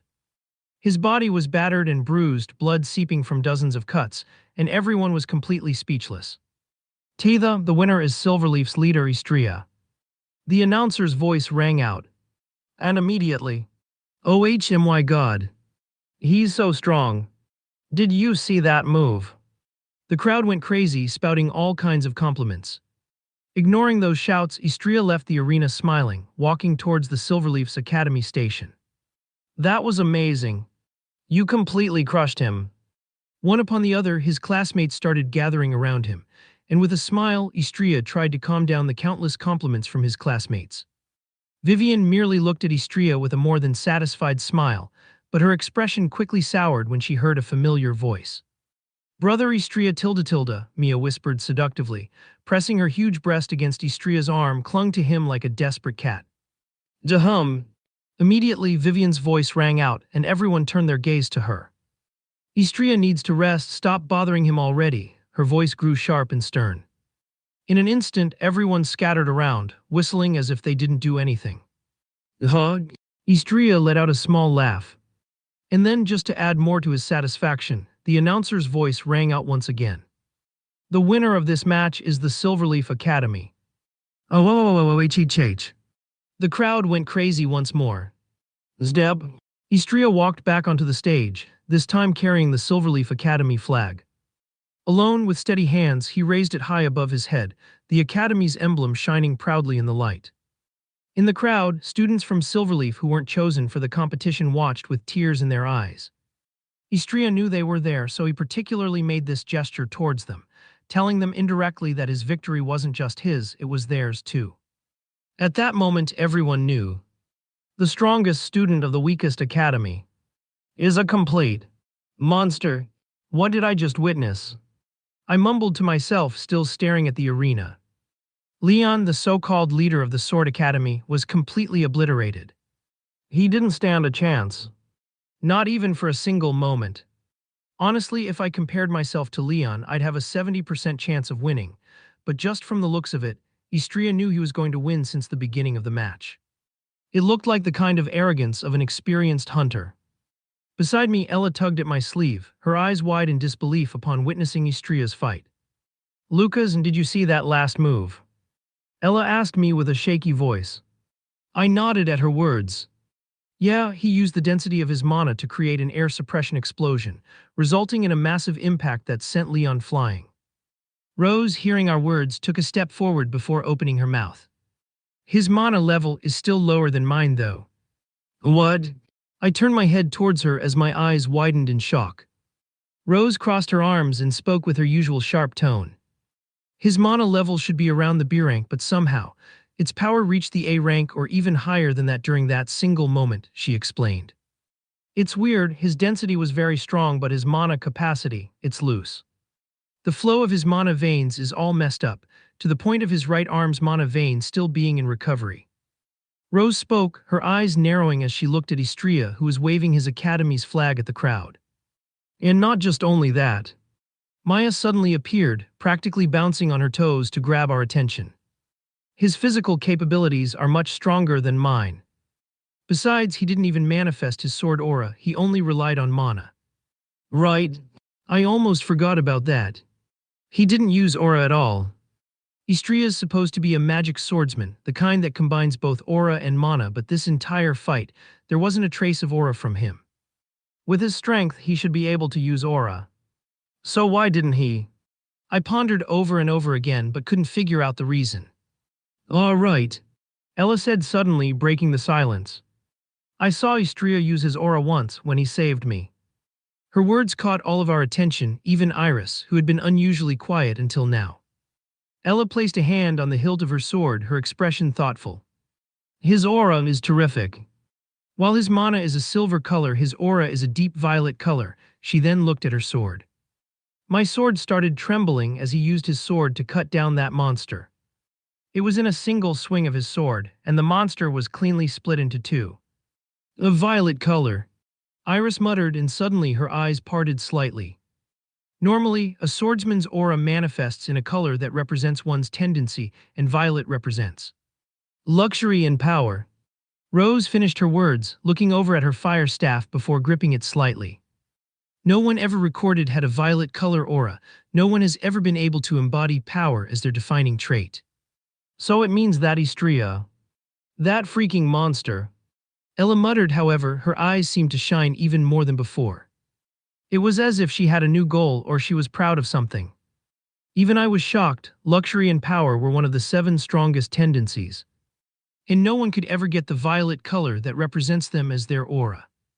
Aura wasn't like mana. It was a reflection of a person's very essence, and the color represented their core tendencies.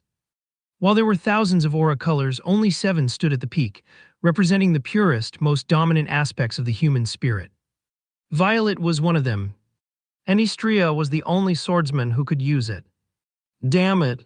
I cursed under my breath, clenching my fists. How are we supposed to beat someone like that? But then I remembered the promise I made. I swore I'd win this competition. And no matter how monstrous Istria is, I won't let our headmistress down. Not now. Not ever. Ugh. All right, everyone. Vivian's voice rang out as she addressed us. We've got 2 points on the board and 3 matches left. If we can secure just one more win, we'll have enough to advance to the next round. Anyone could see that she was really happy with the result, even though she had a stern and resolute tone in her voice. The current score stands at 2 points for the Holy Academy, 1 point for the Eternum Royal Academy, 1 point for the Beastkin Academy, and finally. Vivian paused, glancing dramatically at her clipboard. 0 points for the Sword Academy. A faint chuckle rippled through our classmates at her last remark, but she continued on. So like I said before, if we secure this match, we should have enough points to advance to the next round. We just need to be lucky enough, she declared confidently. She was telling the truth. We just needed to be lucky enough and it should be fine. For example, if we were up against the Beastkin Academy and managed to win, we'd have 3 points. If both the Holy Academy and the Eternum Royal Academy also won their matches, the standings would align in our favor. From there, all we'd need was for the Beastkin Academy to lose 1 more match, or for us to scrape out just 1 more win, and we'd advance for sure. So we really just needed to be lucky enough.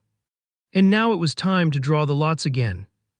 Like before, each one of us picked up, except Leon, who didn't come, and instead a huge guy took his place. Ella's number was 1. Christina's number was 2. The huge tiger's number was 1. The huge guy's number was 2. How lucky. I grinned. My number was 3, which meant another skip. The crowd erupted and started booing at us the moment they realized. We got the free win once again, but I didn't care. Luck is also a skill. So I smiled at the crowd and walked back to my station. Perfect. That's great, our representatives can rest for a little bit more. He glanced toward the group who had fought in the last match: Derek, Mia, James, and Maria. I was technically part of that group too, but I didn't feel the need to rest. My fight against Leon was beyond easy difficulty. And the reason for that was that I found something special inside my body. This body of mine, it was strange. not mystically or supernaturally, but in how absurdly powerful it was. My mana veins were utterly chaotic, completely messed up. And yet, because of that, the flow of mana in my body was 5 times faster than normal. It meant I could deploy mana at incredible speeds and absorb it just as quickly, however, controlling it was more difficult. But it wasn't much of a challenge since I was already used to it.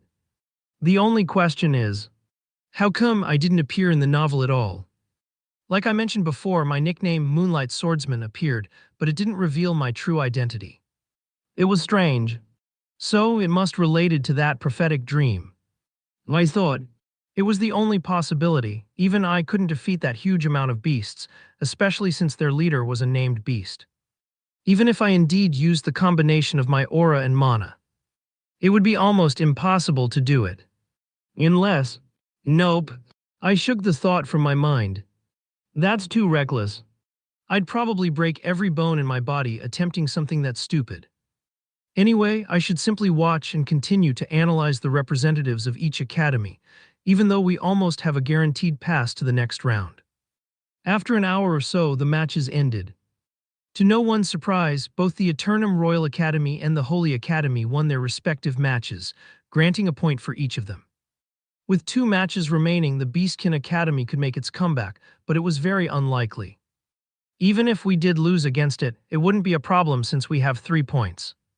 Because the Beastkin Academy would have a huge chance of losing either way if it met the Eternum Royal Academy or the Holy Academy. So yeah, the lots were drawn once again. And of course, the Silverleaf Academy was against the Beastkin Academy.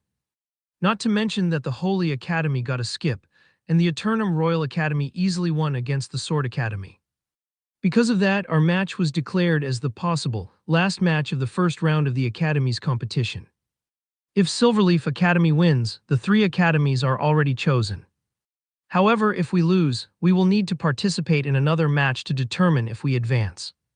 After all, the current score is now: our Academy with 3 points, the Holy Academy with 4 points, the Eternum Royal Academy with 3 points, the Beastkin Academy with 1 point, and the Sword Academy with 0 points. If the Beastkin Academy did win against us, we would have another match, since it could still end up in a draw with our Academy. Ah, muscle-brained beasts. These ones are going to be pretty annoying. I muttered to myself. And if that was just to confirm my thoughts, their first representative was the leader of the Beastkin Academy. That huge muscle-brained tiger. He was looking at me with a wide smirk, his eyes radiating a firm competitiveness. Out of all his matches, he had always won them even though his academy lost in the final part. So in reality, the Beastkin Academy only lost because the other students' levels were simply too low compared to other academies. 2 attributes at A rank, of course, strength and vitality. My eyes glowed intensely as a balance scale symbol appeared on them. Still, a faint smile appeared on my lips. It won't be enough to defeat me. So you're the Moonlight Swordsman, huh? As soon as I stepped into the center of the arena, the huge tiger murmured as he scrutinized me from head to toe, his piercing gaze landing on my eyes. He let out a small chuckle and extended a giant hand towards me. I'm Agnar, it's a pleasure to meet you. My gaze briefly met his hand before switching to his eyes. With a small smile, I also extended my hand and shook his. Glenge. Huh? At that moment, his lips curved into a wide smirk as his pupils enlarged, and then a crushing force started smashing my hand. But to his surprise, muscle-brained animals are really easy to predict. I laughed before my expression turned cold. A faint layer of mana enveloped my entire hand, and then it was my time to squeeze his hand back. Even with 2 A-rank attributes, strength and vitality, what good are they when your mana level is only D-rank? Pure strength alone is one of the worst investments in a fight. Hug! A cry of pain reached my ears as his face contorted in pain, trying to shake my hand off his. What did you expect? I asked him as I increased my strength. Did you really think you could win against me with only pure strength? His face twisted in anger and a vein bulged on his forehead as he swung a massive fist at me. Immediately, I twisted my body, dodging his punch, and used his momentum against him. With a sharp pivot, I threw him over my shoulder. Thud! Agnar's massive body slammed against the ground, dust and debris scattering on impact. Student Istrio, the match hasn't begun yet. A loud voice reached us, and it was unmistakably the headmistress of the Eternum Royal Academy. She flew above the protective barrier on her magic broom, her long purple hair swaying in the wind, topped with her signature witch hat.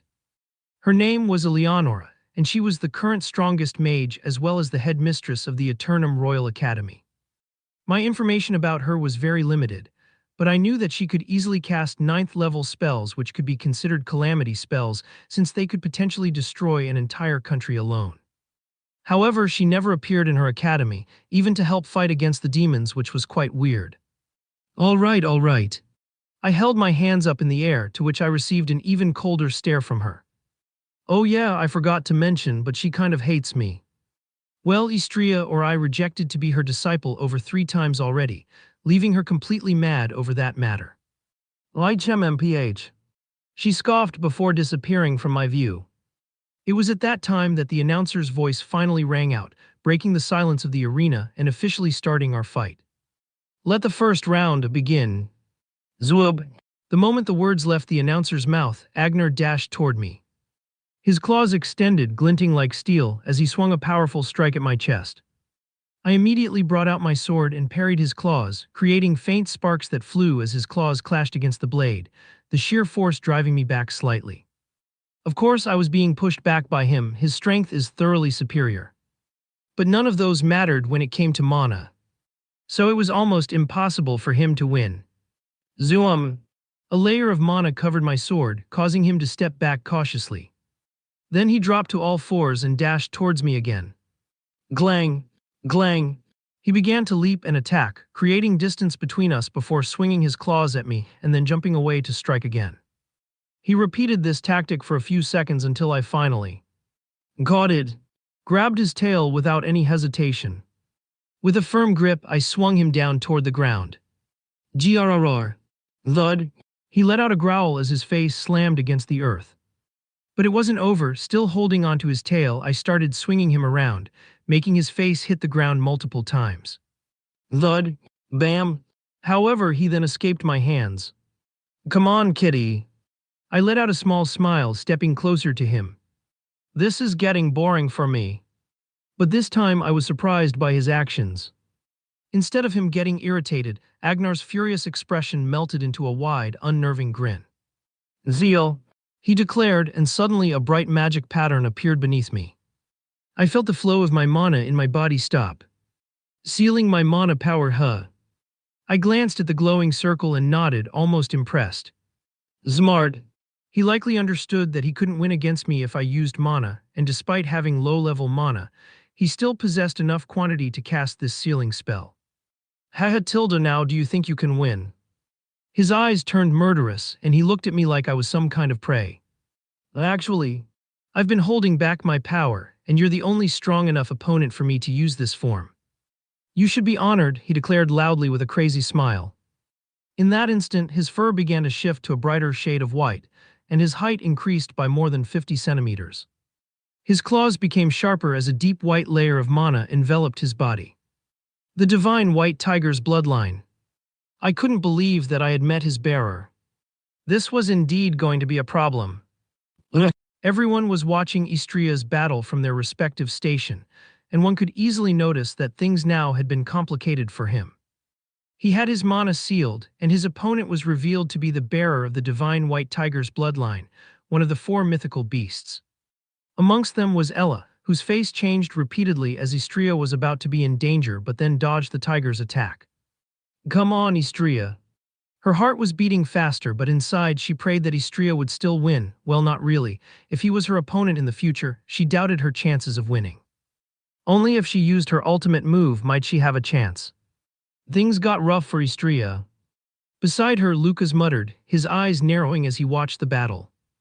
He was also very interested in Istria, viewing him as a potential battle partner due to his strength. Training with him would definitely enhance his combat skills.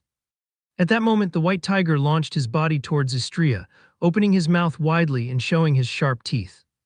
But Istria quickly slid beneath him before using a cleaning spell. What? This moment made everyone confused. Why was he using a cleaning spell during the middle of a fight? And that's when something hit them. Did he just use magic? Isn't his mana supposed to be sealed? Gasps spread like wildfire. The white tiger skidded to a halt, his claws digging into the dirt as he whipped his head around to glare at Istria. What the hell? He growled with disbelief splattered on his face. What? Did you really think such a weak seal could contain my mana? Istria casually said, arranging the sleeves of his leader's suit.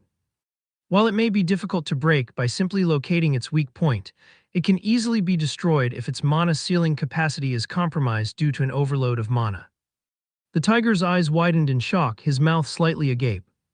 Why you? He gulped down hard. And just after he analyzed Istria's body, he took a step back cautiously before shouting in an annoyed tone. How fast does your mana recover? What kind of monster is this? Even the crowd went crazy upon hearing Istria's casual remark and the white tiger's loud yet shaky words. Seeing this expression on his face, Istria smiled lightly, taking a step forward. Enough talk, kitty. Ready for the fight you were so desperate for? Istria casually dropped his sword to the ground and raised his fists, adopting a hand-to-hand stance. Seeing this, a huge vein popped in the white tiger's forehead, and his eyes burned red with rage. You damned bastard! He dashed towards Istria like a lightning bolt. How dare you disrespect me like this? His claws extended even larger than before he horizontally swung them at Istria's chest. Whoosh! Istria ducked low, evading the strike by a hair's breadth. And before the tiger could recover, Istria planted his feet and delivered a sharp uppercut to his chin. Drag! Galak! The tiger's head snapped back, saliva and blood spraying from his mouth as he staggered. Not giving him a moment to recover, Istria surged forward, aiming a punch at his solar plexus, but the white tiger quickly crossed his arms in an X form, protecting himself from the blow. Unfortunately, it was a fake. He stopped in his tracks just before his punch cold land and pivoted on his heel, twisting his body like a coiled spring before delivering a spinning kick infused with mana. Wham! The kick landed squarely on the tiger's face, sending him tumbling across the ground like a ragdoll. Thud! Thud! Thud! He finally came to a stop, blood pouring from his nose, his once pristine white fur now colored in dust and crimson. Louch! Even the crowd couldn't help but exclaim, seeing how he practically cleaned the dust off the ground. Then Istria approached him. Hey, what did you think of our battle? Did it go as you expected it to go? Istria kept a small smile on his lips. The white tiger's face twisted in rage, blood dripping from his mouth as he glared up at Istria and parted his lips. Motherfu! BIAM! Before he could finish, Istria's fist smashed into his jaw, sending him flying across the arena. Grash! He slammed into the protective barrier with a sickening thud before crumpling to the ground, unmoving, blood pooling beneath him. The arena went silent for a moment before the announcer's voice boomed. The winner is the Silverleaf's leader, Astrea. The crowd erupted into cheers, the stands shaking with excitement. Istria turned to face them, brushing off his sleeves as if the fight had been nothing more than a warm-up. However, damn it, I think I reached my limit for today. He wasn't invincible. The cheers of the crowd filled the air as I walked off the arena stage. My victory over Agnar had secured another point for Silverleaf Academy, but the adrenaline that had kept me upright began to fade as I entered the quieter hallway leading to the resting area. Thump! A sharp, dull ache jolted through my chest. Thump, thump! My breathing grew shallow and erratic. The world blurred for a second, and I stumbled, catching myself against the cold stone wall. Ugh! I gritted my teeth, trying to steady my trembling legs. Immediately, I ran to the outside of the arena, more precisely the forest, where no one could see me. I hadn't warned my classmates or Vivian, but I couldn't let anyone see me in this condition. Regarding their battles, I have already explained most of the abilities of the Beastkin representatives, so Vivian should know how to match them up. Reaching the forest, the trees stretched high above, their canopies casting a cool shade. The damp earth beneath my boots crunched softly as I leaned heavily against a tree. Zumb! Another sharp pain shot through my chest, and a bitter metallic taste flooded my mouth. Damn it! And before I could suppress it, I coughed violently. Zbird!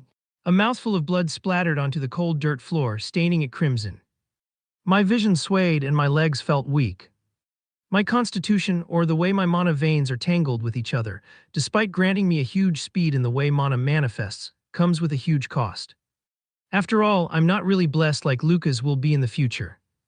The cost of me using mana like this is something similar to losing my lifespan. It's not really my lifespan, but my soul power. And that's the main reason my spirit attribute is rank S.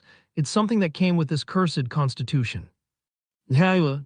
So I'm not really terminally ill, but I need to restore my soul power from while to while, and just this month, I had already used more than 3 times the necessary use for a month.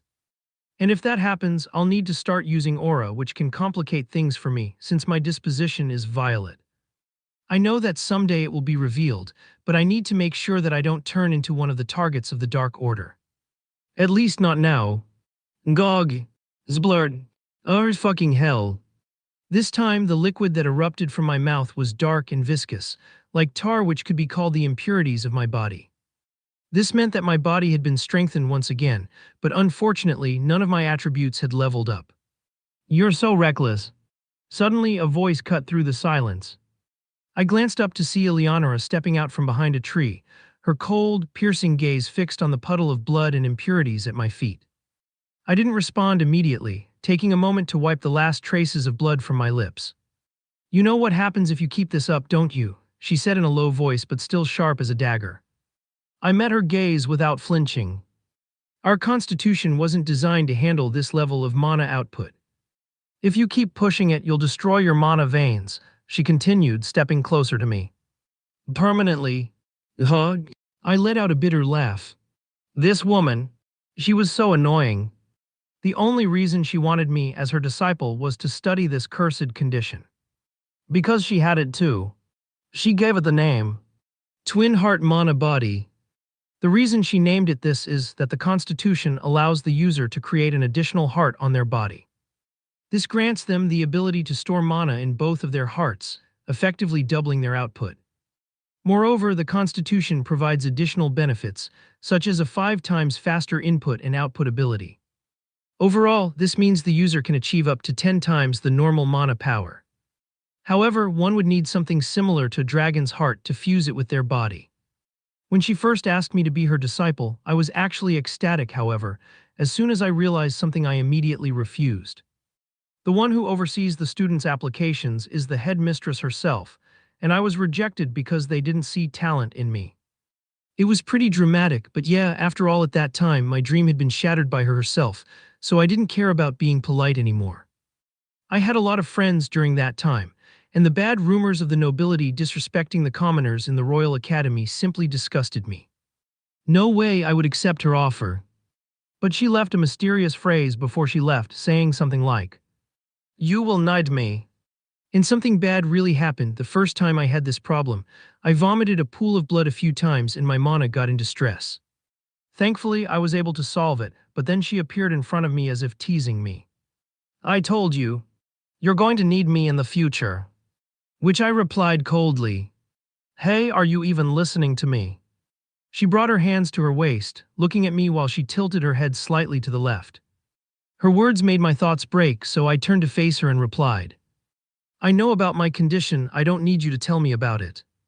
"Do you?" She pressed, stepping even closer, her brows knitting together. "Because if you did, you wouldn't be burning your soul power like this." "Back off." I scoffed at her, but she continued on. "Lose your mana and lose everything that makes you, you." Her words landed like a blow, and before I realized it, my back was pressed against the tree, her hands slamming against the bark beside my head. "I just need to find Lick Orb or a dragon heart," I muttered slightly, meeting her eyes. I knew that there was one last dragon heart on the luxurious commerce store. And I had been saving my money for that. The amount of money I owned was nowhere near it, but I couldn't simply let myself die. Not until my classmates had graduated safely and got their dream job. Huh? And you think you have enough money to afford that? She raised an eyebrow, her lips curling into a cold smirk. "I've seen what you were doing in the few months. Even if you sell many high-ranking demon beasts' cores, or even named demon beasts, it will take at least 10 to 15 years for you to gather enough money." That's how expensive the dragon's heart was. The Lick Orb was much cheaper, but it could only serve as a mana storage item and not as a heart, so it wasn't worth it for me to buy. "That's none of your business." I tried to push her back, but surprisingly, she didn't budge at all. Her ocean eyes gazed back at me and her lips parted slightly. In that moment, I knew exactly what she was about to do. Be my dis. You know, I interrupted her words directly. I have no plans to join your academy or even become your disciple. Besides, why would I accept such an irresponsible person as their master? I left. You constantly let demons attack your academy, and let the students be the ones solving that, not to mention that even the professors don't do anything. My words paused slightly as I stopped speaking. Now that I noticed she didn't act to stop the demons, and the professors also didn't, only appearing at the last moment. Don't tell me why you are using demons to improve the abilities of your students. My eyes widened upon the realization, how come I didn't think of that? She was silent upon hearing my words. Only by experiencing a fight that they could potentially die, they can improve their abilities, and even if they were in true danger, one of the professors or even I would immediately act to save them. Why do you think the students improve so fast in our academy? It's mainly because of the demon constantly attacking it. Huh? I let out a chuckle. This bitch. As I thought, she really treats everyone as pawns. Don't worry, she said softly, her eyes locking onto mine with an unfamiliar warmth that felt strangely comforting. If you truly become my disciple, I won't treat you like that. On the contrary, I'll spoil you as if you were my own son. No. There was a few seconds of silence before I replied to her. No. This makes it 5 times already, she sighed. But like I've said before, you'll need me. She disappeared into mist, leaving me entirely alone in the forest. I didn't say anything, there was nothing to say. Instead, I walked back to the arena where I could see Mia fighting against a tigress, and surprisingly, Mia was being pushed back by her. How's the score?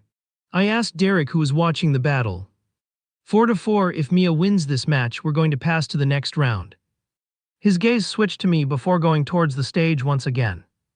Besides me, Vivian tapped my shoulder. Where were you? I just went to take a breather. I'm not sure. Her hands brushed against my back as her eyes turned into the arena. Our academy was depending on Mia right at that moment. Greg, the tip of Mia's staff slammed against the tigress's claws, creating a shockwave that rippled through the air.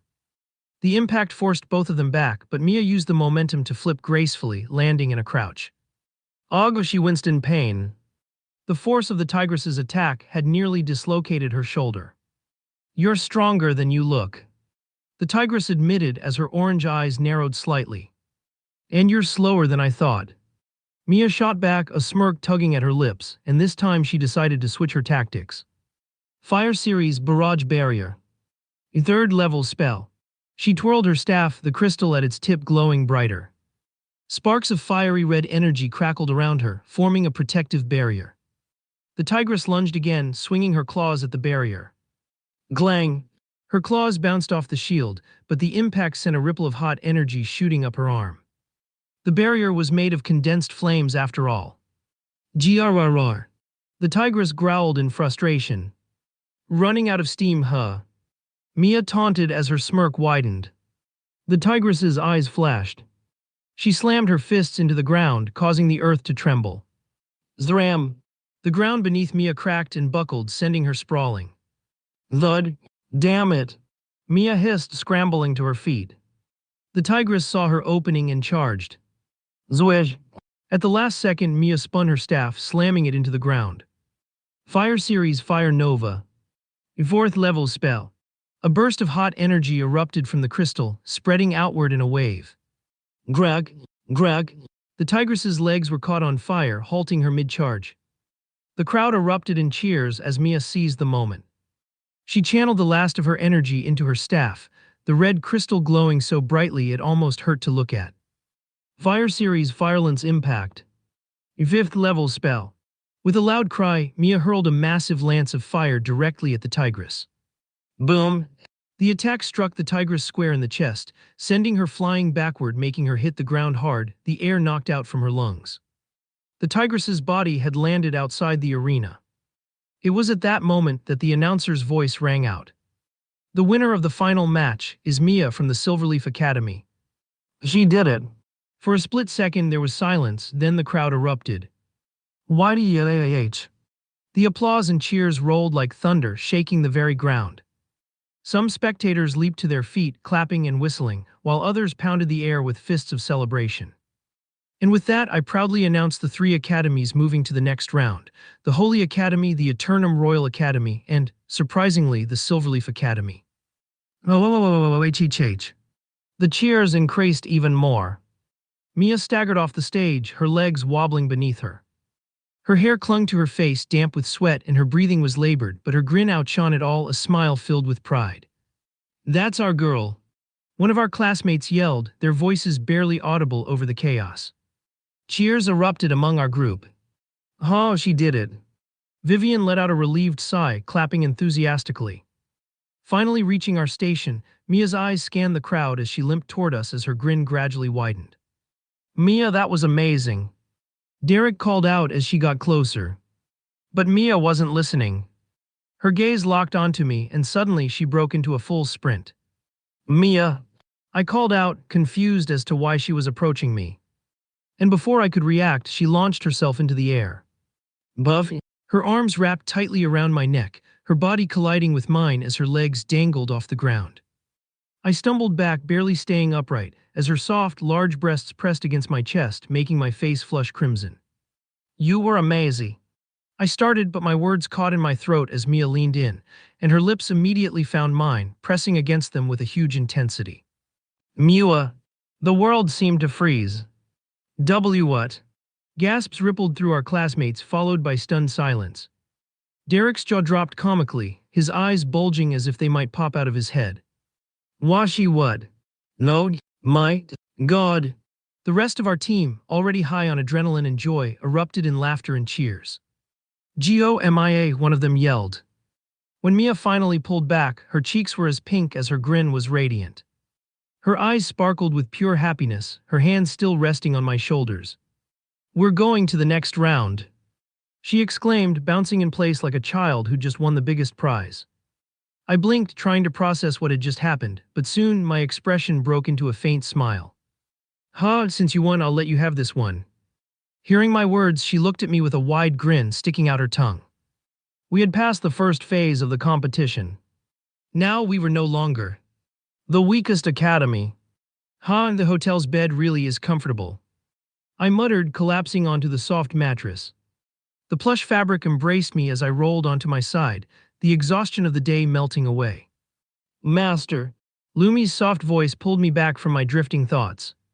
She was lying beside me, her translucent form shimmering faintly in the dim light. Her large, innocent eyes were fixed on mine, but I could see the fatigue behind them. I had used her as a weapon earlier, and even though she always insisted she didn't mind, I knew it took a toll on her. "Here, have some sugar cubes," I said, holding out my palm to her. "Why?" Her mood flipped instantly. Lumi practically launched herself at the sugar cubes, chomping down on them with audible enthusiasm. Her cheeks puffed slightly as she chewed, and I couldn't help but smile at the sight. She looked cute, like a squirrel munching on his food. Thank God it's one day per round, if not, we wouldn't have a chance of winning," I muttered to myself. The Academy's competition takes 3 whole days, since they've decided that after each phase, the students would need to rest to recharge their energies. And I'm damn thankful for that. Slurp. I blinked. What is this feeling? I turned to Lumi once again, and I felt a shiver running down my spine as I suddenly saw her body changing into a pink color, and her pupils turning into a vertical slit. "Master tilde." Her voice took on a sultry, unfamiliar tone, and before I could react, she reached out and grasped my hand. Her fingers were surprisingly firm as she brought my hand to her mouth, her tongue darting out to swirl around my fingertips, licking off the remnants of sugar. "Lumi, stop," I called out to her, taking my hand out of her mouth. But something was different, her tongue was different, it was longer. But then she lunged forward, her sharp teeth grazing my finger. Log. A sting shot through me as a few drops of blood welled up on my skin. Her unnaturally long tongue shot out, snatching the drops in one single movement. And that was when I truly saw her tongue. It was a long tongue, very reminiscent of a snake's, having a split in the middle. "Don't tell me." I gulped audibly, prompting her to look at me with curious yet sharp eyes. In the novel, there was a mention of an ancient creature called the gluttonous slime. This rare type of slime could absorb the racial traits of creatures it devoured and replicate their abilities, sometimes even their physical characteristics. Was Lumi one of them? No wonder she had been targeted by that insane scientist. Not to mention that she must be the reason the morph weapon she became was considered a high-grade artifact. So, if the Holy Nation truly saw me with her, I could potentially become their target of elimination. God damn it. My life is only getting more complicated with each passing second. Now, how do I get you back to normal? I muttered, rubbing my temples as she continued suckling my finger, her tongue savoring every drop of blood like it was the most exquisite treat in existence. But the moment I spoke, she stopped. Her tongue withdrew slowly and her vertical pupils met mine. Hey, what are you doing? She crawled closer to me until her face was just a few centimeters away. Her tongue stuck out and suddenly, lick. She licked my neck, causing my body to quiver unnaturally. Master Tasty Tilda. Her voice dripped with delight, and a shiver ran through my body as her tongue glided down my neck. Stop. I uttered coldly, making her tongue retract back almost immediately. Whoa, this was more effective than I had thought. And if that wasn't enough, the pink hue faded, her snake-like traits disappearing as quickly as they had come. In moments, she was back to her usual shimmering green form, with her long cyan-tinted hair framing her small, innocent face. Master, she called out, tilting her head in her usual manner, full of curiosity. Huh? I let out a long sigh of relief and reached out to pat her head. She leaned into my touch, her eyes closing as a contented hum escaped her lips. You're too cute for your own good. However, if this cute thing is a gluttonous smile, it's going to be a very, very big problem if someone finds out. Damn it. Leaning my back against the bed, Lumi snuggled into my chest and let out a small giggle right next to my ear. I hope this peaceful atmosphere doesn't go away. Yeah. The next day, after waking up and finishing my daily routine, I rushed out to the arena. My classmates were probably already there waiting for me. I was already late. Gosh, I hate mornings. Glang! The sharp clash of metal greeted me as I entered the arena. Two figures were sparring under the morning sun. Ella and Lucas. Seeing them locked in combat, I exhaled a sigh of relief. I wasn't late after all. But something felt off. The usually bustling arena was strangely empty. Istria. Ella stammered, her voice faltering mid-swing as her eyes landed on me. No, hey. I greeted her with a casual smile and nodded toward Lucas, who lowered his weapon slightly. What are you doing here? Lucas asked, his eyebrows furrowing slightly. I was confused but decided to ask nonetheless. I thought the second phase was happening right now. Lucas chuckled, shaking his head. Let me guess, you're not good with mornings. Not at all. He smirked faintly before explaining. Today's competition is postponed. It seems the Saintess had an issue and needed to take a day off to heal from some injuries. No wonder. I muttered, stretching my arms until I heard a satisfying crack. Well, thanks for letting me know. Guess I'll leave you two lovebirds alone, I teased with a sly grin, turning on my heel to leave. W8. We're not lovebirds.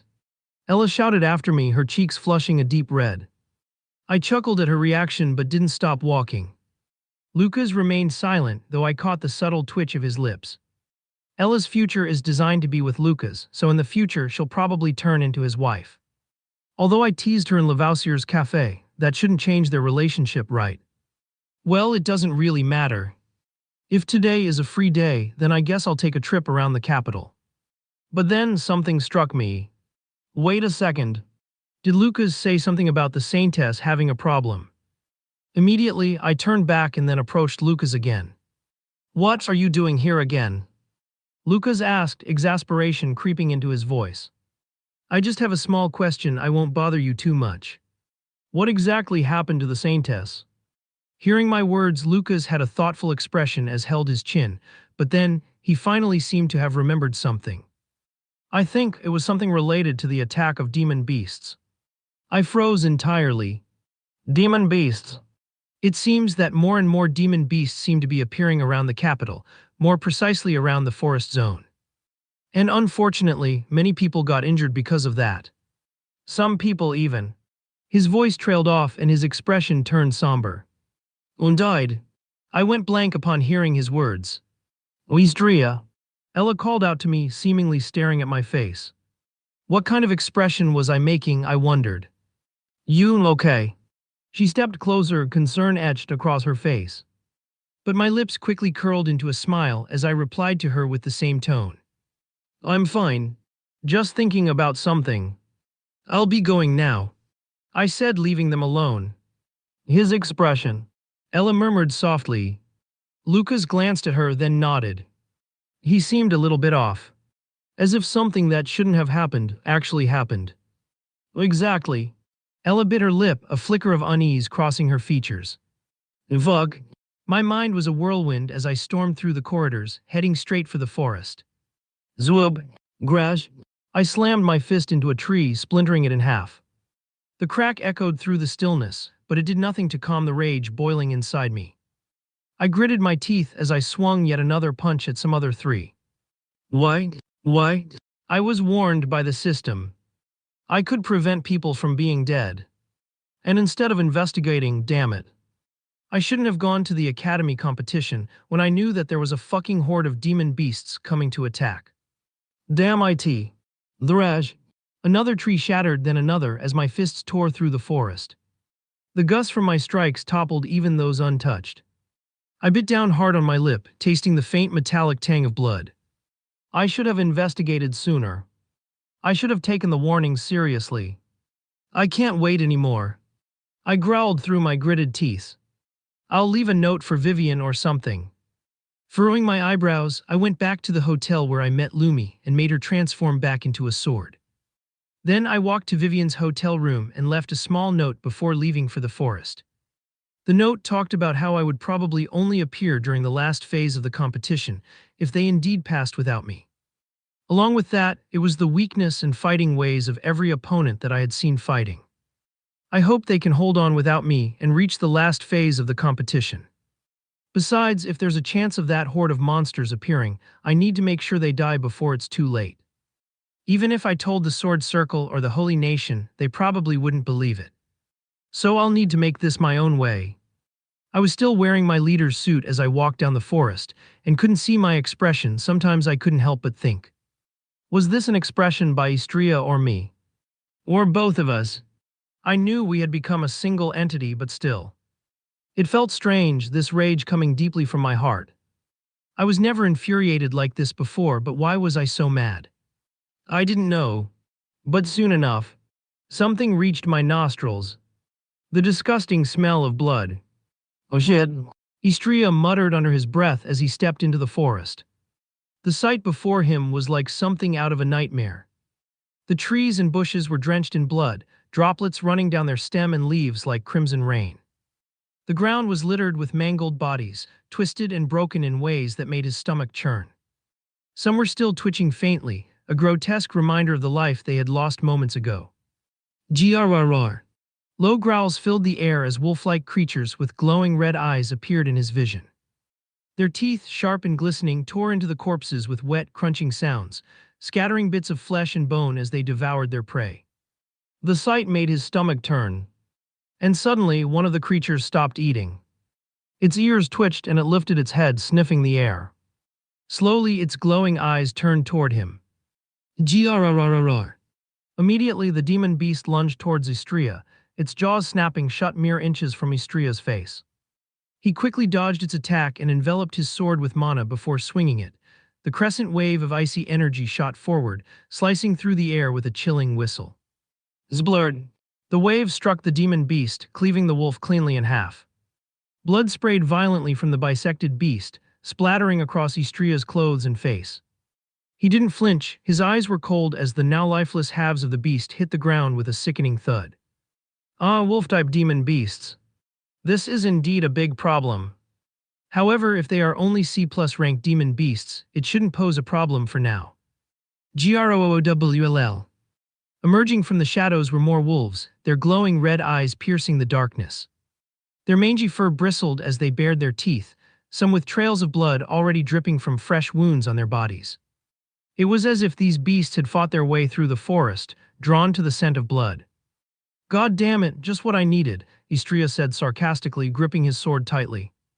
Immediately, Lumi transformed into a handgun, and a bullet shot rang out. Zblat! Bam! The moment the bullet pierced the wolf's body, a few spikes of ice emerged, killing a group of wolves around him. Blood spattered the ground as the wolves yelped in agony. But more kept coming, their relentless hunger pushing them forward. Growl! They lunged towards Istria. He immediately leaped back, gathering distance before two consecutive shots rang out. Freeze! One of the wolves turned into a statue, and then the second shot hit the frozen statue, making small shards spread across the forest, hitting more beasts. He gathered more distance and looked forward, seeing even more wolves approaching him with their ominous red eyes reminiscent of his own. Huff! He took a deep breath as his eyes started glowing even more. He planted his feet firmly on the ground, channeling his mana into Lumi, making her turn back into a sword. The sword began to glow with a silver light, frost forming along its edge. Slam! Mixed Ice Series Ice Lotus Explosion. 5th level spell. He drove his sword into the earth, and an enormous ice lotus erupted from the ground. The crystalline petals expanded outward, sharp as blades, impaling the wolves that dared to come too close. Blood sprayed in every direction, splattering across the frozen ground and staining the pristine ice crimson. Halog! Istria winced as pain shot through his arm. Glancing down, he noticed the mana vein in his arm had ruptured again. Damn, it's not right now. Having a plan in mind, he closed his eyes for a while as the wolves slowly approached him, with their mouths salivating. Growwl. A group of 4 jumped into him, prompting Istria to shoot his eyes open and swiftly leap back. I'll need to try and create a suitable mana vessel for my arm. This can take a few hours. He muttered to himself as his eyes scanned the forest around him. He was looking for something similar to a cave so that he could hide himself for a while to heal back his arm. Saroar. With his mouth wide open, a wolf suddenly appeared, catching Istria off guard. In that instant, Istria twisted his body midair, delivering a sharp bicycle kick that landed squarely on the beast's jaw. Dhim. The wolf was sent flying, blood pouring from its mouth as it crashed into a tree, leaving a streak of red on the bark. It was at that moment that a small cave appeared in his eyes. He immediately created a floating ice platform and pressed his foot firmly on it, enveloping it with mana. Zwob! He propelled himself toward the cave, rolling inside just as another pack of wolves lunged for him. Grash! He slammed his hand against the ground, creating a thick ice barrier at the cave's entrance that could protect him for a while. The snarling and clawing of the beasts echoed faintly from the other side. Han Hoof! I can finally take a rest, he sighed in relief, collapsing against the cave wall. He immediately settled into a lotus position and began gathering mana in his right arm to create a temporary mana vessel. This would allow him to use his arm as a mana vein without damaging his actual mana veins. A cold breath escaped his mouth as a faint layer of ice started to envelop his body.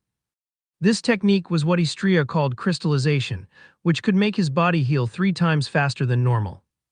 Due to his extremely high affinity with ice, the coldness from the ice would help heal his injuries. And so he remained in that position, allowing himself to heal over time. This process would take over 15 hours. The next day, the air was thick with tension as the 3 remaining academies gathered in the center of the grand arena while the eliminated academies watched from the crowded stands. All eyes were on the arena floor, where the next phase of the academy competition was about to begin. Yet something fell off. The person who had stolen the spotlight in the first phase, the one who made others seem insignificant just by his presence, was nowhere to be seen. Where is Silverleaf's leader? Yeah, I was wondering the same thing. How come he isn't here? A murmur of confusion rippled through the audience. Even the announcer hesitated, glancing at the Silverleaf Academy's station before clearing his throat awkwardly. Well, since everyone except one person seems to be here, I'll go ahead and explain the rules for the second phase. The crowd quieted down, leaning in to hear him. It's pretty simple actually. Each academy selects one student to enter the arena. Then a student from another academy will step in to challenge them. The winner stays in the arena and earns a point for their academy, but the loser is eliminated and cannot participate again. A buzz of excitement swept through the crowd. The competition had just gotten more intense. Did everyone understand? The announcer asked, gripping the microphone. What if a student wins a match? Can they leave the arena after that? Ella asked curiously. After all, one student could win a match and then rest. Hearing Ella's questions, everyone was filled with curiosity. They had forgotten about that detail. Good point. No, once a student enters the arena, they cannot leave until they lose or win the entire phase for their academy. Any other questions? The crowd fell silent. Nobody else raised their hand nor asked any questions. All right then. The announcer's voice boomed, reigniting the energy in the arena. Let the second phase of the academy's competition begin. At that moment, no one dared to enter, but everyone's gaze instinctively turned towards the Silverleaf station. If Istria had been present, he would likely have been the first to enter the arena. Guess I'll be the one to go, Lucas said, also looking at Silverleaf station as he stepped into the arena. He was confident that he could earn at least 5 points for his academy. However, as soon as he stepped into the arena, the conversation between him and Istria from yesterday flashed on his mind. But he quickly shrugged it off as he saw the Saintess in the Holy Academy station. Soon enough, another figure stepped into the arena. The crowd gasped as they recognized her that it was Christina, the Saintess. As she walked forward, her gaze locked onto Lucas. The tension in the air thickened. Slowly, she brought out her staff, and in an instant, a golden light erupted around her, cascading like sunlight breaking through a storm. Lucas's eyes widened as his grip tightened around his sword. He could see that she was planning to go all out. Christina, as a Saintess, had a very good eye for people and could easily measure everyone's strength, except Istria's. He was a mystery to her. Lucas was like an open book to her. She knew his power was comparable to A-rank Awakeners, and that made him a threat. If she didn't take him down, he could rack up enough points to put his academy in the lead. She couldn't let that happen. May the first match begin, the announcer's voice rang out across the arena. After this, anyone who enters can jump straight into battle. The moment the words ended, Lucas exploded into action. Zwoop! He lunged at Christina faster than the crowd expected. Glang! Their weapons collided, the sound reverberating like a thunderclap, as a deep golden light erupted in every way.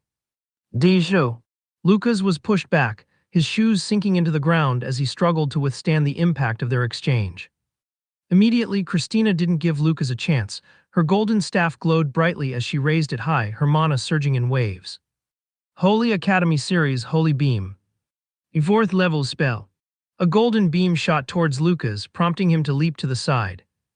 However, Christina kept her aim steady, directing the beam to follow him as he dashed around the arena. Then his stance shifted slightly as a black flame enveloped his sword. Demon-slaying sword art. Corrupted sword. Advanced level swordsmanship B+. Glang! Their weapon met, each one trying to push the other back, but slowly, the black flames on Lucas's sword began to consume the golden light radiating from Christina's staff. Seeing this, she immediately jumped back, grabbed daggers from her waist and threw them at Lucas. Clang clang! Lucas easily deflected them with his sword, but just in that instant, the daggers suddenly exploded. Boom! Thrrrr! Cog! Blood spurted from his lips as he was hurled backward like a rag doll. He tumbled across the arena floor before slamming his sword into the ground to stop his momentum, coming to a halt just a meter away from the arena's edge. "Oh, she's really tricky," he said, panting. Wiping the blood from his mouth with the back of his hand, he got up. However, Christian didn't waste any second. She thrust her staff forward. The air around her shimmered, glowing runes forming an intricate circle in front of her. Holy Academy Series Holy Chains. A 4th level spell. Golden chains shot out from the circle, twisting and writhing like serpents as they raced toward Lucas. He barely had time to react, swinging his sword to intercept them. The first few chains disintegrated on contact with the black flames, but more kept coming, relentless and unyielding. Lucas clicked his tongue and spun as his sword sliced through chain after chain. But they weren't just aiming for his sword, they snaked around his legs and arms, pulling tight like a trap. Before he could fully counter, Christina was already moving. She raised her staff high, the air around her shimmering with heat. Holy Academy Series Divine Smite. 5th level spell. Boom! The heavens themselves seemed to crack open as a column of blinding light descending with devastating force. Avouage. Lucas planted his sword into the ground, a protective barrier of dark flames roaring to life around him. The light clashed against his flames, the ground beneath him splitting. Lucas gritted his teeth, his muscles trembling under the pressure. Come on, he growled, his voice straining. He pushed upward and the flames surged in response, shattering the light. Hug.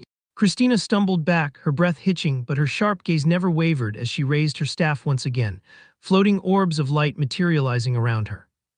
Each orb crackled ominously before Christina uttered, "Go, Zwob." The orbs were sent towards Lucas, and he quickly ducked, dodging one of the orbs, but immediately his shoulder was met with one of the orbs. Boom! It exploded, making him spin in midair, but he recovered, twisting into a counterstrike. His sword flashed, dark flames surging forward toward Christina.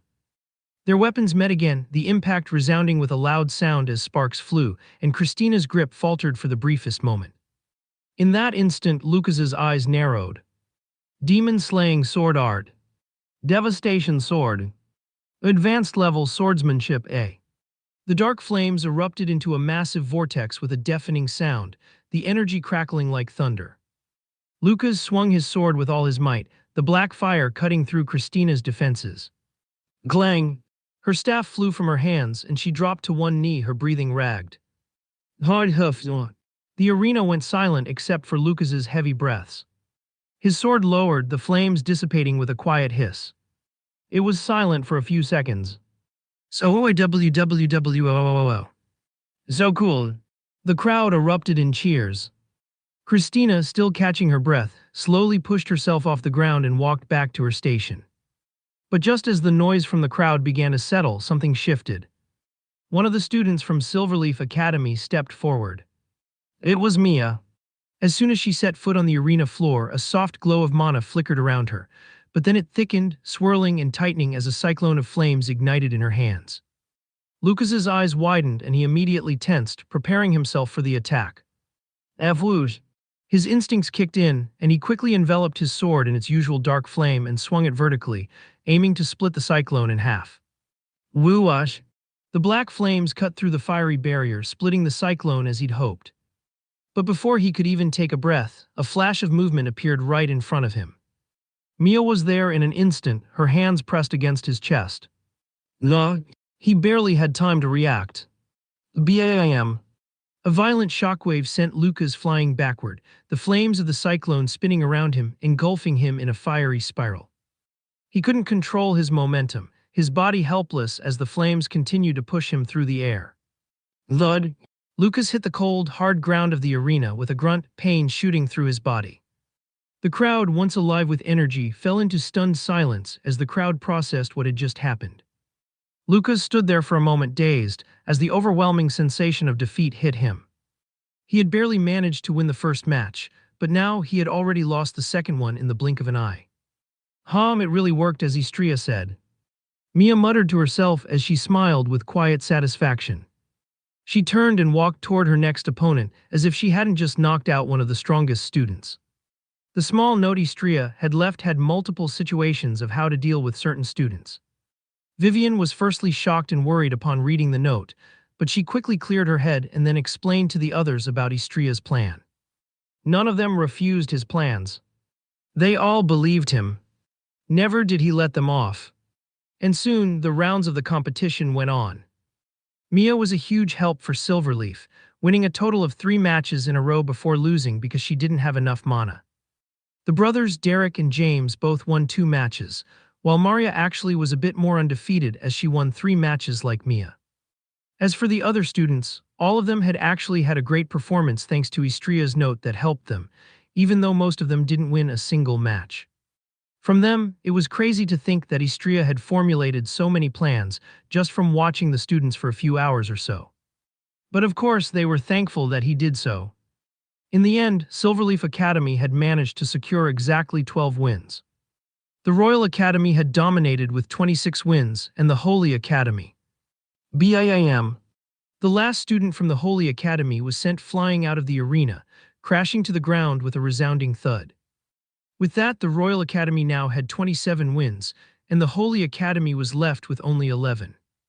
The result was clear. All right, everyone, with only one student left standing, I'm proud to announce the two academies that will be moving on to the final round. The announcer's voice rang out. There was a pause, the tension building as the crowd leaned in. First, the academy everyone expected, the prestigious Eternum Royal Academy. The crowd went wild, cheers and shouts echoing all over the arena. Everyone had known the Royal Academy would make it to the finals.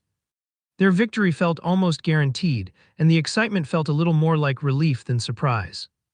And finally, the announcer's voice shifted, building the suspense, the one that nobody expected, the true dark horse of this competition.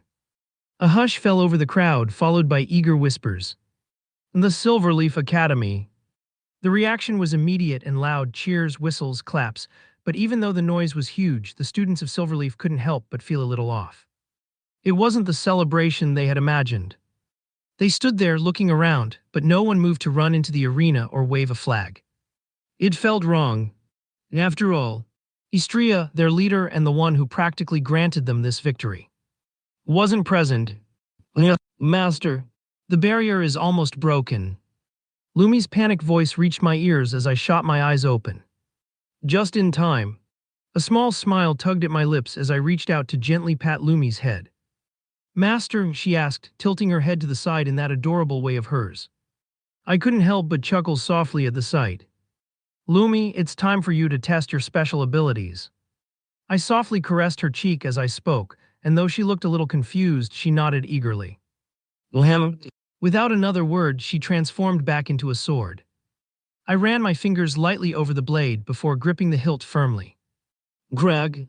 The ice barrier I had set up hours ago splintered apart with a sharp sound. I had spent the past few hours creating a mana vessel for my right arm, and it was holding up, at least for now. It should last a solid 3 days. Even if I had to use the third move of my sword art. It wasn't the cheapest thing to make, but I didn't care. My life was more than worth it. Lumi, activate the snake ability. I muttered slightly, and slowly I felt a rush running up my spine. Log. A sharp pain hit my eyes, so intense that I immediately shut them. It wasn't just the pain, something felt off, like something was changing inside me. From one of my wounds, a drop of blood slipped from my body and fell to the ground. Hiss. I heard a faint, unsettling hiss. Opening my eyes carefully, I looked down at the spot where the blood had fallen. To my surprise, the blood wasn't just lying there. It started melting through the ground like acid, the stone beneath it dissolving strangely. And that it wasn't the only thing. My vision. No, my entire perception was changing. The heat in the room stood out like a blazing fire, and I could see it. I could feel the cold temperature where the wolves were breaking down my ice barrier. Then my reflection caught my eye in the blade of my sword. My pupils. They weren't normal anymore. My eyes were like Lumi's from before, with vertical pupils in a red shade that looked ominous. And my strength, my agility, both of them seemed to have increased by a lot. It had worked. Because I was in a blood contract with Lumi, I could use her unique abilities. And that meant I had the power of a gluttonous smile. Greg. The wolves finally broke through the ice barrier with a violent roar. But when they saw me standing there staring at them, their momentum faltered. A few of them hesitated, eyes widening as they locked onto mine. I didn't move, just stood there looking at them. And then, a slow smile spread across my lips. Gosh, I don't know if it's because I've partly turned into a snake, but I'm hungry. I licked my dry lips. The moment the words left my mouth, I shot forward faster than I ever had before. Growl. The soft growls of the frightened wolves echoed through the cave. Zaha. A soft sigh slipped from my lips as I settled down among the lifeless bodies of the demon beasts. The sight was both gruesome and oddly satisfying. Gosh, there were hundreds of them. This should make some money. I smiled to myself as I imagined the amount of money I'd get for these corpses and cores. Unfortunately, I didn't have any spatial ring to store their corpses, and my system was quite useless, except for the part that could foresee a potential outcome. Oh, really? Suddenly, a panel popped up in front of my eyes, interrupting my thoughts. You can also appear when you're not needed, I muttered, not even bothering to take a second glance at the panel. Come on. I don't even know your functions. Besides, even though you helped me, I don't really trust you. I had read enough novels to know how these systems usually worked. They often turned out to be some kind of power-granting machine for the main character, and I wasn't about to fall into that cliché. If anything, I shouldn't rely too much on it. But I shrugged it off. It shouldn't be a big deal. I could handle things on my own, and besides, this system was practically useless anyway. Oistria. Why do you think you've transmigrated into this world? I froze at the question. It was something I hadn't really thought about until now. I mean, I had been so caught up in living Istria's life that the idea of why I was here hadn't crossed my mind. After all, with Istria's memories flooding my mind, it felt like I belonged here, like this was my new world, my home. But honestly, I don't see the need to know the reason. I'm having fun in this world. I replied, trying to brush off the question. Oh, I see. In my past life, I was an award-winning actor, one of the most famous faces in the world. I had experienced the glitz and glamour, but I also had a front-row seat to the darker aspects of human nature. People can be incredibly selfish, driven by their desires and ambitions. I had seen friends turn into rivals and vice versa, hiding their gaze of envy and betrayal. The industry was filled with backstabbing and manipulation, where loyalty was often just a word thrown around to gain favor. It was a world where people would do anything for fame, even if it meant stepping on others to get there. Of course, this also applies in this world. But unlike my past world, this one is actually fun. I'm not a particularly important person, and I can live my life freely. Never had I imagined that I would be able to frequent school again. It's more than refreshing. Then I hope that you can have fun here. Another panel appeared in front of me as if trying to express empathy towards me. Well, anyways, I have things to do. Judgment IS level skill. I jumped out of the pile of corpses as a faint symbol of a balance scale appeared in my now returned to normal pupils. This pile of wolves wasn't nothing compared to that vision I had. Not to mention that named demon beast that I saw. From its ominous eyes and the most prominent feature that I saw, its horns that curled back. After that day, I spent quite a few hours in the library, trying to find a named demon beast that could fit that description. And the only one I found was the Bloodclaw Spirit Wolf. A demon beast that was on the lower stages of the S rank, but it was more than enough to destroy an entire country alone.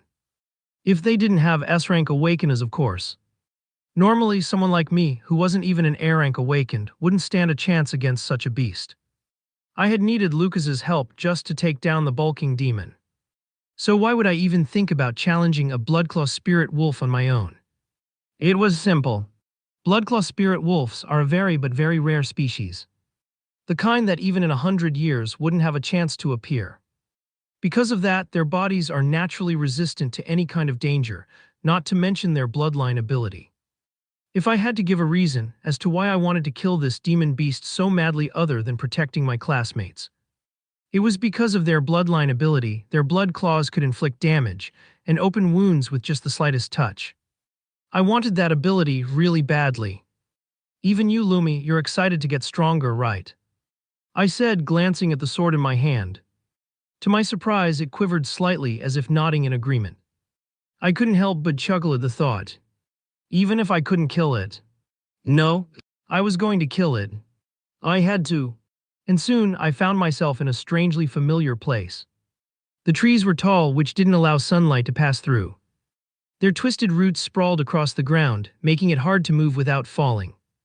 A faint mist hung in the air, growing thicker the farther it stretched, and in the distance, the sound of a running current of water could be heard. The ground was a mess, with broken branches and scorched patches of earth. The smell of burned wood was strong, mixed with the metallic smell of blood. No. I looked forward, and there, a group of red eyes emerged from the ominous mist as they came from the shadows of the trees. Growl. Their low growls rumbled through the air as they formed a wide circle around me, leaving a massive space in the center. Then from the mist, a creature stepped forward, more than 5 times the size of the other wolves. It had a blood-colored horn that curled back and diamond-shaped red pupils that seemed to pierce right through me. Yahoo! I found you. I muttered coldly to myself, feeling my pupils shift into vertical slits. I tightened my grip on the sword's handle as I noticed the weaker wolves surrounding me. The named demon beast was clever. It didn't approach directly and instead sent its underlings to wear me down. But I wasn't here to deal with those weaklings. I was going straight for the boss. Mana surged through my legs as I pulled my sword back, shifting into a stance that would allow me to slice through anything in my path. Then, rumble. Like a bolt of lightning, I dashed toward the named demon beast. Glang! My sword met its blood-colored horn with a resounding clash, the impact sending vibrations up my arm. Ladies and gentlemen, the announcer's voice boomed across the entire arena, cutting through the chatter and excitement of the crowd. Welcome to the final phase of our annual Academy competition. This last phase will be quite simple, so listen closely. As everyone turned their attention to him, the announcer gestured toward a small portal that shimmered in the center of the arena. Both academies will be entering an artificial dungeon, and the elimination process will work like a team battle royale. He paused for dramatic effect, letting the anticipation build. Each student will wear a special bracelet that acts like a second life. If a student is killed, they will be teleported out of the dungeon, confirming their elimination. The crowd murmured in excitement, and the announcer continued, his voice rising with enthusiasm. Finally, the last student or student standing will declare the winner for their academy. Then, with enough built-up energy, he continued. From our left, we have the prestigious Eternum Royal Academy. The crowd erupted into cheers, their excitement palpable. On the left side, Ella led her classmates in her leader's suit, confidently striding toward the arena. The students behind her waved their flag high, their spirits clearly lifted. And on our right, we have the dark horse of the competition, the Silverleaf Academy. The cheers grew louder, but then they began to fade as the crowd noticed something unsettling. Istria, the leader of Silverleaf Academy, was missing. The students from the Silverleaf Academy walked slowly to the arena, their heads down, and they didn't even bother to wave their flag.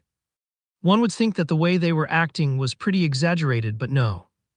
For them, Istria was like their shining light, the one who took them out of a world full of darkness. Like a parental figure. Without him here, would it really matter if they won the competition or not? Seeing the lack of enthusiasm, the announcer tried to rally their spirits. Remember, any late student can still enter the competition as long as they step into the portal before all their classmates are eliminated. But his words didn't seem to have the desired effect, and he let out a resigned sigh. All right, everyone, please enter the portal.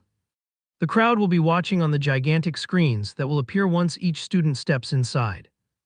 As the students began to enter the portal, multiple screens flickered to life, showcasing their faces.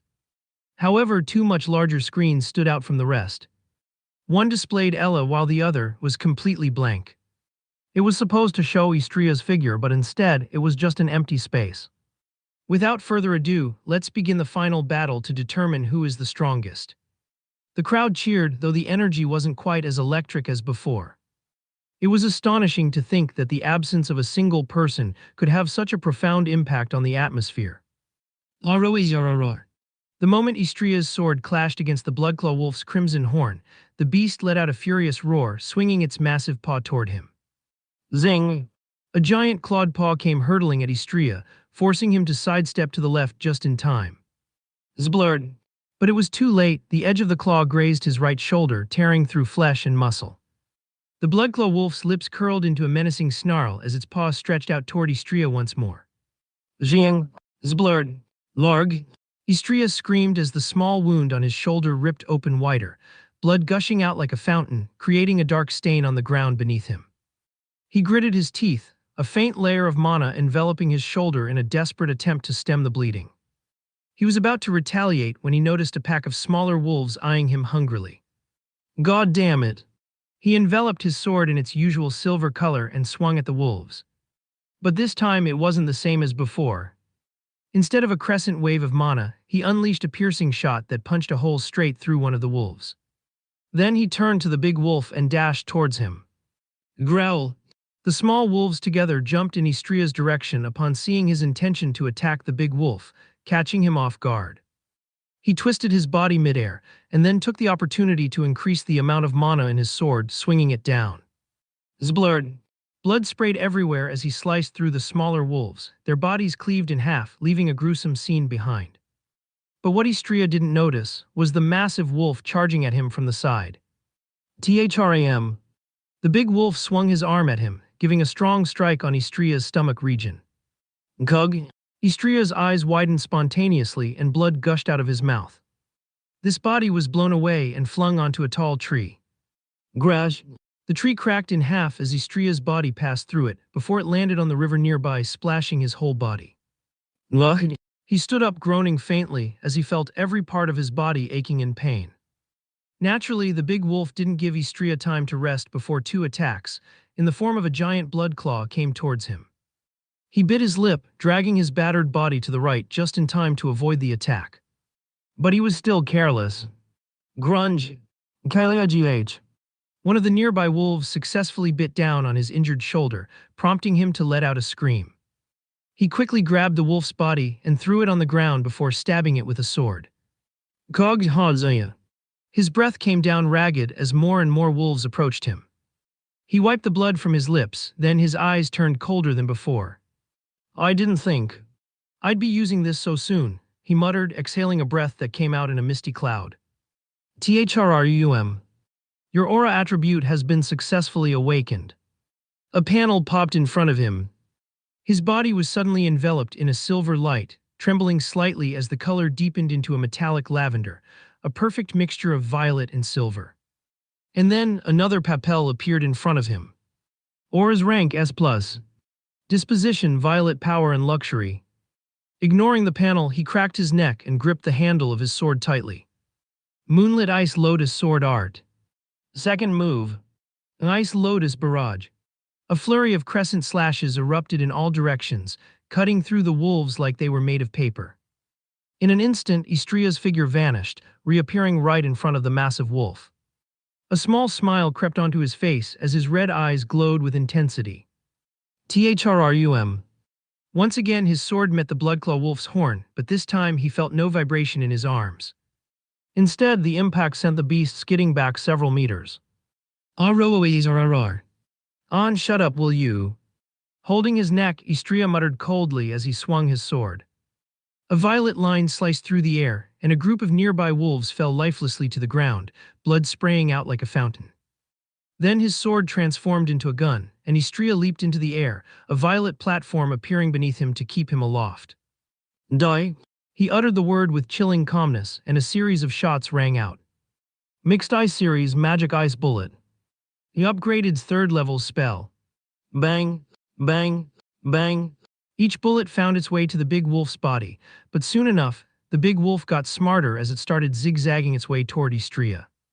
He finally reached close to Istria and opened its massive jaws wide, revealing rows of razor-sharp teeth that glinted menacingly in the light. To his surprise, Istria didn't even flinch upon seeing that. Instead, his finger pulled the trigger of the handgun. Bang! His mouth swallowed a significantly different bullet, and then a chill filled his body as he froze before he could reach Istria. Istria transformed his gun back into a sword, ready to deliver the final blow. Zwob! He swung with all his might, but the wolf managed to leap back just in time, narrowly avoiding the strike. Istria stopped his movements midair as he turned to look coldly at the wolf. Now his red eyes were glowing more than ever. Combined with those vertical slits, the big wolf couldn't help but feel a shiver running down its back. Griag! A chilling sound echoed through the air as waves of violet energy surged from Istria's body, rippling across the ground like a dark tide. His sword dragged behind him, carving a small fissure into the earth as he slowly walked towards the massive Bloodclaw wolf. Thrium! Growl! The ground trembled beneath his feet, and the weak growls of the smaller wolves filled the air. Their desperate attempts to reach Istria were cut short by the deadly waves of mana that swept through them. However, he ignored them as his vertical slits blinked ominously as the smile on his face only seemed to increase. Moonlit Ice Lotus Sword Art. A faint murmur came out of his lips, and hearing those words the Bloodclaw wolf flinched in shock, instinctively taking a cautious step back. But it was too late. Third move. The moonlight's one flash. The dim light of the moon seemed to focus on Istria, illuminating him in a silver glow. A silver line sliced through the air, and in the blink of an eye Istria vanished, reappearing behind the massive wolf. Greg. The red horn that the Bloodclaw wolf was so proud of was severed cleanly in half, crashing to the ground with a depressing sound. The wolf's eyes widened in shock, then narrowed into a furious glare as it leaped toward Istria, its rage boiling over. R-O-A-Z-A-Z-R. The beast roared, its voice echoing like thunder, as its blood claws expanded, becoming much larger than before. But Istria turned to face the beast, and in that moment the wolf stared at his deep blood eyes. He felt a wave of pure fear. The emotion in Istria's eyes had drained, leaving behind a cold void that seemed to suck the warmth from the air. Even then, Zwing, the wolf's claws suddenly felt heavy and useless. They began to dissolve into blood crystals that fell to the ground with a sickening thud. Thud, thud, thud. The bloodclaw wolf trembled, its heart racing as it stared at the fallen crystals, realizing with horror that they were remnants of its own claws. No. At that moment, the named demon beast heard a small sigh coming out of the man's mouth. He pointed his sword at him as he asked, "Who's hunting who?" He tilted his head, a bloodied smile stretching across his face, and at that instant another streak of light flashed before the wolf's eyes. Growl, accompanied by the fearful growl of the big wolf. Boom. Meanwhile, in the artificial dungeon, the Silverleaf Academy was being easily pushed back by the Eternum Royal Academy. The air crackled with energy, and the ground shook with the force of their spells. They had eliminated 3 students, but more than half of their classmates were already eliminated. Damn it. Derek, dodge. Mia shouted, her voice rising above the din as she spotted a streak of lightning hurtling toward him. No. Derek's eyes widened in panic. He quickly raised an earth wall behind him, the ground rumbling as it formed, and then he sprinted to the side, trying to evade the incoming attack. James, prepare for the strike. Mia added as 2 cyclones of flames appeared in her hands, and James nodded his head at her, stopping in his tracks. Earth Series Iron Golem. A 4th level spell. From the ground, a massive golem emerged and then charged forward, aiming to intercept the multiple attackers closing in on them. Then Mia raised her hands, having lost her staff, and the flame cyclones became more chaotic as the increasing wind surged. Fire Series Twin Flame Cyclones. A 4th level spell. From her hands, she unleashed the spiraling flames toward the enemy students. But just as the fire surged forward, a sword flashed through the air. Zwing! In an instant, the twin flame cyclones were sliced in half, the flames extinguished with a faint hiss. The sound of multiple thuds hitting the ground voiced out, and Mia's heart sank. Damn it, she bit her lip aggrievedly, not able to think about how to escape that situation. In front of her stood 5 familiar figures, the strongest students of the Eternum Royal Academy. It was Ella, their leader, Lucas, Rose, and Maya, and Iris. She realized at that moment that she was going to lose, but she still held on to the hope that Istria would appear to save the day. Just like he always did. Because of that reason, she was determined to give it her all until the very end. Closing her eyes gently, she sent a warning to Derek and James, the only 2 remaining beside her. With that, she raised her hands into the air, and her eyes began to glow intensely. Fire Series Hell's Paradise. The upper 5th level spell. Boom. Suddenly, multiple currents of lava erupted from the ground, shooting toward the sky like fiery geysers. Rose's eyes widened in shock as she witnessed the sheer power of Mia's spell. Ella, use your strongest blow immediately. Rose warned Ella directly, and upon hearing her words, Ella's expression grew colder as she brought her sword close to her forehead. A golden light began to envelop her body, as golden flames erupted from it. Royal Swordsmanship Flowing Golden Dragon. ESS Level Sword Art. The flames twisted and coiled, transforming into a magnificent golden dragon that soared toward Mia, roaring with ferocity. ROOESRRR. Damn it. Mia's heart raced as she quickly turned the currents of lava into a protective barrier, desperately trying to shield herself from the impending attack. But just as she braced for impact, she felt a sudden force behind her. Gog! The blow struck her back with bone-crushing force, sending her flying forward. She gripped the ground, trying to slow her momentum, and turned to look behind her. Both Derek and James had been eliminated, with Maya and Lucas looking at her. In the other side, her spell had been completely shattered by the golden dragon. At this moment, her vision started blurring as she saw a magnificent wave of flames coming towards her. No. Mia fell to her knees. She closed her eyes, whispering to herself in a sad tone. We've lost, even with Istria's help it's not enough. The words felt like a stone in her throat. She had hoped so hard that he would come and save them, but now it seemed like a distant dream. Suddenly, a sharp pain shot through her as the last attack hit her. Leg? She gasped, feeling her body being pulled away from the battlefield. No, she cried out, but it was too late. The world around her began to fade, and she felt herself being teleported out of the dungeon. Why? If I endured just a little more, maybe he would. She clenched her fists tightly and stood there, staring at the arena floor with a vacant gaze. But suddenly, the loud voice of the crowd reached out to her ears. The crowd was roaring loudly, their voices rising in a deafening chant. Oiliastria! Oiliastria! Oiliastria! Mia's heart skipped a beat. She blinked, and her eyes landed on the biggest screen in the arena. There in the center of the chaos stood a silver-haired young man. His glowing red eyes were sharp and focused, filled with a deep intensity that could send shivers down anyone's spine. But what caught her attention the most were his clothes. They were torn and tattered, hanging off him like rags. Dark stains of blood soaked through the fabric, oozing from multiple scratches and wounds that marred his skin. Each cut looked deep and the blood glistened in the light, a stark contrast against his pale skin. It dripped down his arms and pooled at his feet, painting the ground a dark crimson. The sight was both terrifying and awe-inspiring. At that moment, tears welled up in Mia's eyes, blurring her vision. I knew you would appear. What? Weren't we supposed to get out now that Mia is eliminated? One of the students from the Eternum Royal Academy asked, confusion etched on his face. A few minutes had passed, and they still didn't get teleported out of the practical dungeon. I think so. She was the last student from Silverleaf, right? Another spoke, glancing around at the others. The remaining students began to murmur among themselves, and even Ella and her group couldn't help but feel puzzled. But isn't it strange? Rose suddenly spoke up, her voice cutting through the chatter and catching everyone's attention. The moment Mia was eliminated, the usual notification that tells us how many students are left from the other academy still showed one. Right. Ella nodded, her brow furrowing in thought. After Lucas and Maya eliminated Derek, it said only one student was remaining. So we should have one, right? As her words hung in the air, everyone fell silent, deep in thought. Then Lucas muttered, Unless Istria entered the dungeon just before Mia was eliminated. Bang!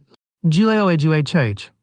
Just as he finished speaking, a loud scream pierced the air, and in front of their eyes, one of the students disintegrated into wisps, their body vanishing as if it had never existed. They turned toward the sound of the gunshot, and there he was, a familiar young man with silver hair and glowing red eyes stepping into view. His clothes were in tatters, hanging off him like rags, soaked with dark stains of blood that oozed from deep gashes and scratches covering his skin. Each wound looked agonizingly deep, blood gushing from them and pooling at his feet, creating a gruesome sight. Laistria. Ella gasped, her hand flying to her mouth in shock. It was clear that those injuries hadn't come from the practical dungeon. Just by looking at him, anyone could tell why Istria hadn't appeared in the second phase and only showed up now in the third. He had been busy fighting a powerful opponent. However, it wasn't time to worry about Istria. After all, they were still in the academy's competition. Ella quickly shook her head and looked towards her teammates. Prepare to ata. Zblurred. A violent spray of blood erupted as a silver line sliced through the air as if cutting through paper. In that instant, 4 students vanished into wisps, their screams echoing in the air before being silenced. Later. Ella stammered, shock washing over her. She wasn't alone. Lucas, Rose, Maya, and Iris were equally stunned, their faces pale as they processed what had just happened. But each one of them quickly got out of their ways and prepared to attack Istria. Fire Series Phoenix Rush 6th level spell. Immediately, Rose raised her stuff and started preparing her strongest spell. Just by seeing that attack from Istria, she knew that he wasn't there to play around. Maya, let's go together. Lucas spoke to Maya, who nodded her head, her fists clenched tightly as they both dashed toward Istria like a bolt of lightning. At that moment, Istria, looking at the forming fire phoenix, slowly turned his head towards them and raised his sword. Zing! A silver crescent wave of mana shot toward them, but they didn't stop as a golden barrier suddenly materialized around them. Istria didn't seem surprised, he merely glanced at Iris, who had summoned the barrier. Greg, what? Lucas exclaimed. eyes wide with disbelief as the crescent wave pierced through Iris's barrier like it was made of paper. Both Lucas and Maya instinctively tried to shield themselves from the incoming attack, panic flooding their senses. At that moment from behind, a group of students tried to attack Istria, but he didn't even glance at them as he diagonally swung his sword. Zblurred. A silver line cut through the air, and the students behind him were cleanly severed in half, their bodies collapsing to the ground before dissipating into wisps. Blood sprayed everywhere, painting the ground in a horrific crimson color. But it didn't stop there. The silver light surrounding Istria intensified, glowing with a fierce energy that crackled in the air. First move. Ice Lotus Bloom. An ice lotus formed above him, delicate yet deadly, as Istria swung his sword downwards. The moment the lotus reached the center of the remaining students, he clenched his fist tightly. Bloom. He uttered a single word and then freeze. A wave of bone-chilling cold surged through the forest, sweeping across the ground like a dark tide. It didn't take long for the icy blast to reach the students, and when it did, the temperature plummeted. The remaining students were caught off guard, their bodies instantly encased in ice. They gasped in shock, but it was too late. The ice shattered with a sickening crunch, and blood gushed out in a gruesome spray. The only ones left standing were Ella and her group, their faces pale with horror as they witnessed the brutal elimination of their classmates. On the outside, the crowd erupted in cheers, but amongst them, the students of the Silverleaf Academy were the loudest. Not to mention the high nobility. Did he get stronger in the span of a few days? Evelyn, the Northern Duchess, exclaimed in her same neutral expression. If she could manifest emotions, she probably would have a shocked face. Yeah, it seems so. Elandor, the Sword Duke, nodded his head in confirmation. Unlike Evelyn, he had shock splattered over his face, but beneath that there was an undeniable hate for Istria. He had eliminated his dear grandson after all. To their reactions, Empress Isabella couldn't help but smile widely.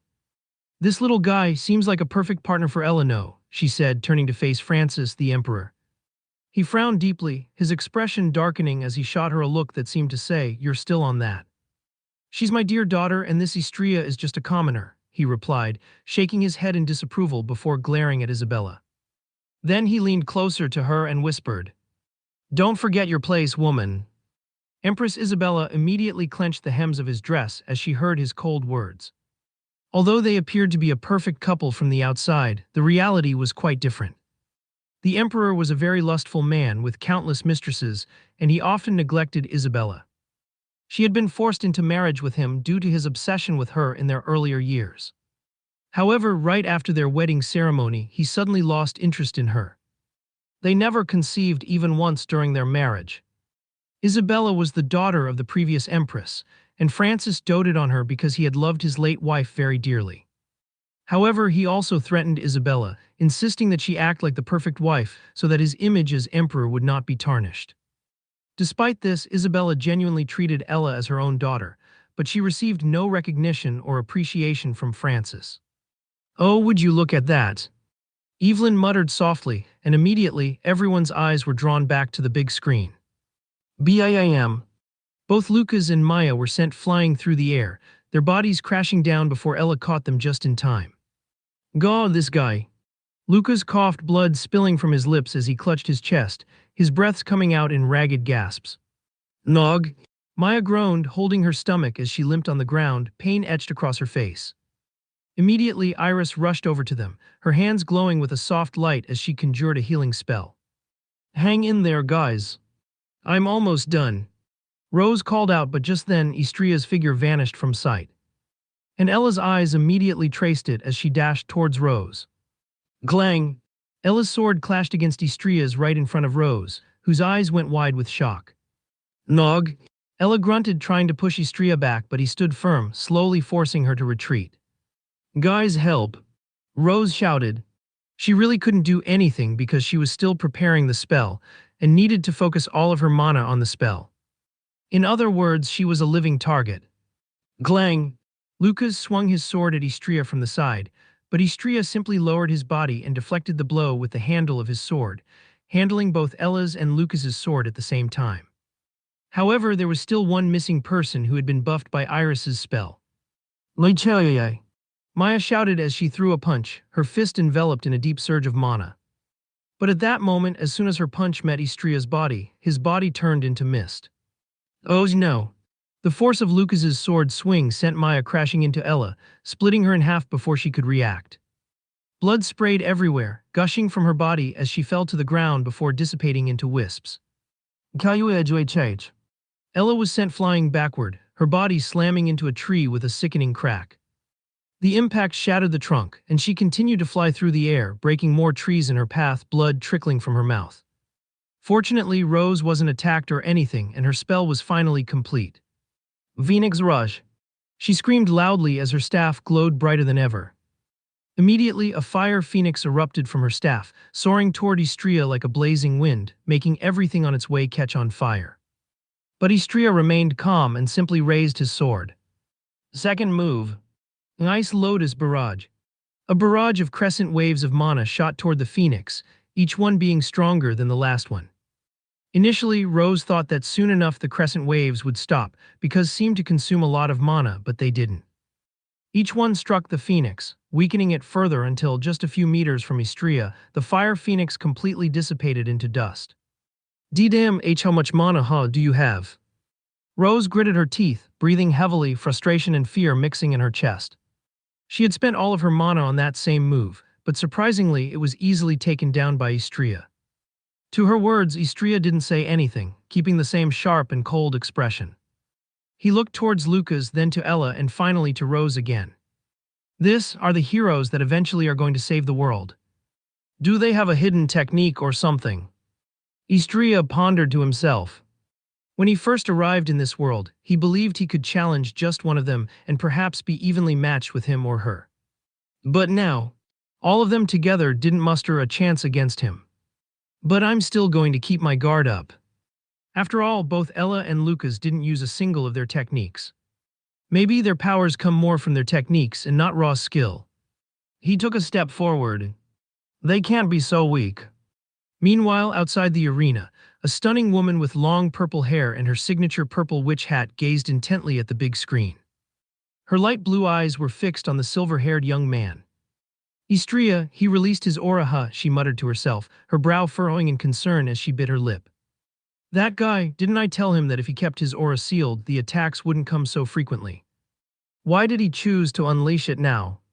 She brought her hand to her mouth, biting her nails in anxiety.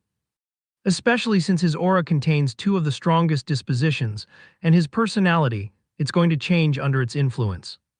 Her gaze remained locked on Istria's figure, noting how his expression had shifted from his casual smile to something colder and more intense. He's not even smiling while fighting anymore, she whispered, clutching her witch's hat tightly, her heart heavy with concern. Then she looked down at her legs, where a small piece of paper with Istria's name marked on it could be seen. There a particular detail stood out. Danger, world-destroying level.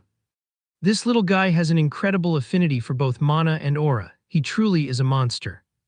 However, there's still Lucas, the hero of our era. She tapped her legs lightly, her expression thoughtful.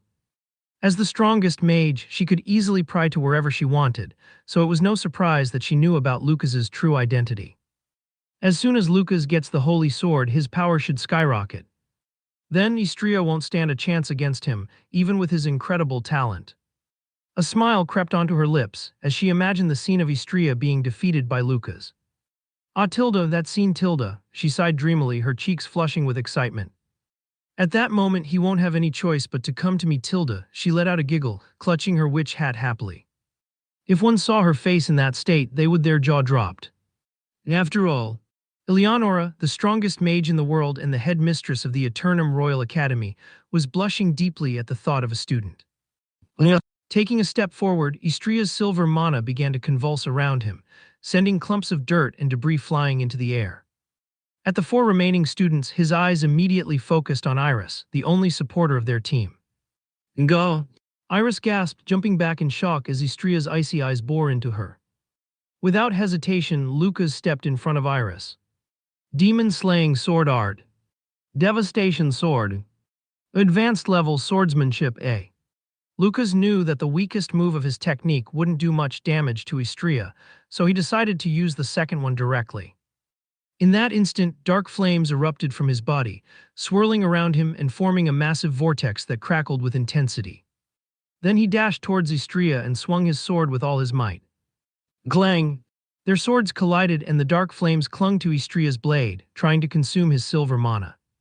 But to Lucas's shock, the flames didn't eat his silver mana. Instead, they began to freeze, transforming into a layer of ice that coated Istria's sword.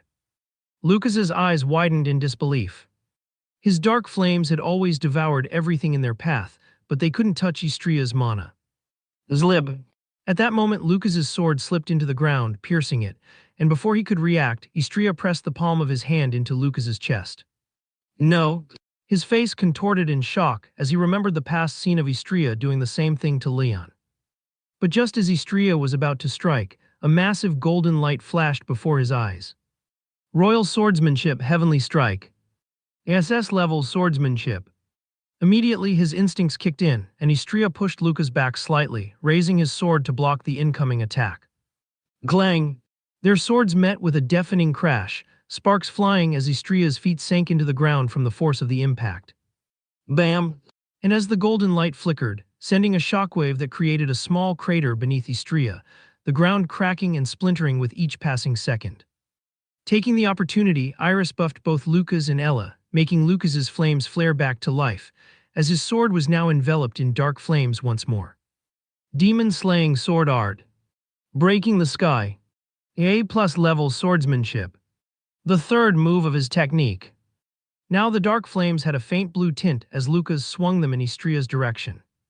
Suddenly, a massive force surged toward Istria, and Ella seized the opportunity to use Istria's blocking sword to jump on it and leap away from there. THRRRUM. The attack came on his way, creating an incoming fissure on the ground. Seeing this, Istria's stance shifted slightly as he bent down his lower body. Moonlit Ice Lotus Sword Art. Third move. Moonlight's one flash. As the enormous cyclone of dark flames charged at him, Istria's body vanished from sight and a silver line sliced through the air. Zing! In that instant, the silhouette of the moon emerged in the sky, illuminating Istria's form as he reappeared behind the incoming attack. The dark flames dissipated, being cleanly cut in half. That was a difficult one. For the first time, Istria spoke, as he waved his right arm slightly, feeling the mana vessel convulse slightly. It had broken, and now he couldn't use his right arm if he wanted to avoid injuries. Looking ahead, he noticed the shocked expressions of the small group. It was no surprise, given that Lucas's attack had been incredibly powerful, even capable of dealing great damage to a named demon beast. Though it might appear that Istria came out from the attack unscathed, that wasn't entirely the truth. He had expended a significant amount of mana, using the third move of his sword art. Additionally, he had broken the mana vessel, which was supposed to last for a day or so, even with the use of his third move. But suddenly, beep, the five of them got teleported out of the practical dungeon. Istria muttered, confused. And he wasn't the only one. Iris, Ella, and Lucas were equally confused. Before they could gather their thoughts, the announcer's voice boomed over the arena. Istria, the leader of Silverleaf Academy, has been disqualified for using an unauthorized artificial mana vessel. Gasps rippled through the crowd and Istria's heart sank. Because of that, Silverleaf Academy is deemed last in the competition and declared the weakest academy once again. And of course, the Eternum Royal Academy is declared the strongest academy for the 10th consecutive year. What? The crowd erupted in outrage and disbelief. An artificial mana vessel. Did Istria get injured and have to use that? But how is it unauthorized? Did he get it on the black market or something? The crowd started whispering to each other.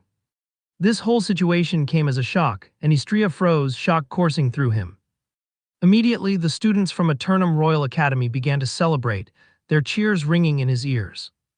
Ella's group was quickly surrounded by their classmates, who hoisted them into the air, showering them with compliments and cheers. As for the Silverleaf Academy, the students gathered around Istria. It's okay, next year we can still win. Yeah, don't worry about it, Istria. The students tried to cheer him, even Mia pressed her gigantic breasts against his back as she whispered softly in his ear. Don't worry about it, Tilda, I'll give you a reward for still arriving in time. Even though we lost, everyone knows you're the strongest here, which means our academy is the strongest. However, to her words, Istria remained silent, clenching his fists deeply. His wounds still had blood, and Mia had dirtied her clothes with blood, but she didn't seem to mind at all. Istria. Vivian whispered his name in a soft voice. She was the only one who seemed to know how Istria was feeling. All his hard work, training, and everything. For him to be disqualified. And knowing Istria, Vivian was sure that the artificial mana vessel wasn't from the black market, and was probably made by himself.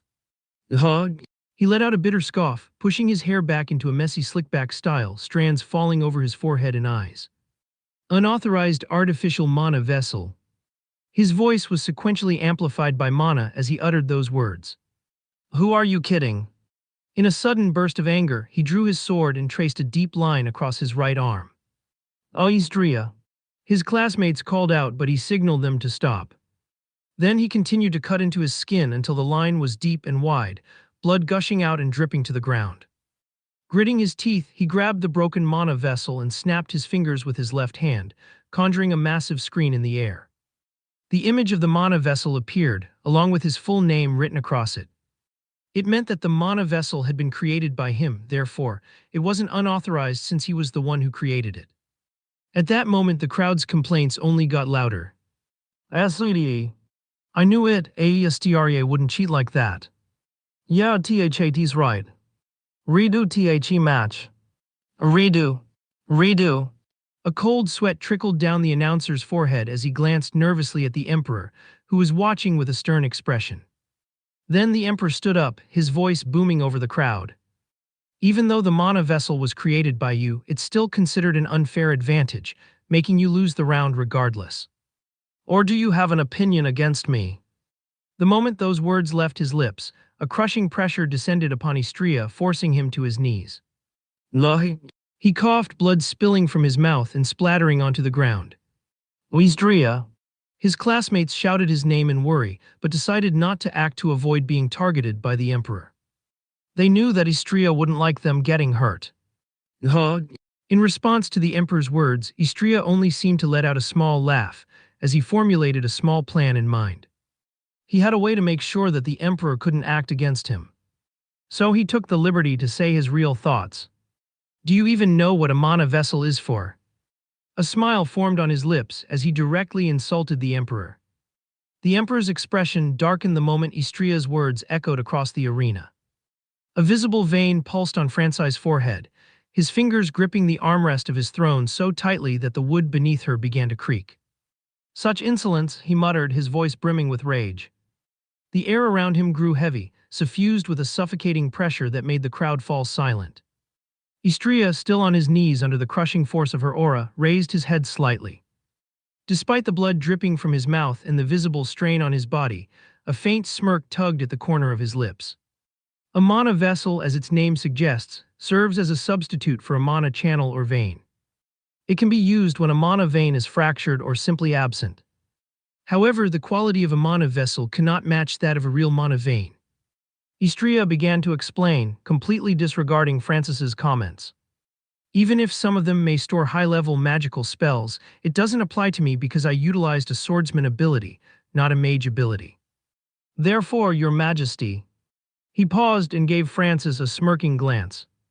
I cannot be eliminated for such reason, even if I need to say that I do have an opinion against you. But he wasn't done, as he lifted his head and stared directly into the Emperor's eyes. Then, Your Majesty, could you explain why I was disqualified, aside from the blatant favoritism towards the Royal Academy? The moment those words rang out, the atmosphere seemed to have turned even colder than before. The crowd started whispering to each other, having different opinions. But interestingly, both Evelyn and Empress Isabella seemed to be in accord with Istria's opinion. They both looked at Istria with a look that was oddly approving, almost as if they understood exactly what he was doing. But no one dared to say anything out loud. The Emperor clenched his fists tightly as he noticed the public's reaction.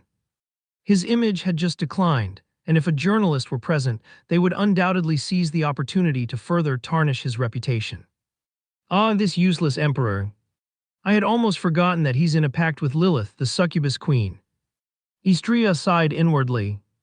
Like in every hero against a demon king, novel, the Demon King had 7 demon generals, each representing one of the 7 deadly sins.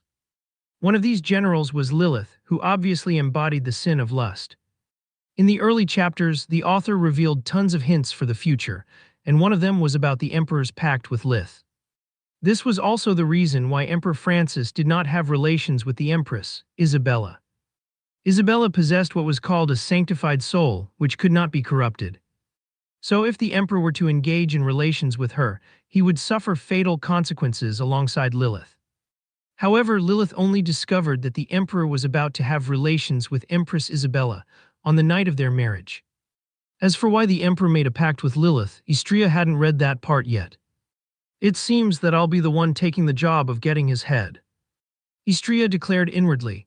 He didn't know if in the novel the Emperor was truly killed or his pact with Lilith was broken, but he honestly didn't care. He had considered various ways to escape in case he was declared a traitor or something similar. Although Istria's actions might have seemed reckless, he had already thought through all his options in case he truly offended the Emperor. Some of those options included fleeing to another kingdom or accepting the headmistress of the Royal Academy's proposal, among other possibilities. He felt confident based on the basic knowledge he had of the novel's plot. As for the Emperor, he remained silent while thoughtfully gazing at Istria. It seemed that he was seriously considering his words.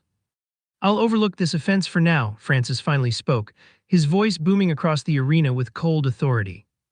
"But if you challenge me again..." His eyes glinted with a dangerous, murderous intent. "I won't show mercy." Istria couldn't help but smirk inwardly at the Emperor's threat.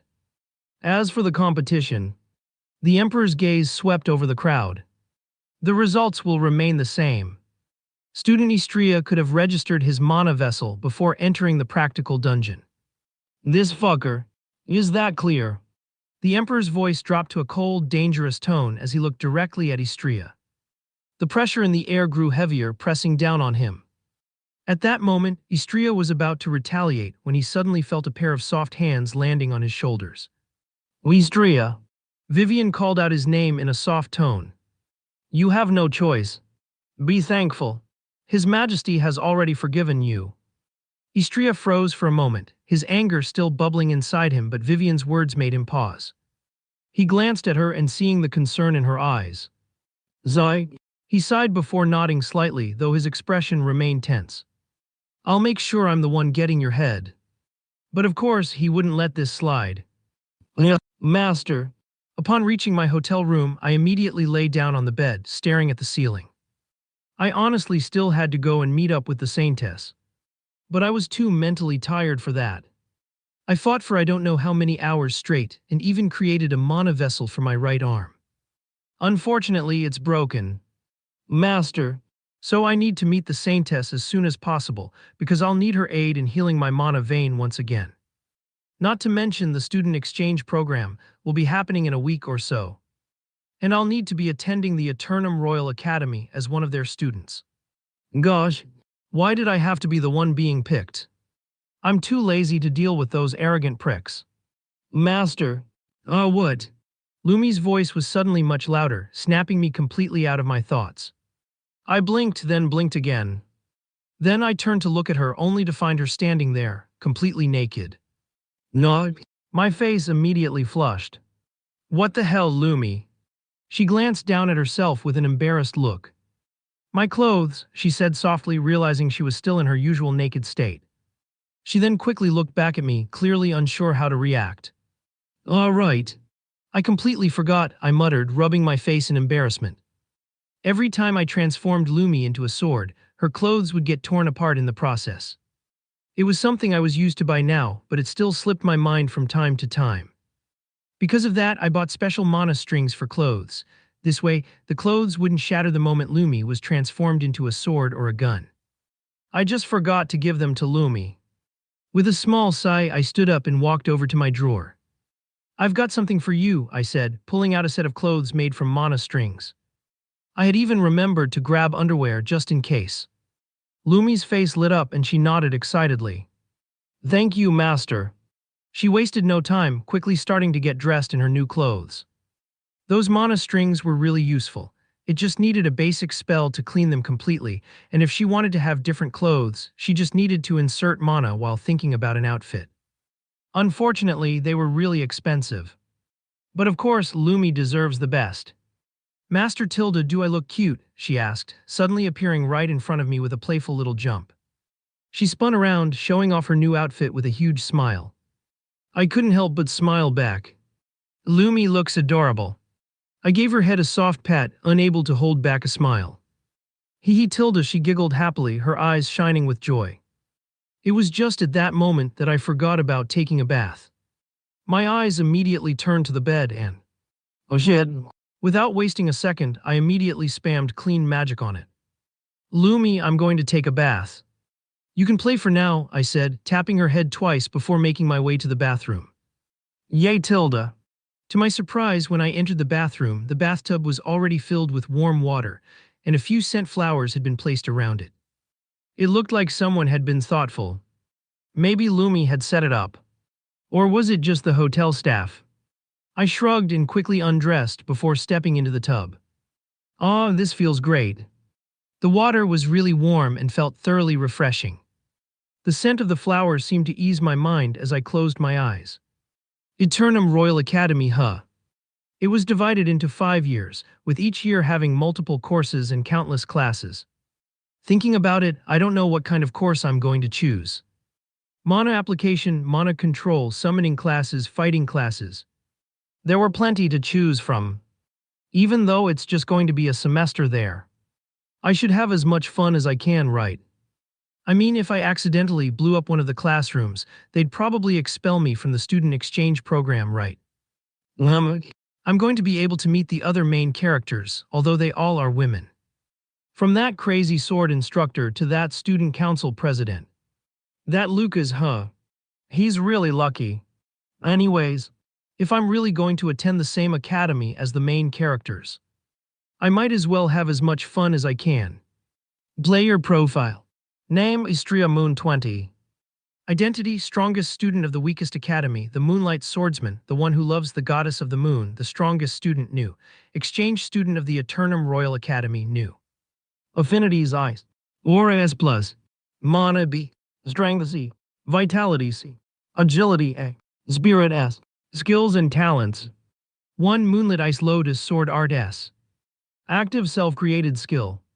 2. Judgment IS, active self-created skill. 3. Perfect Memory Unranked, passive talent. 4. Combat Instinct B, passive talent. 5. Sword and Gun Mastery MUTATD. A, passive skill. 6. Calm Mind C, passive talent. 7. Blood Eyes Unranked, your eyes ominously glow red. Plus. Damn it. To think that a month has already passed since I came here. Life really is tough. The week before the student exchange program had already passed. During that time, I decided not to train, and instead spent most of the time hanging around with my classmates and actually having fun.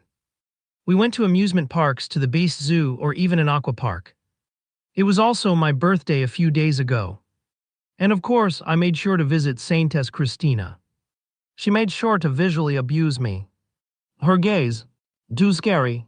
That aside, my right arm's mana vein was successfully healed by her. As expected of the Saintess, huh? So yeah, everything was alright. Except, are yous alright? Do you need a doctor or something? Oh yeah. The person besides me. Someone who was as significantly important as Lucas, the protagonist of the novel. Looking at the newspaper in front of me, I then glanced at her, who was leisurely drinking a cup of tea while keeping her gaze on the outside of the train. Violet von Luxuria. People in the community often called her the final villainess. I didn't know why, but that nickname alone made me know that she was trouble. Not to mention that she was the last person that I wanted to meet. How did I even end up traveling in the same cabin as her? Why was this train bound to have 2 people cabins? Seriously, why did I buy the economic ticket? I knew it. I should have bought a first-class ticket. No, why is she even traveling in the economic class? She is the sole heir to the prestigious Luxuria family, the richest family in the whole kingdom. Why would she ride economic? I really don't get rich people. Did I also mention that she is the student council president? Likes, don't you have enough authority already? I sighed inwardly. Well, not like I care about it. I'm only going to stay at their academy for a single semester, then I'd finally be free to return to my academy and meet up with my classmates. So you're Istria Moon. Suddenly, I heard a voice calling out my name and glanced at my side. Having her cup of tea on the small table in front of her, she was now holding a pair of files, and one of them contained my name as well as my appearance. I didn't expect you to be the student from the exchange program, she muttered softly, bringing the cup of tea to her lips before taking a sip. Neither did I. This was one of the things I expected to happen. Well, don't worry about it. She put down the files on the table, turning to me with a small smile. If you need anything, just talk with this big sister. Well, why was this scene so familiar? I simply stared at her for a brief moment. Sigh, and here I thought that I would get a cute junior. Furrowing her eyebrows, she sighed dramatically before her expression softened into a smile. I assume that you still don't know which classes to take. She started a conversation once again. Not really. Really? Then I'll briefly explain the best ones for you, considering your file, of course. The last part of her words seemed really weird. Her casual tone had changed into a business tone as she uttered the last part of her words. You're pretty adept in swordsmanship, but you seem to be a magic swordsman, so the best choices for you should be Professor Zeva classes and… With that, she started having a small conversation with me. She was basically explaining every one of the most important classes to me, considering my file, of course. Amongst them, she firstly mentioned Professor Zeva, that goddamn crazy instructor. She was the swordsmanship instructor and also one of the heroines, albeit it was mentioned by the readers. In the chapter that I read, I didn't see many lovely interactions between her and Lucas. It's an academy novel, so she's definitely a heroine. That's everything. She finally stopped. So, what class did you take an interest in? Hearing her words, I had a quite thoughtful expression. Because I'm quite adept at getting into trouble, I should get a strong professor to protect me. My first thought was naturally Zeva. But I honestly don't want to meet up with her. From the community, I saw plenty of comments that she easily fell in love with Lucas because of his extraordinary talent. Not to mention that her scenes with Lucas were spicy to say the least. She was an absolute S. So yeah, I didn't want to risk getting involved with her, one way or another. As for the other classes, there were a few more that I was interested in, but of course, the professor of that class was actually the headmistress herself. Apparently, in the last week before the student exchange program, she decided to have a change of heart and appointed herself as the magic theory application control. And everything else related to magic as the professor. That woman, she must have decided that as soon as she received the news that I was the student chosen for the student exchange program. Unfortunately, Zeva was a no-go, so yeah. Probably magic application and control. I finally replied to the student council president. Ah, really? That's amazing. I'm also registered on those. I mean, who wouldn't want to have classes from the strongest mace herself? She spoke energetically, letting out a small smile. Yay, I'm so happy. She's acting quite strange, actually. Is it because I have a special color in me? Violet's unique ability was called Seven Colors Eye, which compared to my Judgment Eye was much better. Just like my eye's ability, she could also discern if one was evil or not. But it could also read emotions very precisely. For example, if she detected a pink color in your body, it meant that you loved her. If you had a black color, it meant that you hated her. Things like that. I'm curious though. What kind of color does she see in me? Honestly, it should be a mixture of gray and light red. Neutral but wary of. Although I do want to avoid her, my emotions towards her aren't something like hate or things like that. She's just someone that I absolutely wouldn't want to be close with. Now we've finally arrived. Looking out the window, the majestic view of the Eternum Royal Academy came to my eyes. An academy that was the same size as a city. It was more than 50 times the size of my academy, if not more. After getting off the train, Violet accompanied me to the entrance gate, but suddenly she stopped as the wind swept her long hair to the right. Welcome to Eternum Royal Academy. The student council president smiled brightly as she spread her arms wide. Gosh, that must be embarrassing. Oh, really? I muttered as I got the notice that there was an entrance ceremony at the beginning of the semester. That isn't very pleasant. I made my way to the outdoor plaza and found a spot to sit among the other students. There were special seats set aside for the exchange students, but nah. I wasn't in the mood to be singled out. I'm comfortable here. Well, the ceremony began with a small speech from the headmistress, which was as boring as I expected. She kept meeting my gaze, but I had to get used to it.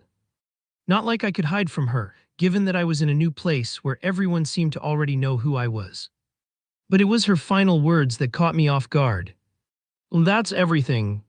Now, as usual, we will conduct the mana evaluation test. She clapped her hands, and immediately the space around us seemed to swirl as if the air itself was moving. Out of nowhere, several orbs appeared, floating above a table on the podium. Another set of orbs appeared on a second table beside it. All right, the headmistress smiled at the crowd. Come out 5 at a time when your name is called. And just like that, the mana evaluation began. The first 5 students made their way to the podium as the headmistress explained how the orbs worked. This small orb is a device designed to measure the quality and quantity of mana within your body. All you need to do is hold it and allow the mana to flow into the orb. Once you do, your grade will be displayed for everyone to see, featuring both quality and quantity rankings. As I've mentioned many times before, your rank will determine your current position in the academy. However, this only applies to magicians. If you are a swordsman or a physical warrior, there is another orb to my right, and you will follow the same procedure with that orb. For those of you who are magic swordsmen, you have the option to choose one of the orbs or both. Your final grade will be based on the combined ranks. And with that, the mana evaluation began. 3 lines of students were formed, the left one for magicians, the right one for swordsmen, and the middle one for magic swordsmen. As for me, I placed myself last in the magic category. I shouldn't reveal my aura for now. After getting into their proper positions, the first batch of students started to infuse their mana into the orbs. The orbs glowed with different colors depending on their element. If they had multiple elements, the second color would show up a few moments later. Thinking about it, I still didn't awaken my second affinity. Since I was primarily focused on swordsmanship, I never considered awakening another magic affinity. Most of the time, I simply used my ice attribute to enchant my sword, or to conjure mana-infused bullets with a freezing effect. I should try to awaken another one, but that will be expensive, no. But that aside, as the students finished channeling their mana into the orb and released it, a large panel appeared displaying each student's name alongside their respective grades. Mike Ox, 19 years old. Mana quantity C. Mana quality B. Overall grade C+. Note: it seems that they value quality over quantity. That meant that my rank would be much higher than I originally thought, since when I trained my mana, I didn't focus on quantity but quality. It had reached a terrifying level. 1 strand of mana for me should be worth more than 50 for an average mage. But yeah, I'll still get a big drawback for my mana quantity being so low. The mana evaluation continued without interruption, and surprisingly no student received an overall grade lower than C, whether they were magicians or swordsmen. As expected of the best academy, huh? Then the moment I'd been waiting for arrived. Ella, Lucas, Maya, Iris, and Rose were called up to the podium. I wanted to see how much they evolved from the academy's competition. It had only passed a week or so, but it was during this week that all of them found an inheritance dungeon together. So their overall ranks would be increased by a whole rank or more. The kind of opportunity that is reserved for the main characters, I'd say. Ella, Lucas, and Maya went to the swordsman area, while Iris and Rose headed to the magician's side. They each placed their hands on the orbs, and before long their results flashed across the screen. Both Maya and Iris got the same overall grade, B+. As for the other 3, their results were monstrous to say the least. Lucas Hurstone, 20 years old. Aura quantity B+. Aura quality A++. Overall grade A+. An A+ rank is something that normal students would only achieve in their final year, but Lucas achieved it in the 3rd year, with only 2 more years remaining. But of course, against demons, Lucas was more than 3 times stronger, so his rank would be around S or A++ in reality. And it seems that his other attribute other than light is lightning. one being a special element and the other being a deviant. Truly a protagonist. But his second element, did he awaken it a few days ago? I didn't see him use lightning against me in the competition. Ella Rosewood, 20 years old. Aura quantity. Aura quality A++. Overall grade A+. The same grade as Luca's, but anyone could see that she was stronger in both quality and quantity. But she does possess the royal swordsmanship, so like Luca's, her power should reach the lower grades of S. Rose Firefly, 20 years old.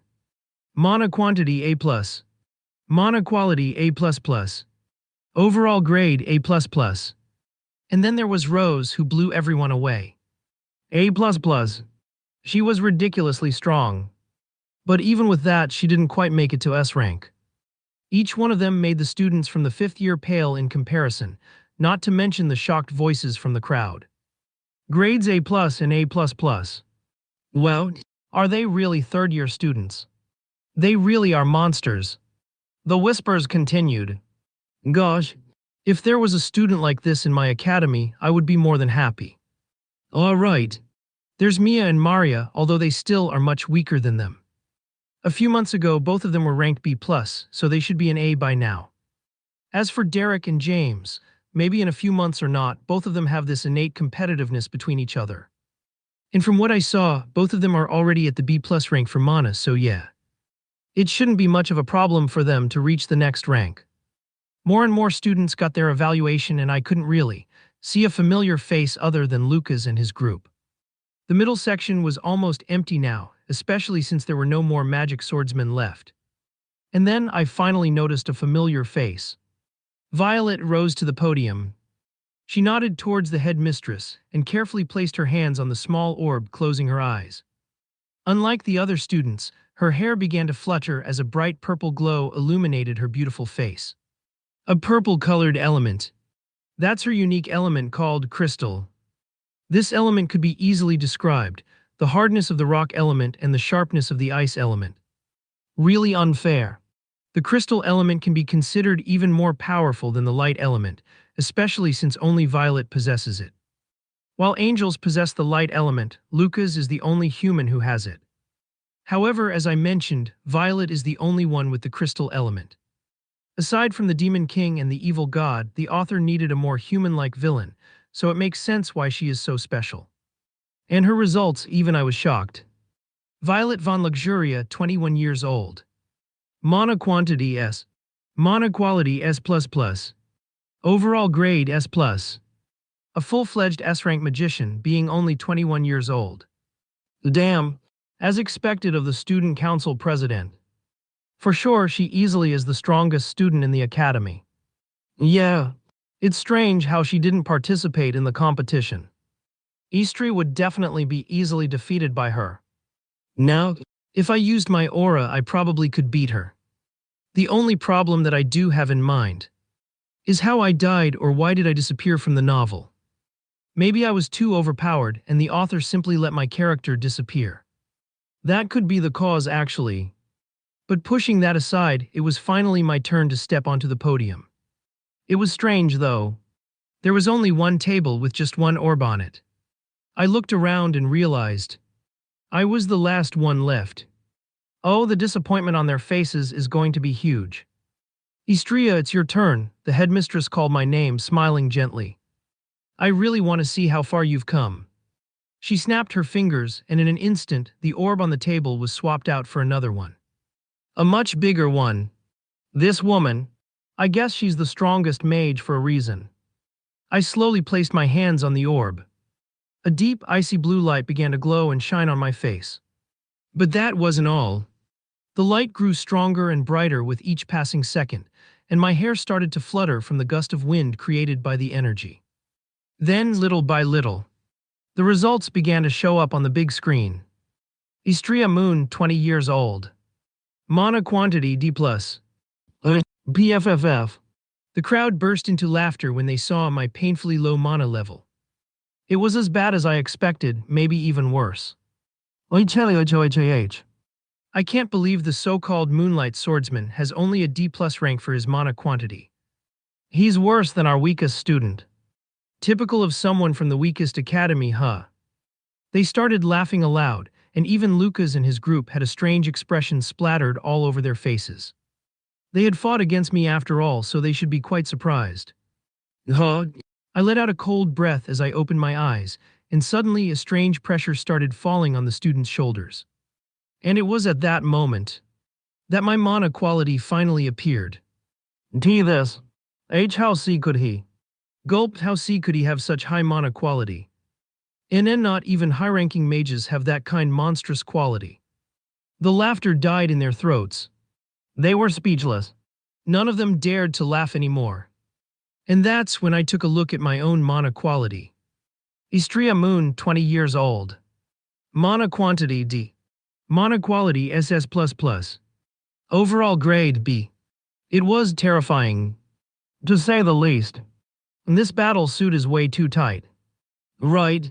I thought I was the only one who felt that way. Why did the academy suddenly change the battle suits anyway? A few students were talking amongst themselves as we all stood around.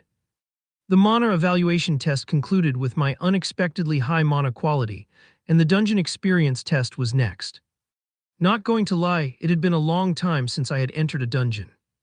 I had been busy either protecting my classmates or earning more money, which left me little time to explore. Additionally, dungeons weren't necessarily the best way to make money, so I focused on hunting high-ranking demon beasts instead. I even participated in a competition while hiding my face, all to obtain more high-ranking demon beast cores. Thinking back, it was during that time that I received the title of Moonlight Swordsman. I don't really get where they got the moonlight part from, but I appreciated the title nonetheless. It's a title that isn't exactly important for me, but for someone else. Someone very special. Dahum. I snapped back to reality as Eleonora, the head mistress, stepped forward to explain the dungeon test. Now that everyone is here, let's keep this simple. In front of you is a portal to a B-rank unexplored dungeon, which means its territory is unknown. Your task will be to explore the dungeon and gather as much information as you can, including details about the monsters and strategies for clearing it. The group of students, or the individual student, who collects the most vital information will receive a perfect grade. As for the others, grades will be assigned based on the information they provide. Eleonora finally finished explaining about the test. She also didn't forget to steal a glance at me. Before anyone enters, please register your group here, she announced, snapping her fingers to make a large board appear. With that, the first group of students wrote their names on the board, and their names shimmered lightly before a small device materialized in their hands. This device is a recognition system designed to help you gather information about the specified monsters. Simply place a small amount of blood on it, and it will automatically identify the species. However, for the other details, you'll need to write them down yourself. Once you have registered your groups, you can enter the dungeon directly. Good luck! As soon as those words echoed, chaos erupted as the students rushed toward the board. They were clearly very competitive against each other. However, I wasn't really waiting for anything. I couldn't care less about this test, and I only participated in the mana evaluation because revealing my results would be more than enough for me to skip the remaining tests. As for my rank, I could simply switch my ranks with anyone during the dueling season. So yeah, one by one groups entered the dungeon, leaving me completely alone. Surprisingly, no one invited me to join their group. Quite stupid, right? Lucas's group was among the first to enter the dungeon. Before stepping through the portal, he shot me a glance. "And you, what are you doing here?" An unfamiliar voice reached my ears, causing me to turn my head to the right. There stood a beautiful woman with tan skin and black hair, her menacing green eyes fixed on me. 2 swords hung at her waist, and that was enough for me to know her identity. Oh god damn it. It was Zeva, the absolutely crazy instructor. Fucking hell. She raised an eyebrow in surprise. Vug, did I say that out loud? Aren't you entering the portal? She asked casually, her hands resting on her hips near her sword, her head tilted slightly. I knew avoiding this conversation was impossible, so after a bit of hesitation I answered. Not really. She tilted her head even more, a curious glint in her eyes. May I ask why? My eyes narrowed at her words. Do you have to be so curious about everything? My mana evaluation went great enough that I don't need to bother with this test. Her eyes widened in surprise at my words. Mana evaluation. How come, she muttered to herself. I closed my eyes and let out a deep sigh, ignoring her. I was thinking about how to spend my time before the next exam. But suddenly, my instincts kicked in. Glang. TSSHHH. Before I knew it, I was sent sliding back a few meters as I barely managed to block her sudden strike. As I thought so, she uttered with a thoughtful expression. She had her sword drawn now, pointing it directly at me with a smirk creeping onto her face. How could a strong swordsman like you take the mana evaluation instead of the aura evaluation? Her lips curled into a wicked smile. Oh hell no. Not this. Anything but this. Interesting, she said with a strange gleam in her green eyes. And before I could react, she was already charging toward me. Vug. Lucas's POV. Iris, did you register the remaining monsters? Yeah, looks like they're a variant of the lizard species, Iris replied softly, looking at the device in her hands. Great, I nodded, feeling a little more at ease. Everything seemed to be going smoothly so far. We'd run into a few unusual monsters, but nothing that really posed a threat. Up until now, they'd all either been variations of lizards or snakes, nothing too strange. The dungeon itself, though, was another story. The entire place felt off. The air was thick with humidity, and water droplets constantly splashed down from the shimmering crystals in the ceiling. It was definitely an unknown dungeon. None of these monsters were familiar to me or to anyone in the group for that matter. Guys, look. Maya suddenly shouted, pointing excitedly ahead. Our attention snapped to the spot she was pointing at, a small lake in the distance, its waters sparkling under the light. Rose immediately rushed over, her curiosity piqued, and knelt beside the water to dip her fingers in. It's potable water, strange, she spoke. Potable water? I asked, walking up beside her. I scooped up a handful of the water and brought it to my lips. It really is, I said in surprise, tasting the fresh, clean water. I had a pretty high resistance to poison, so I wasn't worried about it being tainted or even poison, but still, this was unexpected. I know. Maya jumped in, grinning. Let's take a bath. A bath. Even Ella seemed to be seriously considering it. However, soon their gazes shifted to me, and I felt a shiver run down my spine. I'll continue exploring. I quickly added, raising my hands defensively as I backed away. Before they could say anything more, I casually took a few steps back. But as soon as I was a few meters away, I felt a barrier spring up around the lake. These girls, I sighed with a deep smile. If only I could take a small peek. Hell, no. Control yourself. I muttered to myself, tapping my cheek twice to knock myself out of those thoughts. I should take a look around. I started walking around the area, making sure there was no one around to disturb their bath time. I looked around for anything else of interest, and sure enough, I spotted something in the distance. Oh, one of those lizard monsters. There, a small group of green creatures, each holding a spear and wearing light armor, were coming towards me. They had that same ugly reptilian look, and their green eyes locked onto mine immediately. GWWWISSSH. The group roared loudly as they started running toward me, their spears prepared to strike. Each step they took made a quack sound on the wet floor due to their scales. And so, rumble. Lightning series lightning bolt. Second level spell. Guag. They died in a single strike. Despite being B-rank monsters, they were surprisingly weak against lightning. I had tested this before, but at first, it was just a stroke of luck. Now, however, I'm completely certain of it. So I entered the information into the device, noting that those lizard species were weak against lightning, along with a brief description that Iris had forgotten to include. Great, if we keep going like this, we should be able to get the perfect score. But then my thoughts drifted.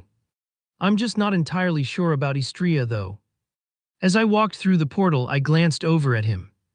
Istria looked completely uninterested in the whole thing. He was just sitting off to the side, looking bored, almost as if he didn't care about the test at all. The shock of his mana quality being revealed was immense.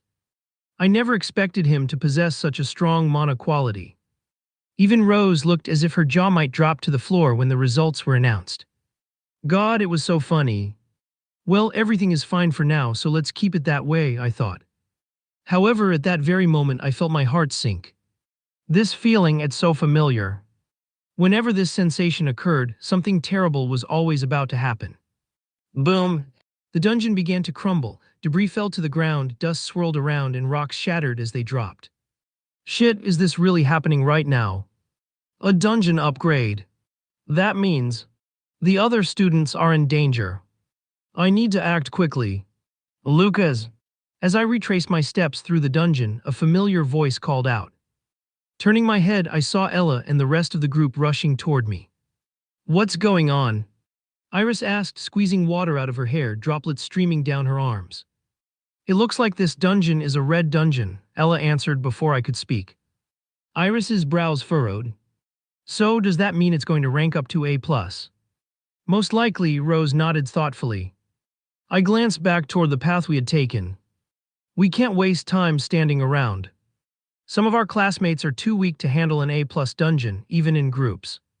We need to find them before something happens. Iris nodded, already moving, as she replied to my words. If I remember correctly, some of them went down that passage. We didn't say anything and instead followed her, quickening our pace. It didn't take long to reach our destination, but as soon as we arrived, our gazes sank almost immediately. A dog. Scattered across the ground were the mutilated remains of several students. Blood painted the floor and walls, and standing in the center of the carnage was a strange purple creature. It had a strange appearance. Its body was so thin you could see its bones despite having a slight amount of purple skin, and its terrifying black eyes that glowed sinisterly. Gulp. We all couldn't help but swallow hard when we saw it, but at the same time we got into our fighting positions, ready to attack at any moment. Ingrog. The creature growled softly, and at that moment I exchanged glances with Ella before she dashed forward. Royal swordsmanship, heavenly strike.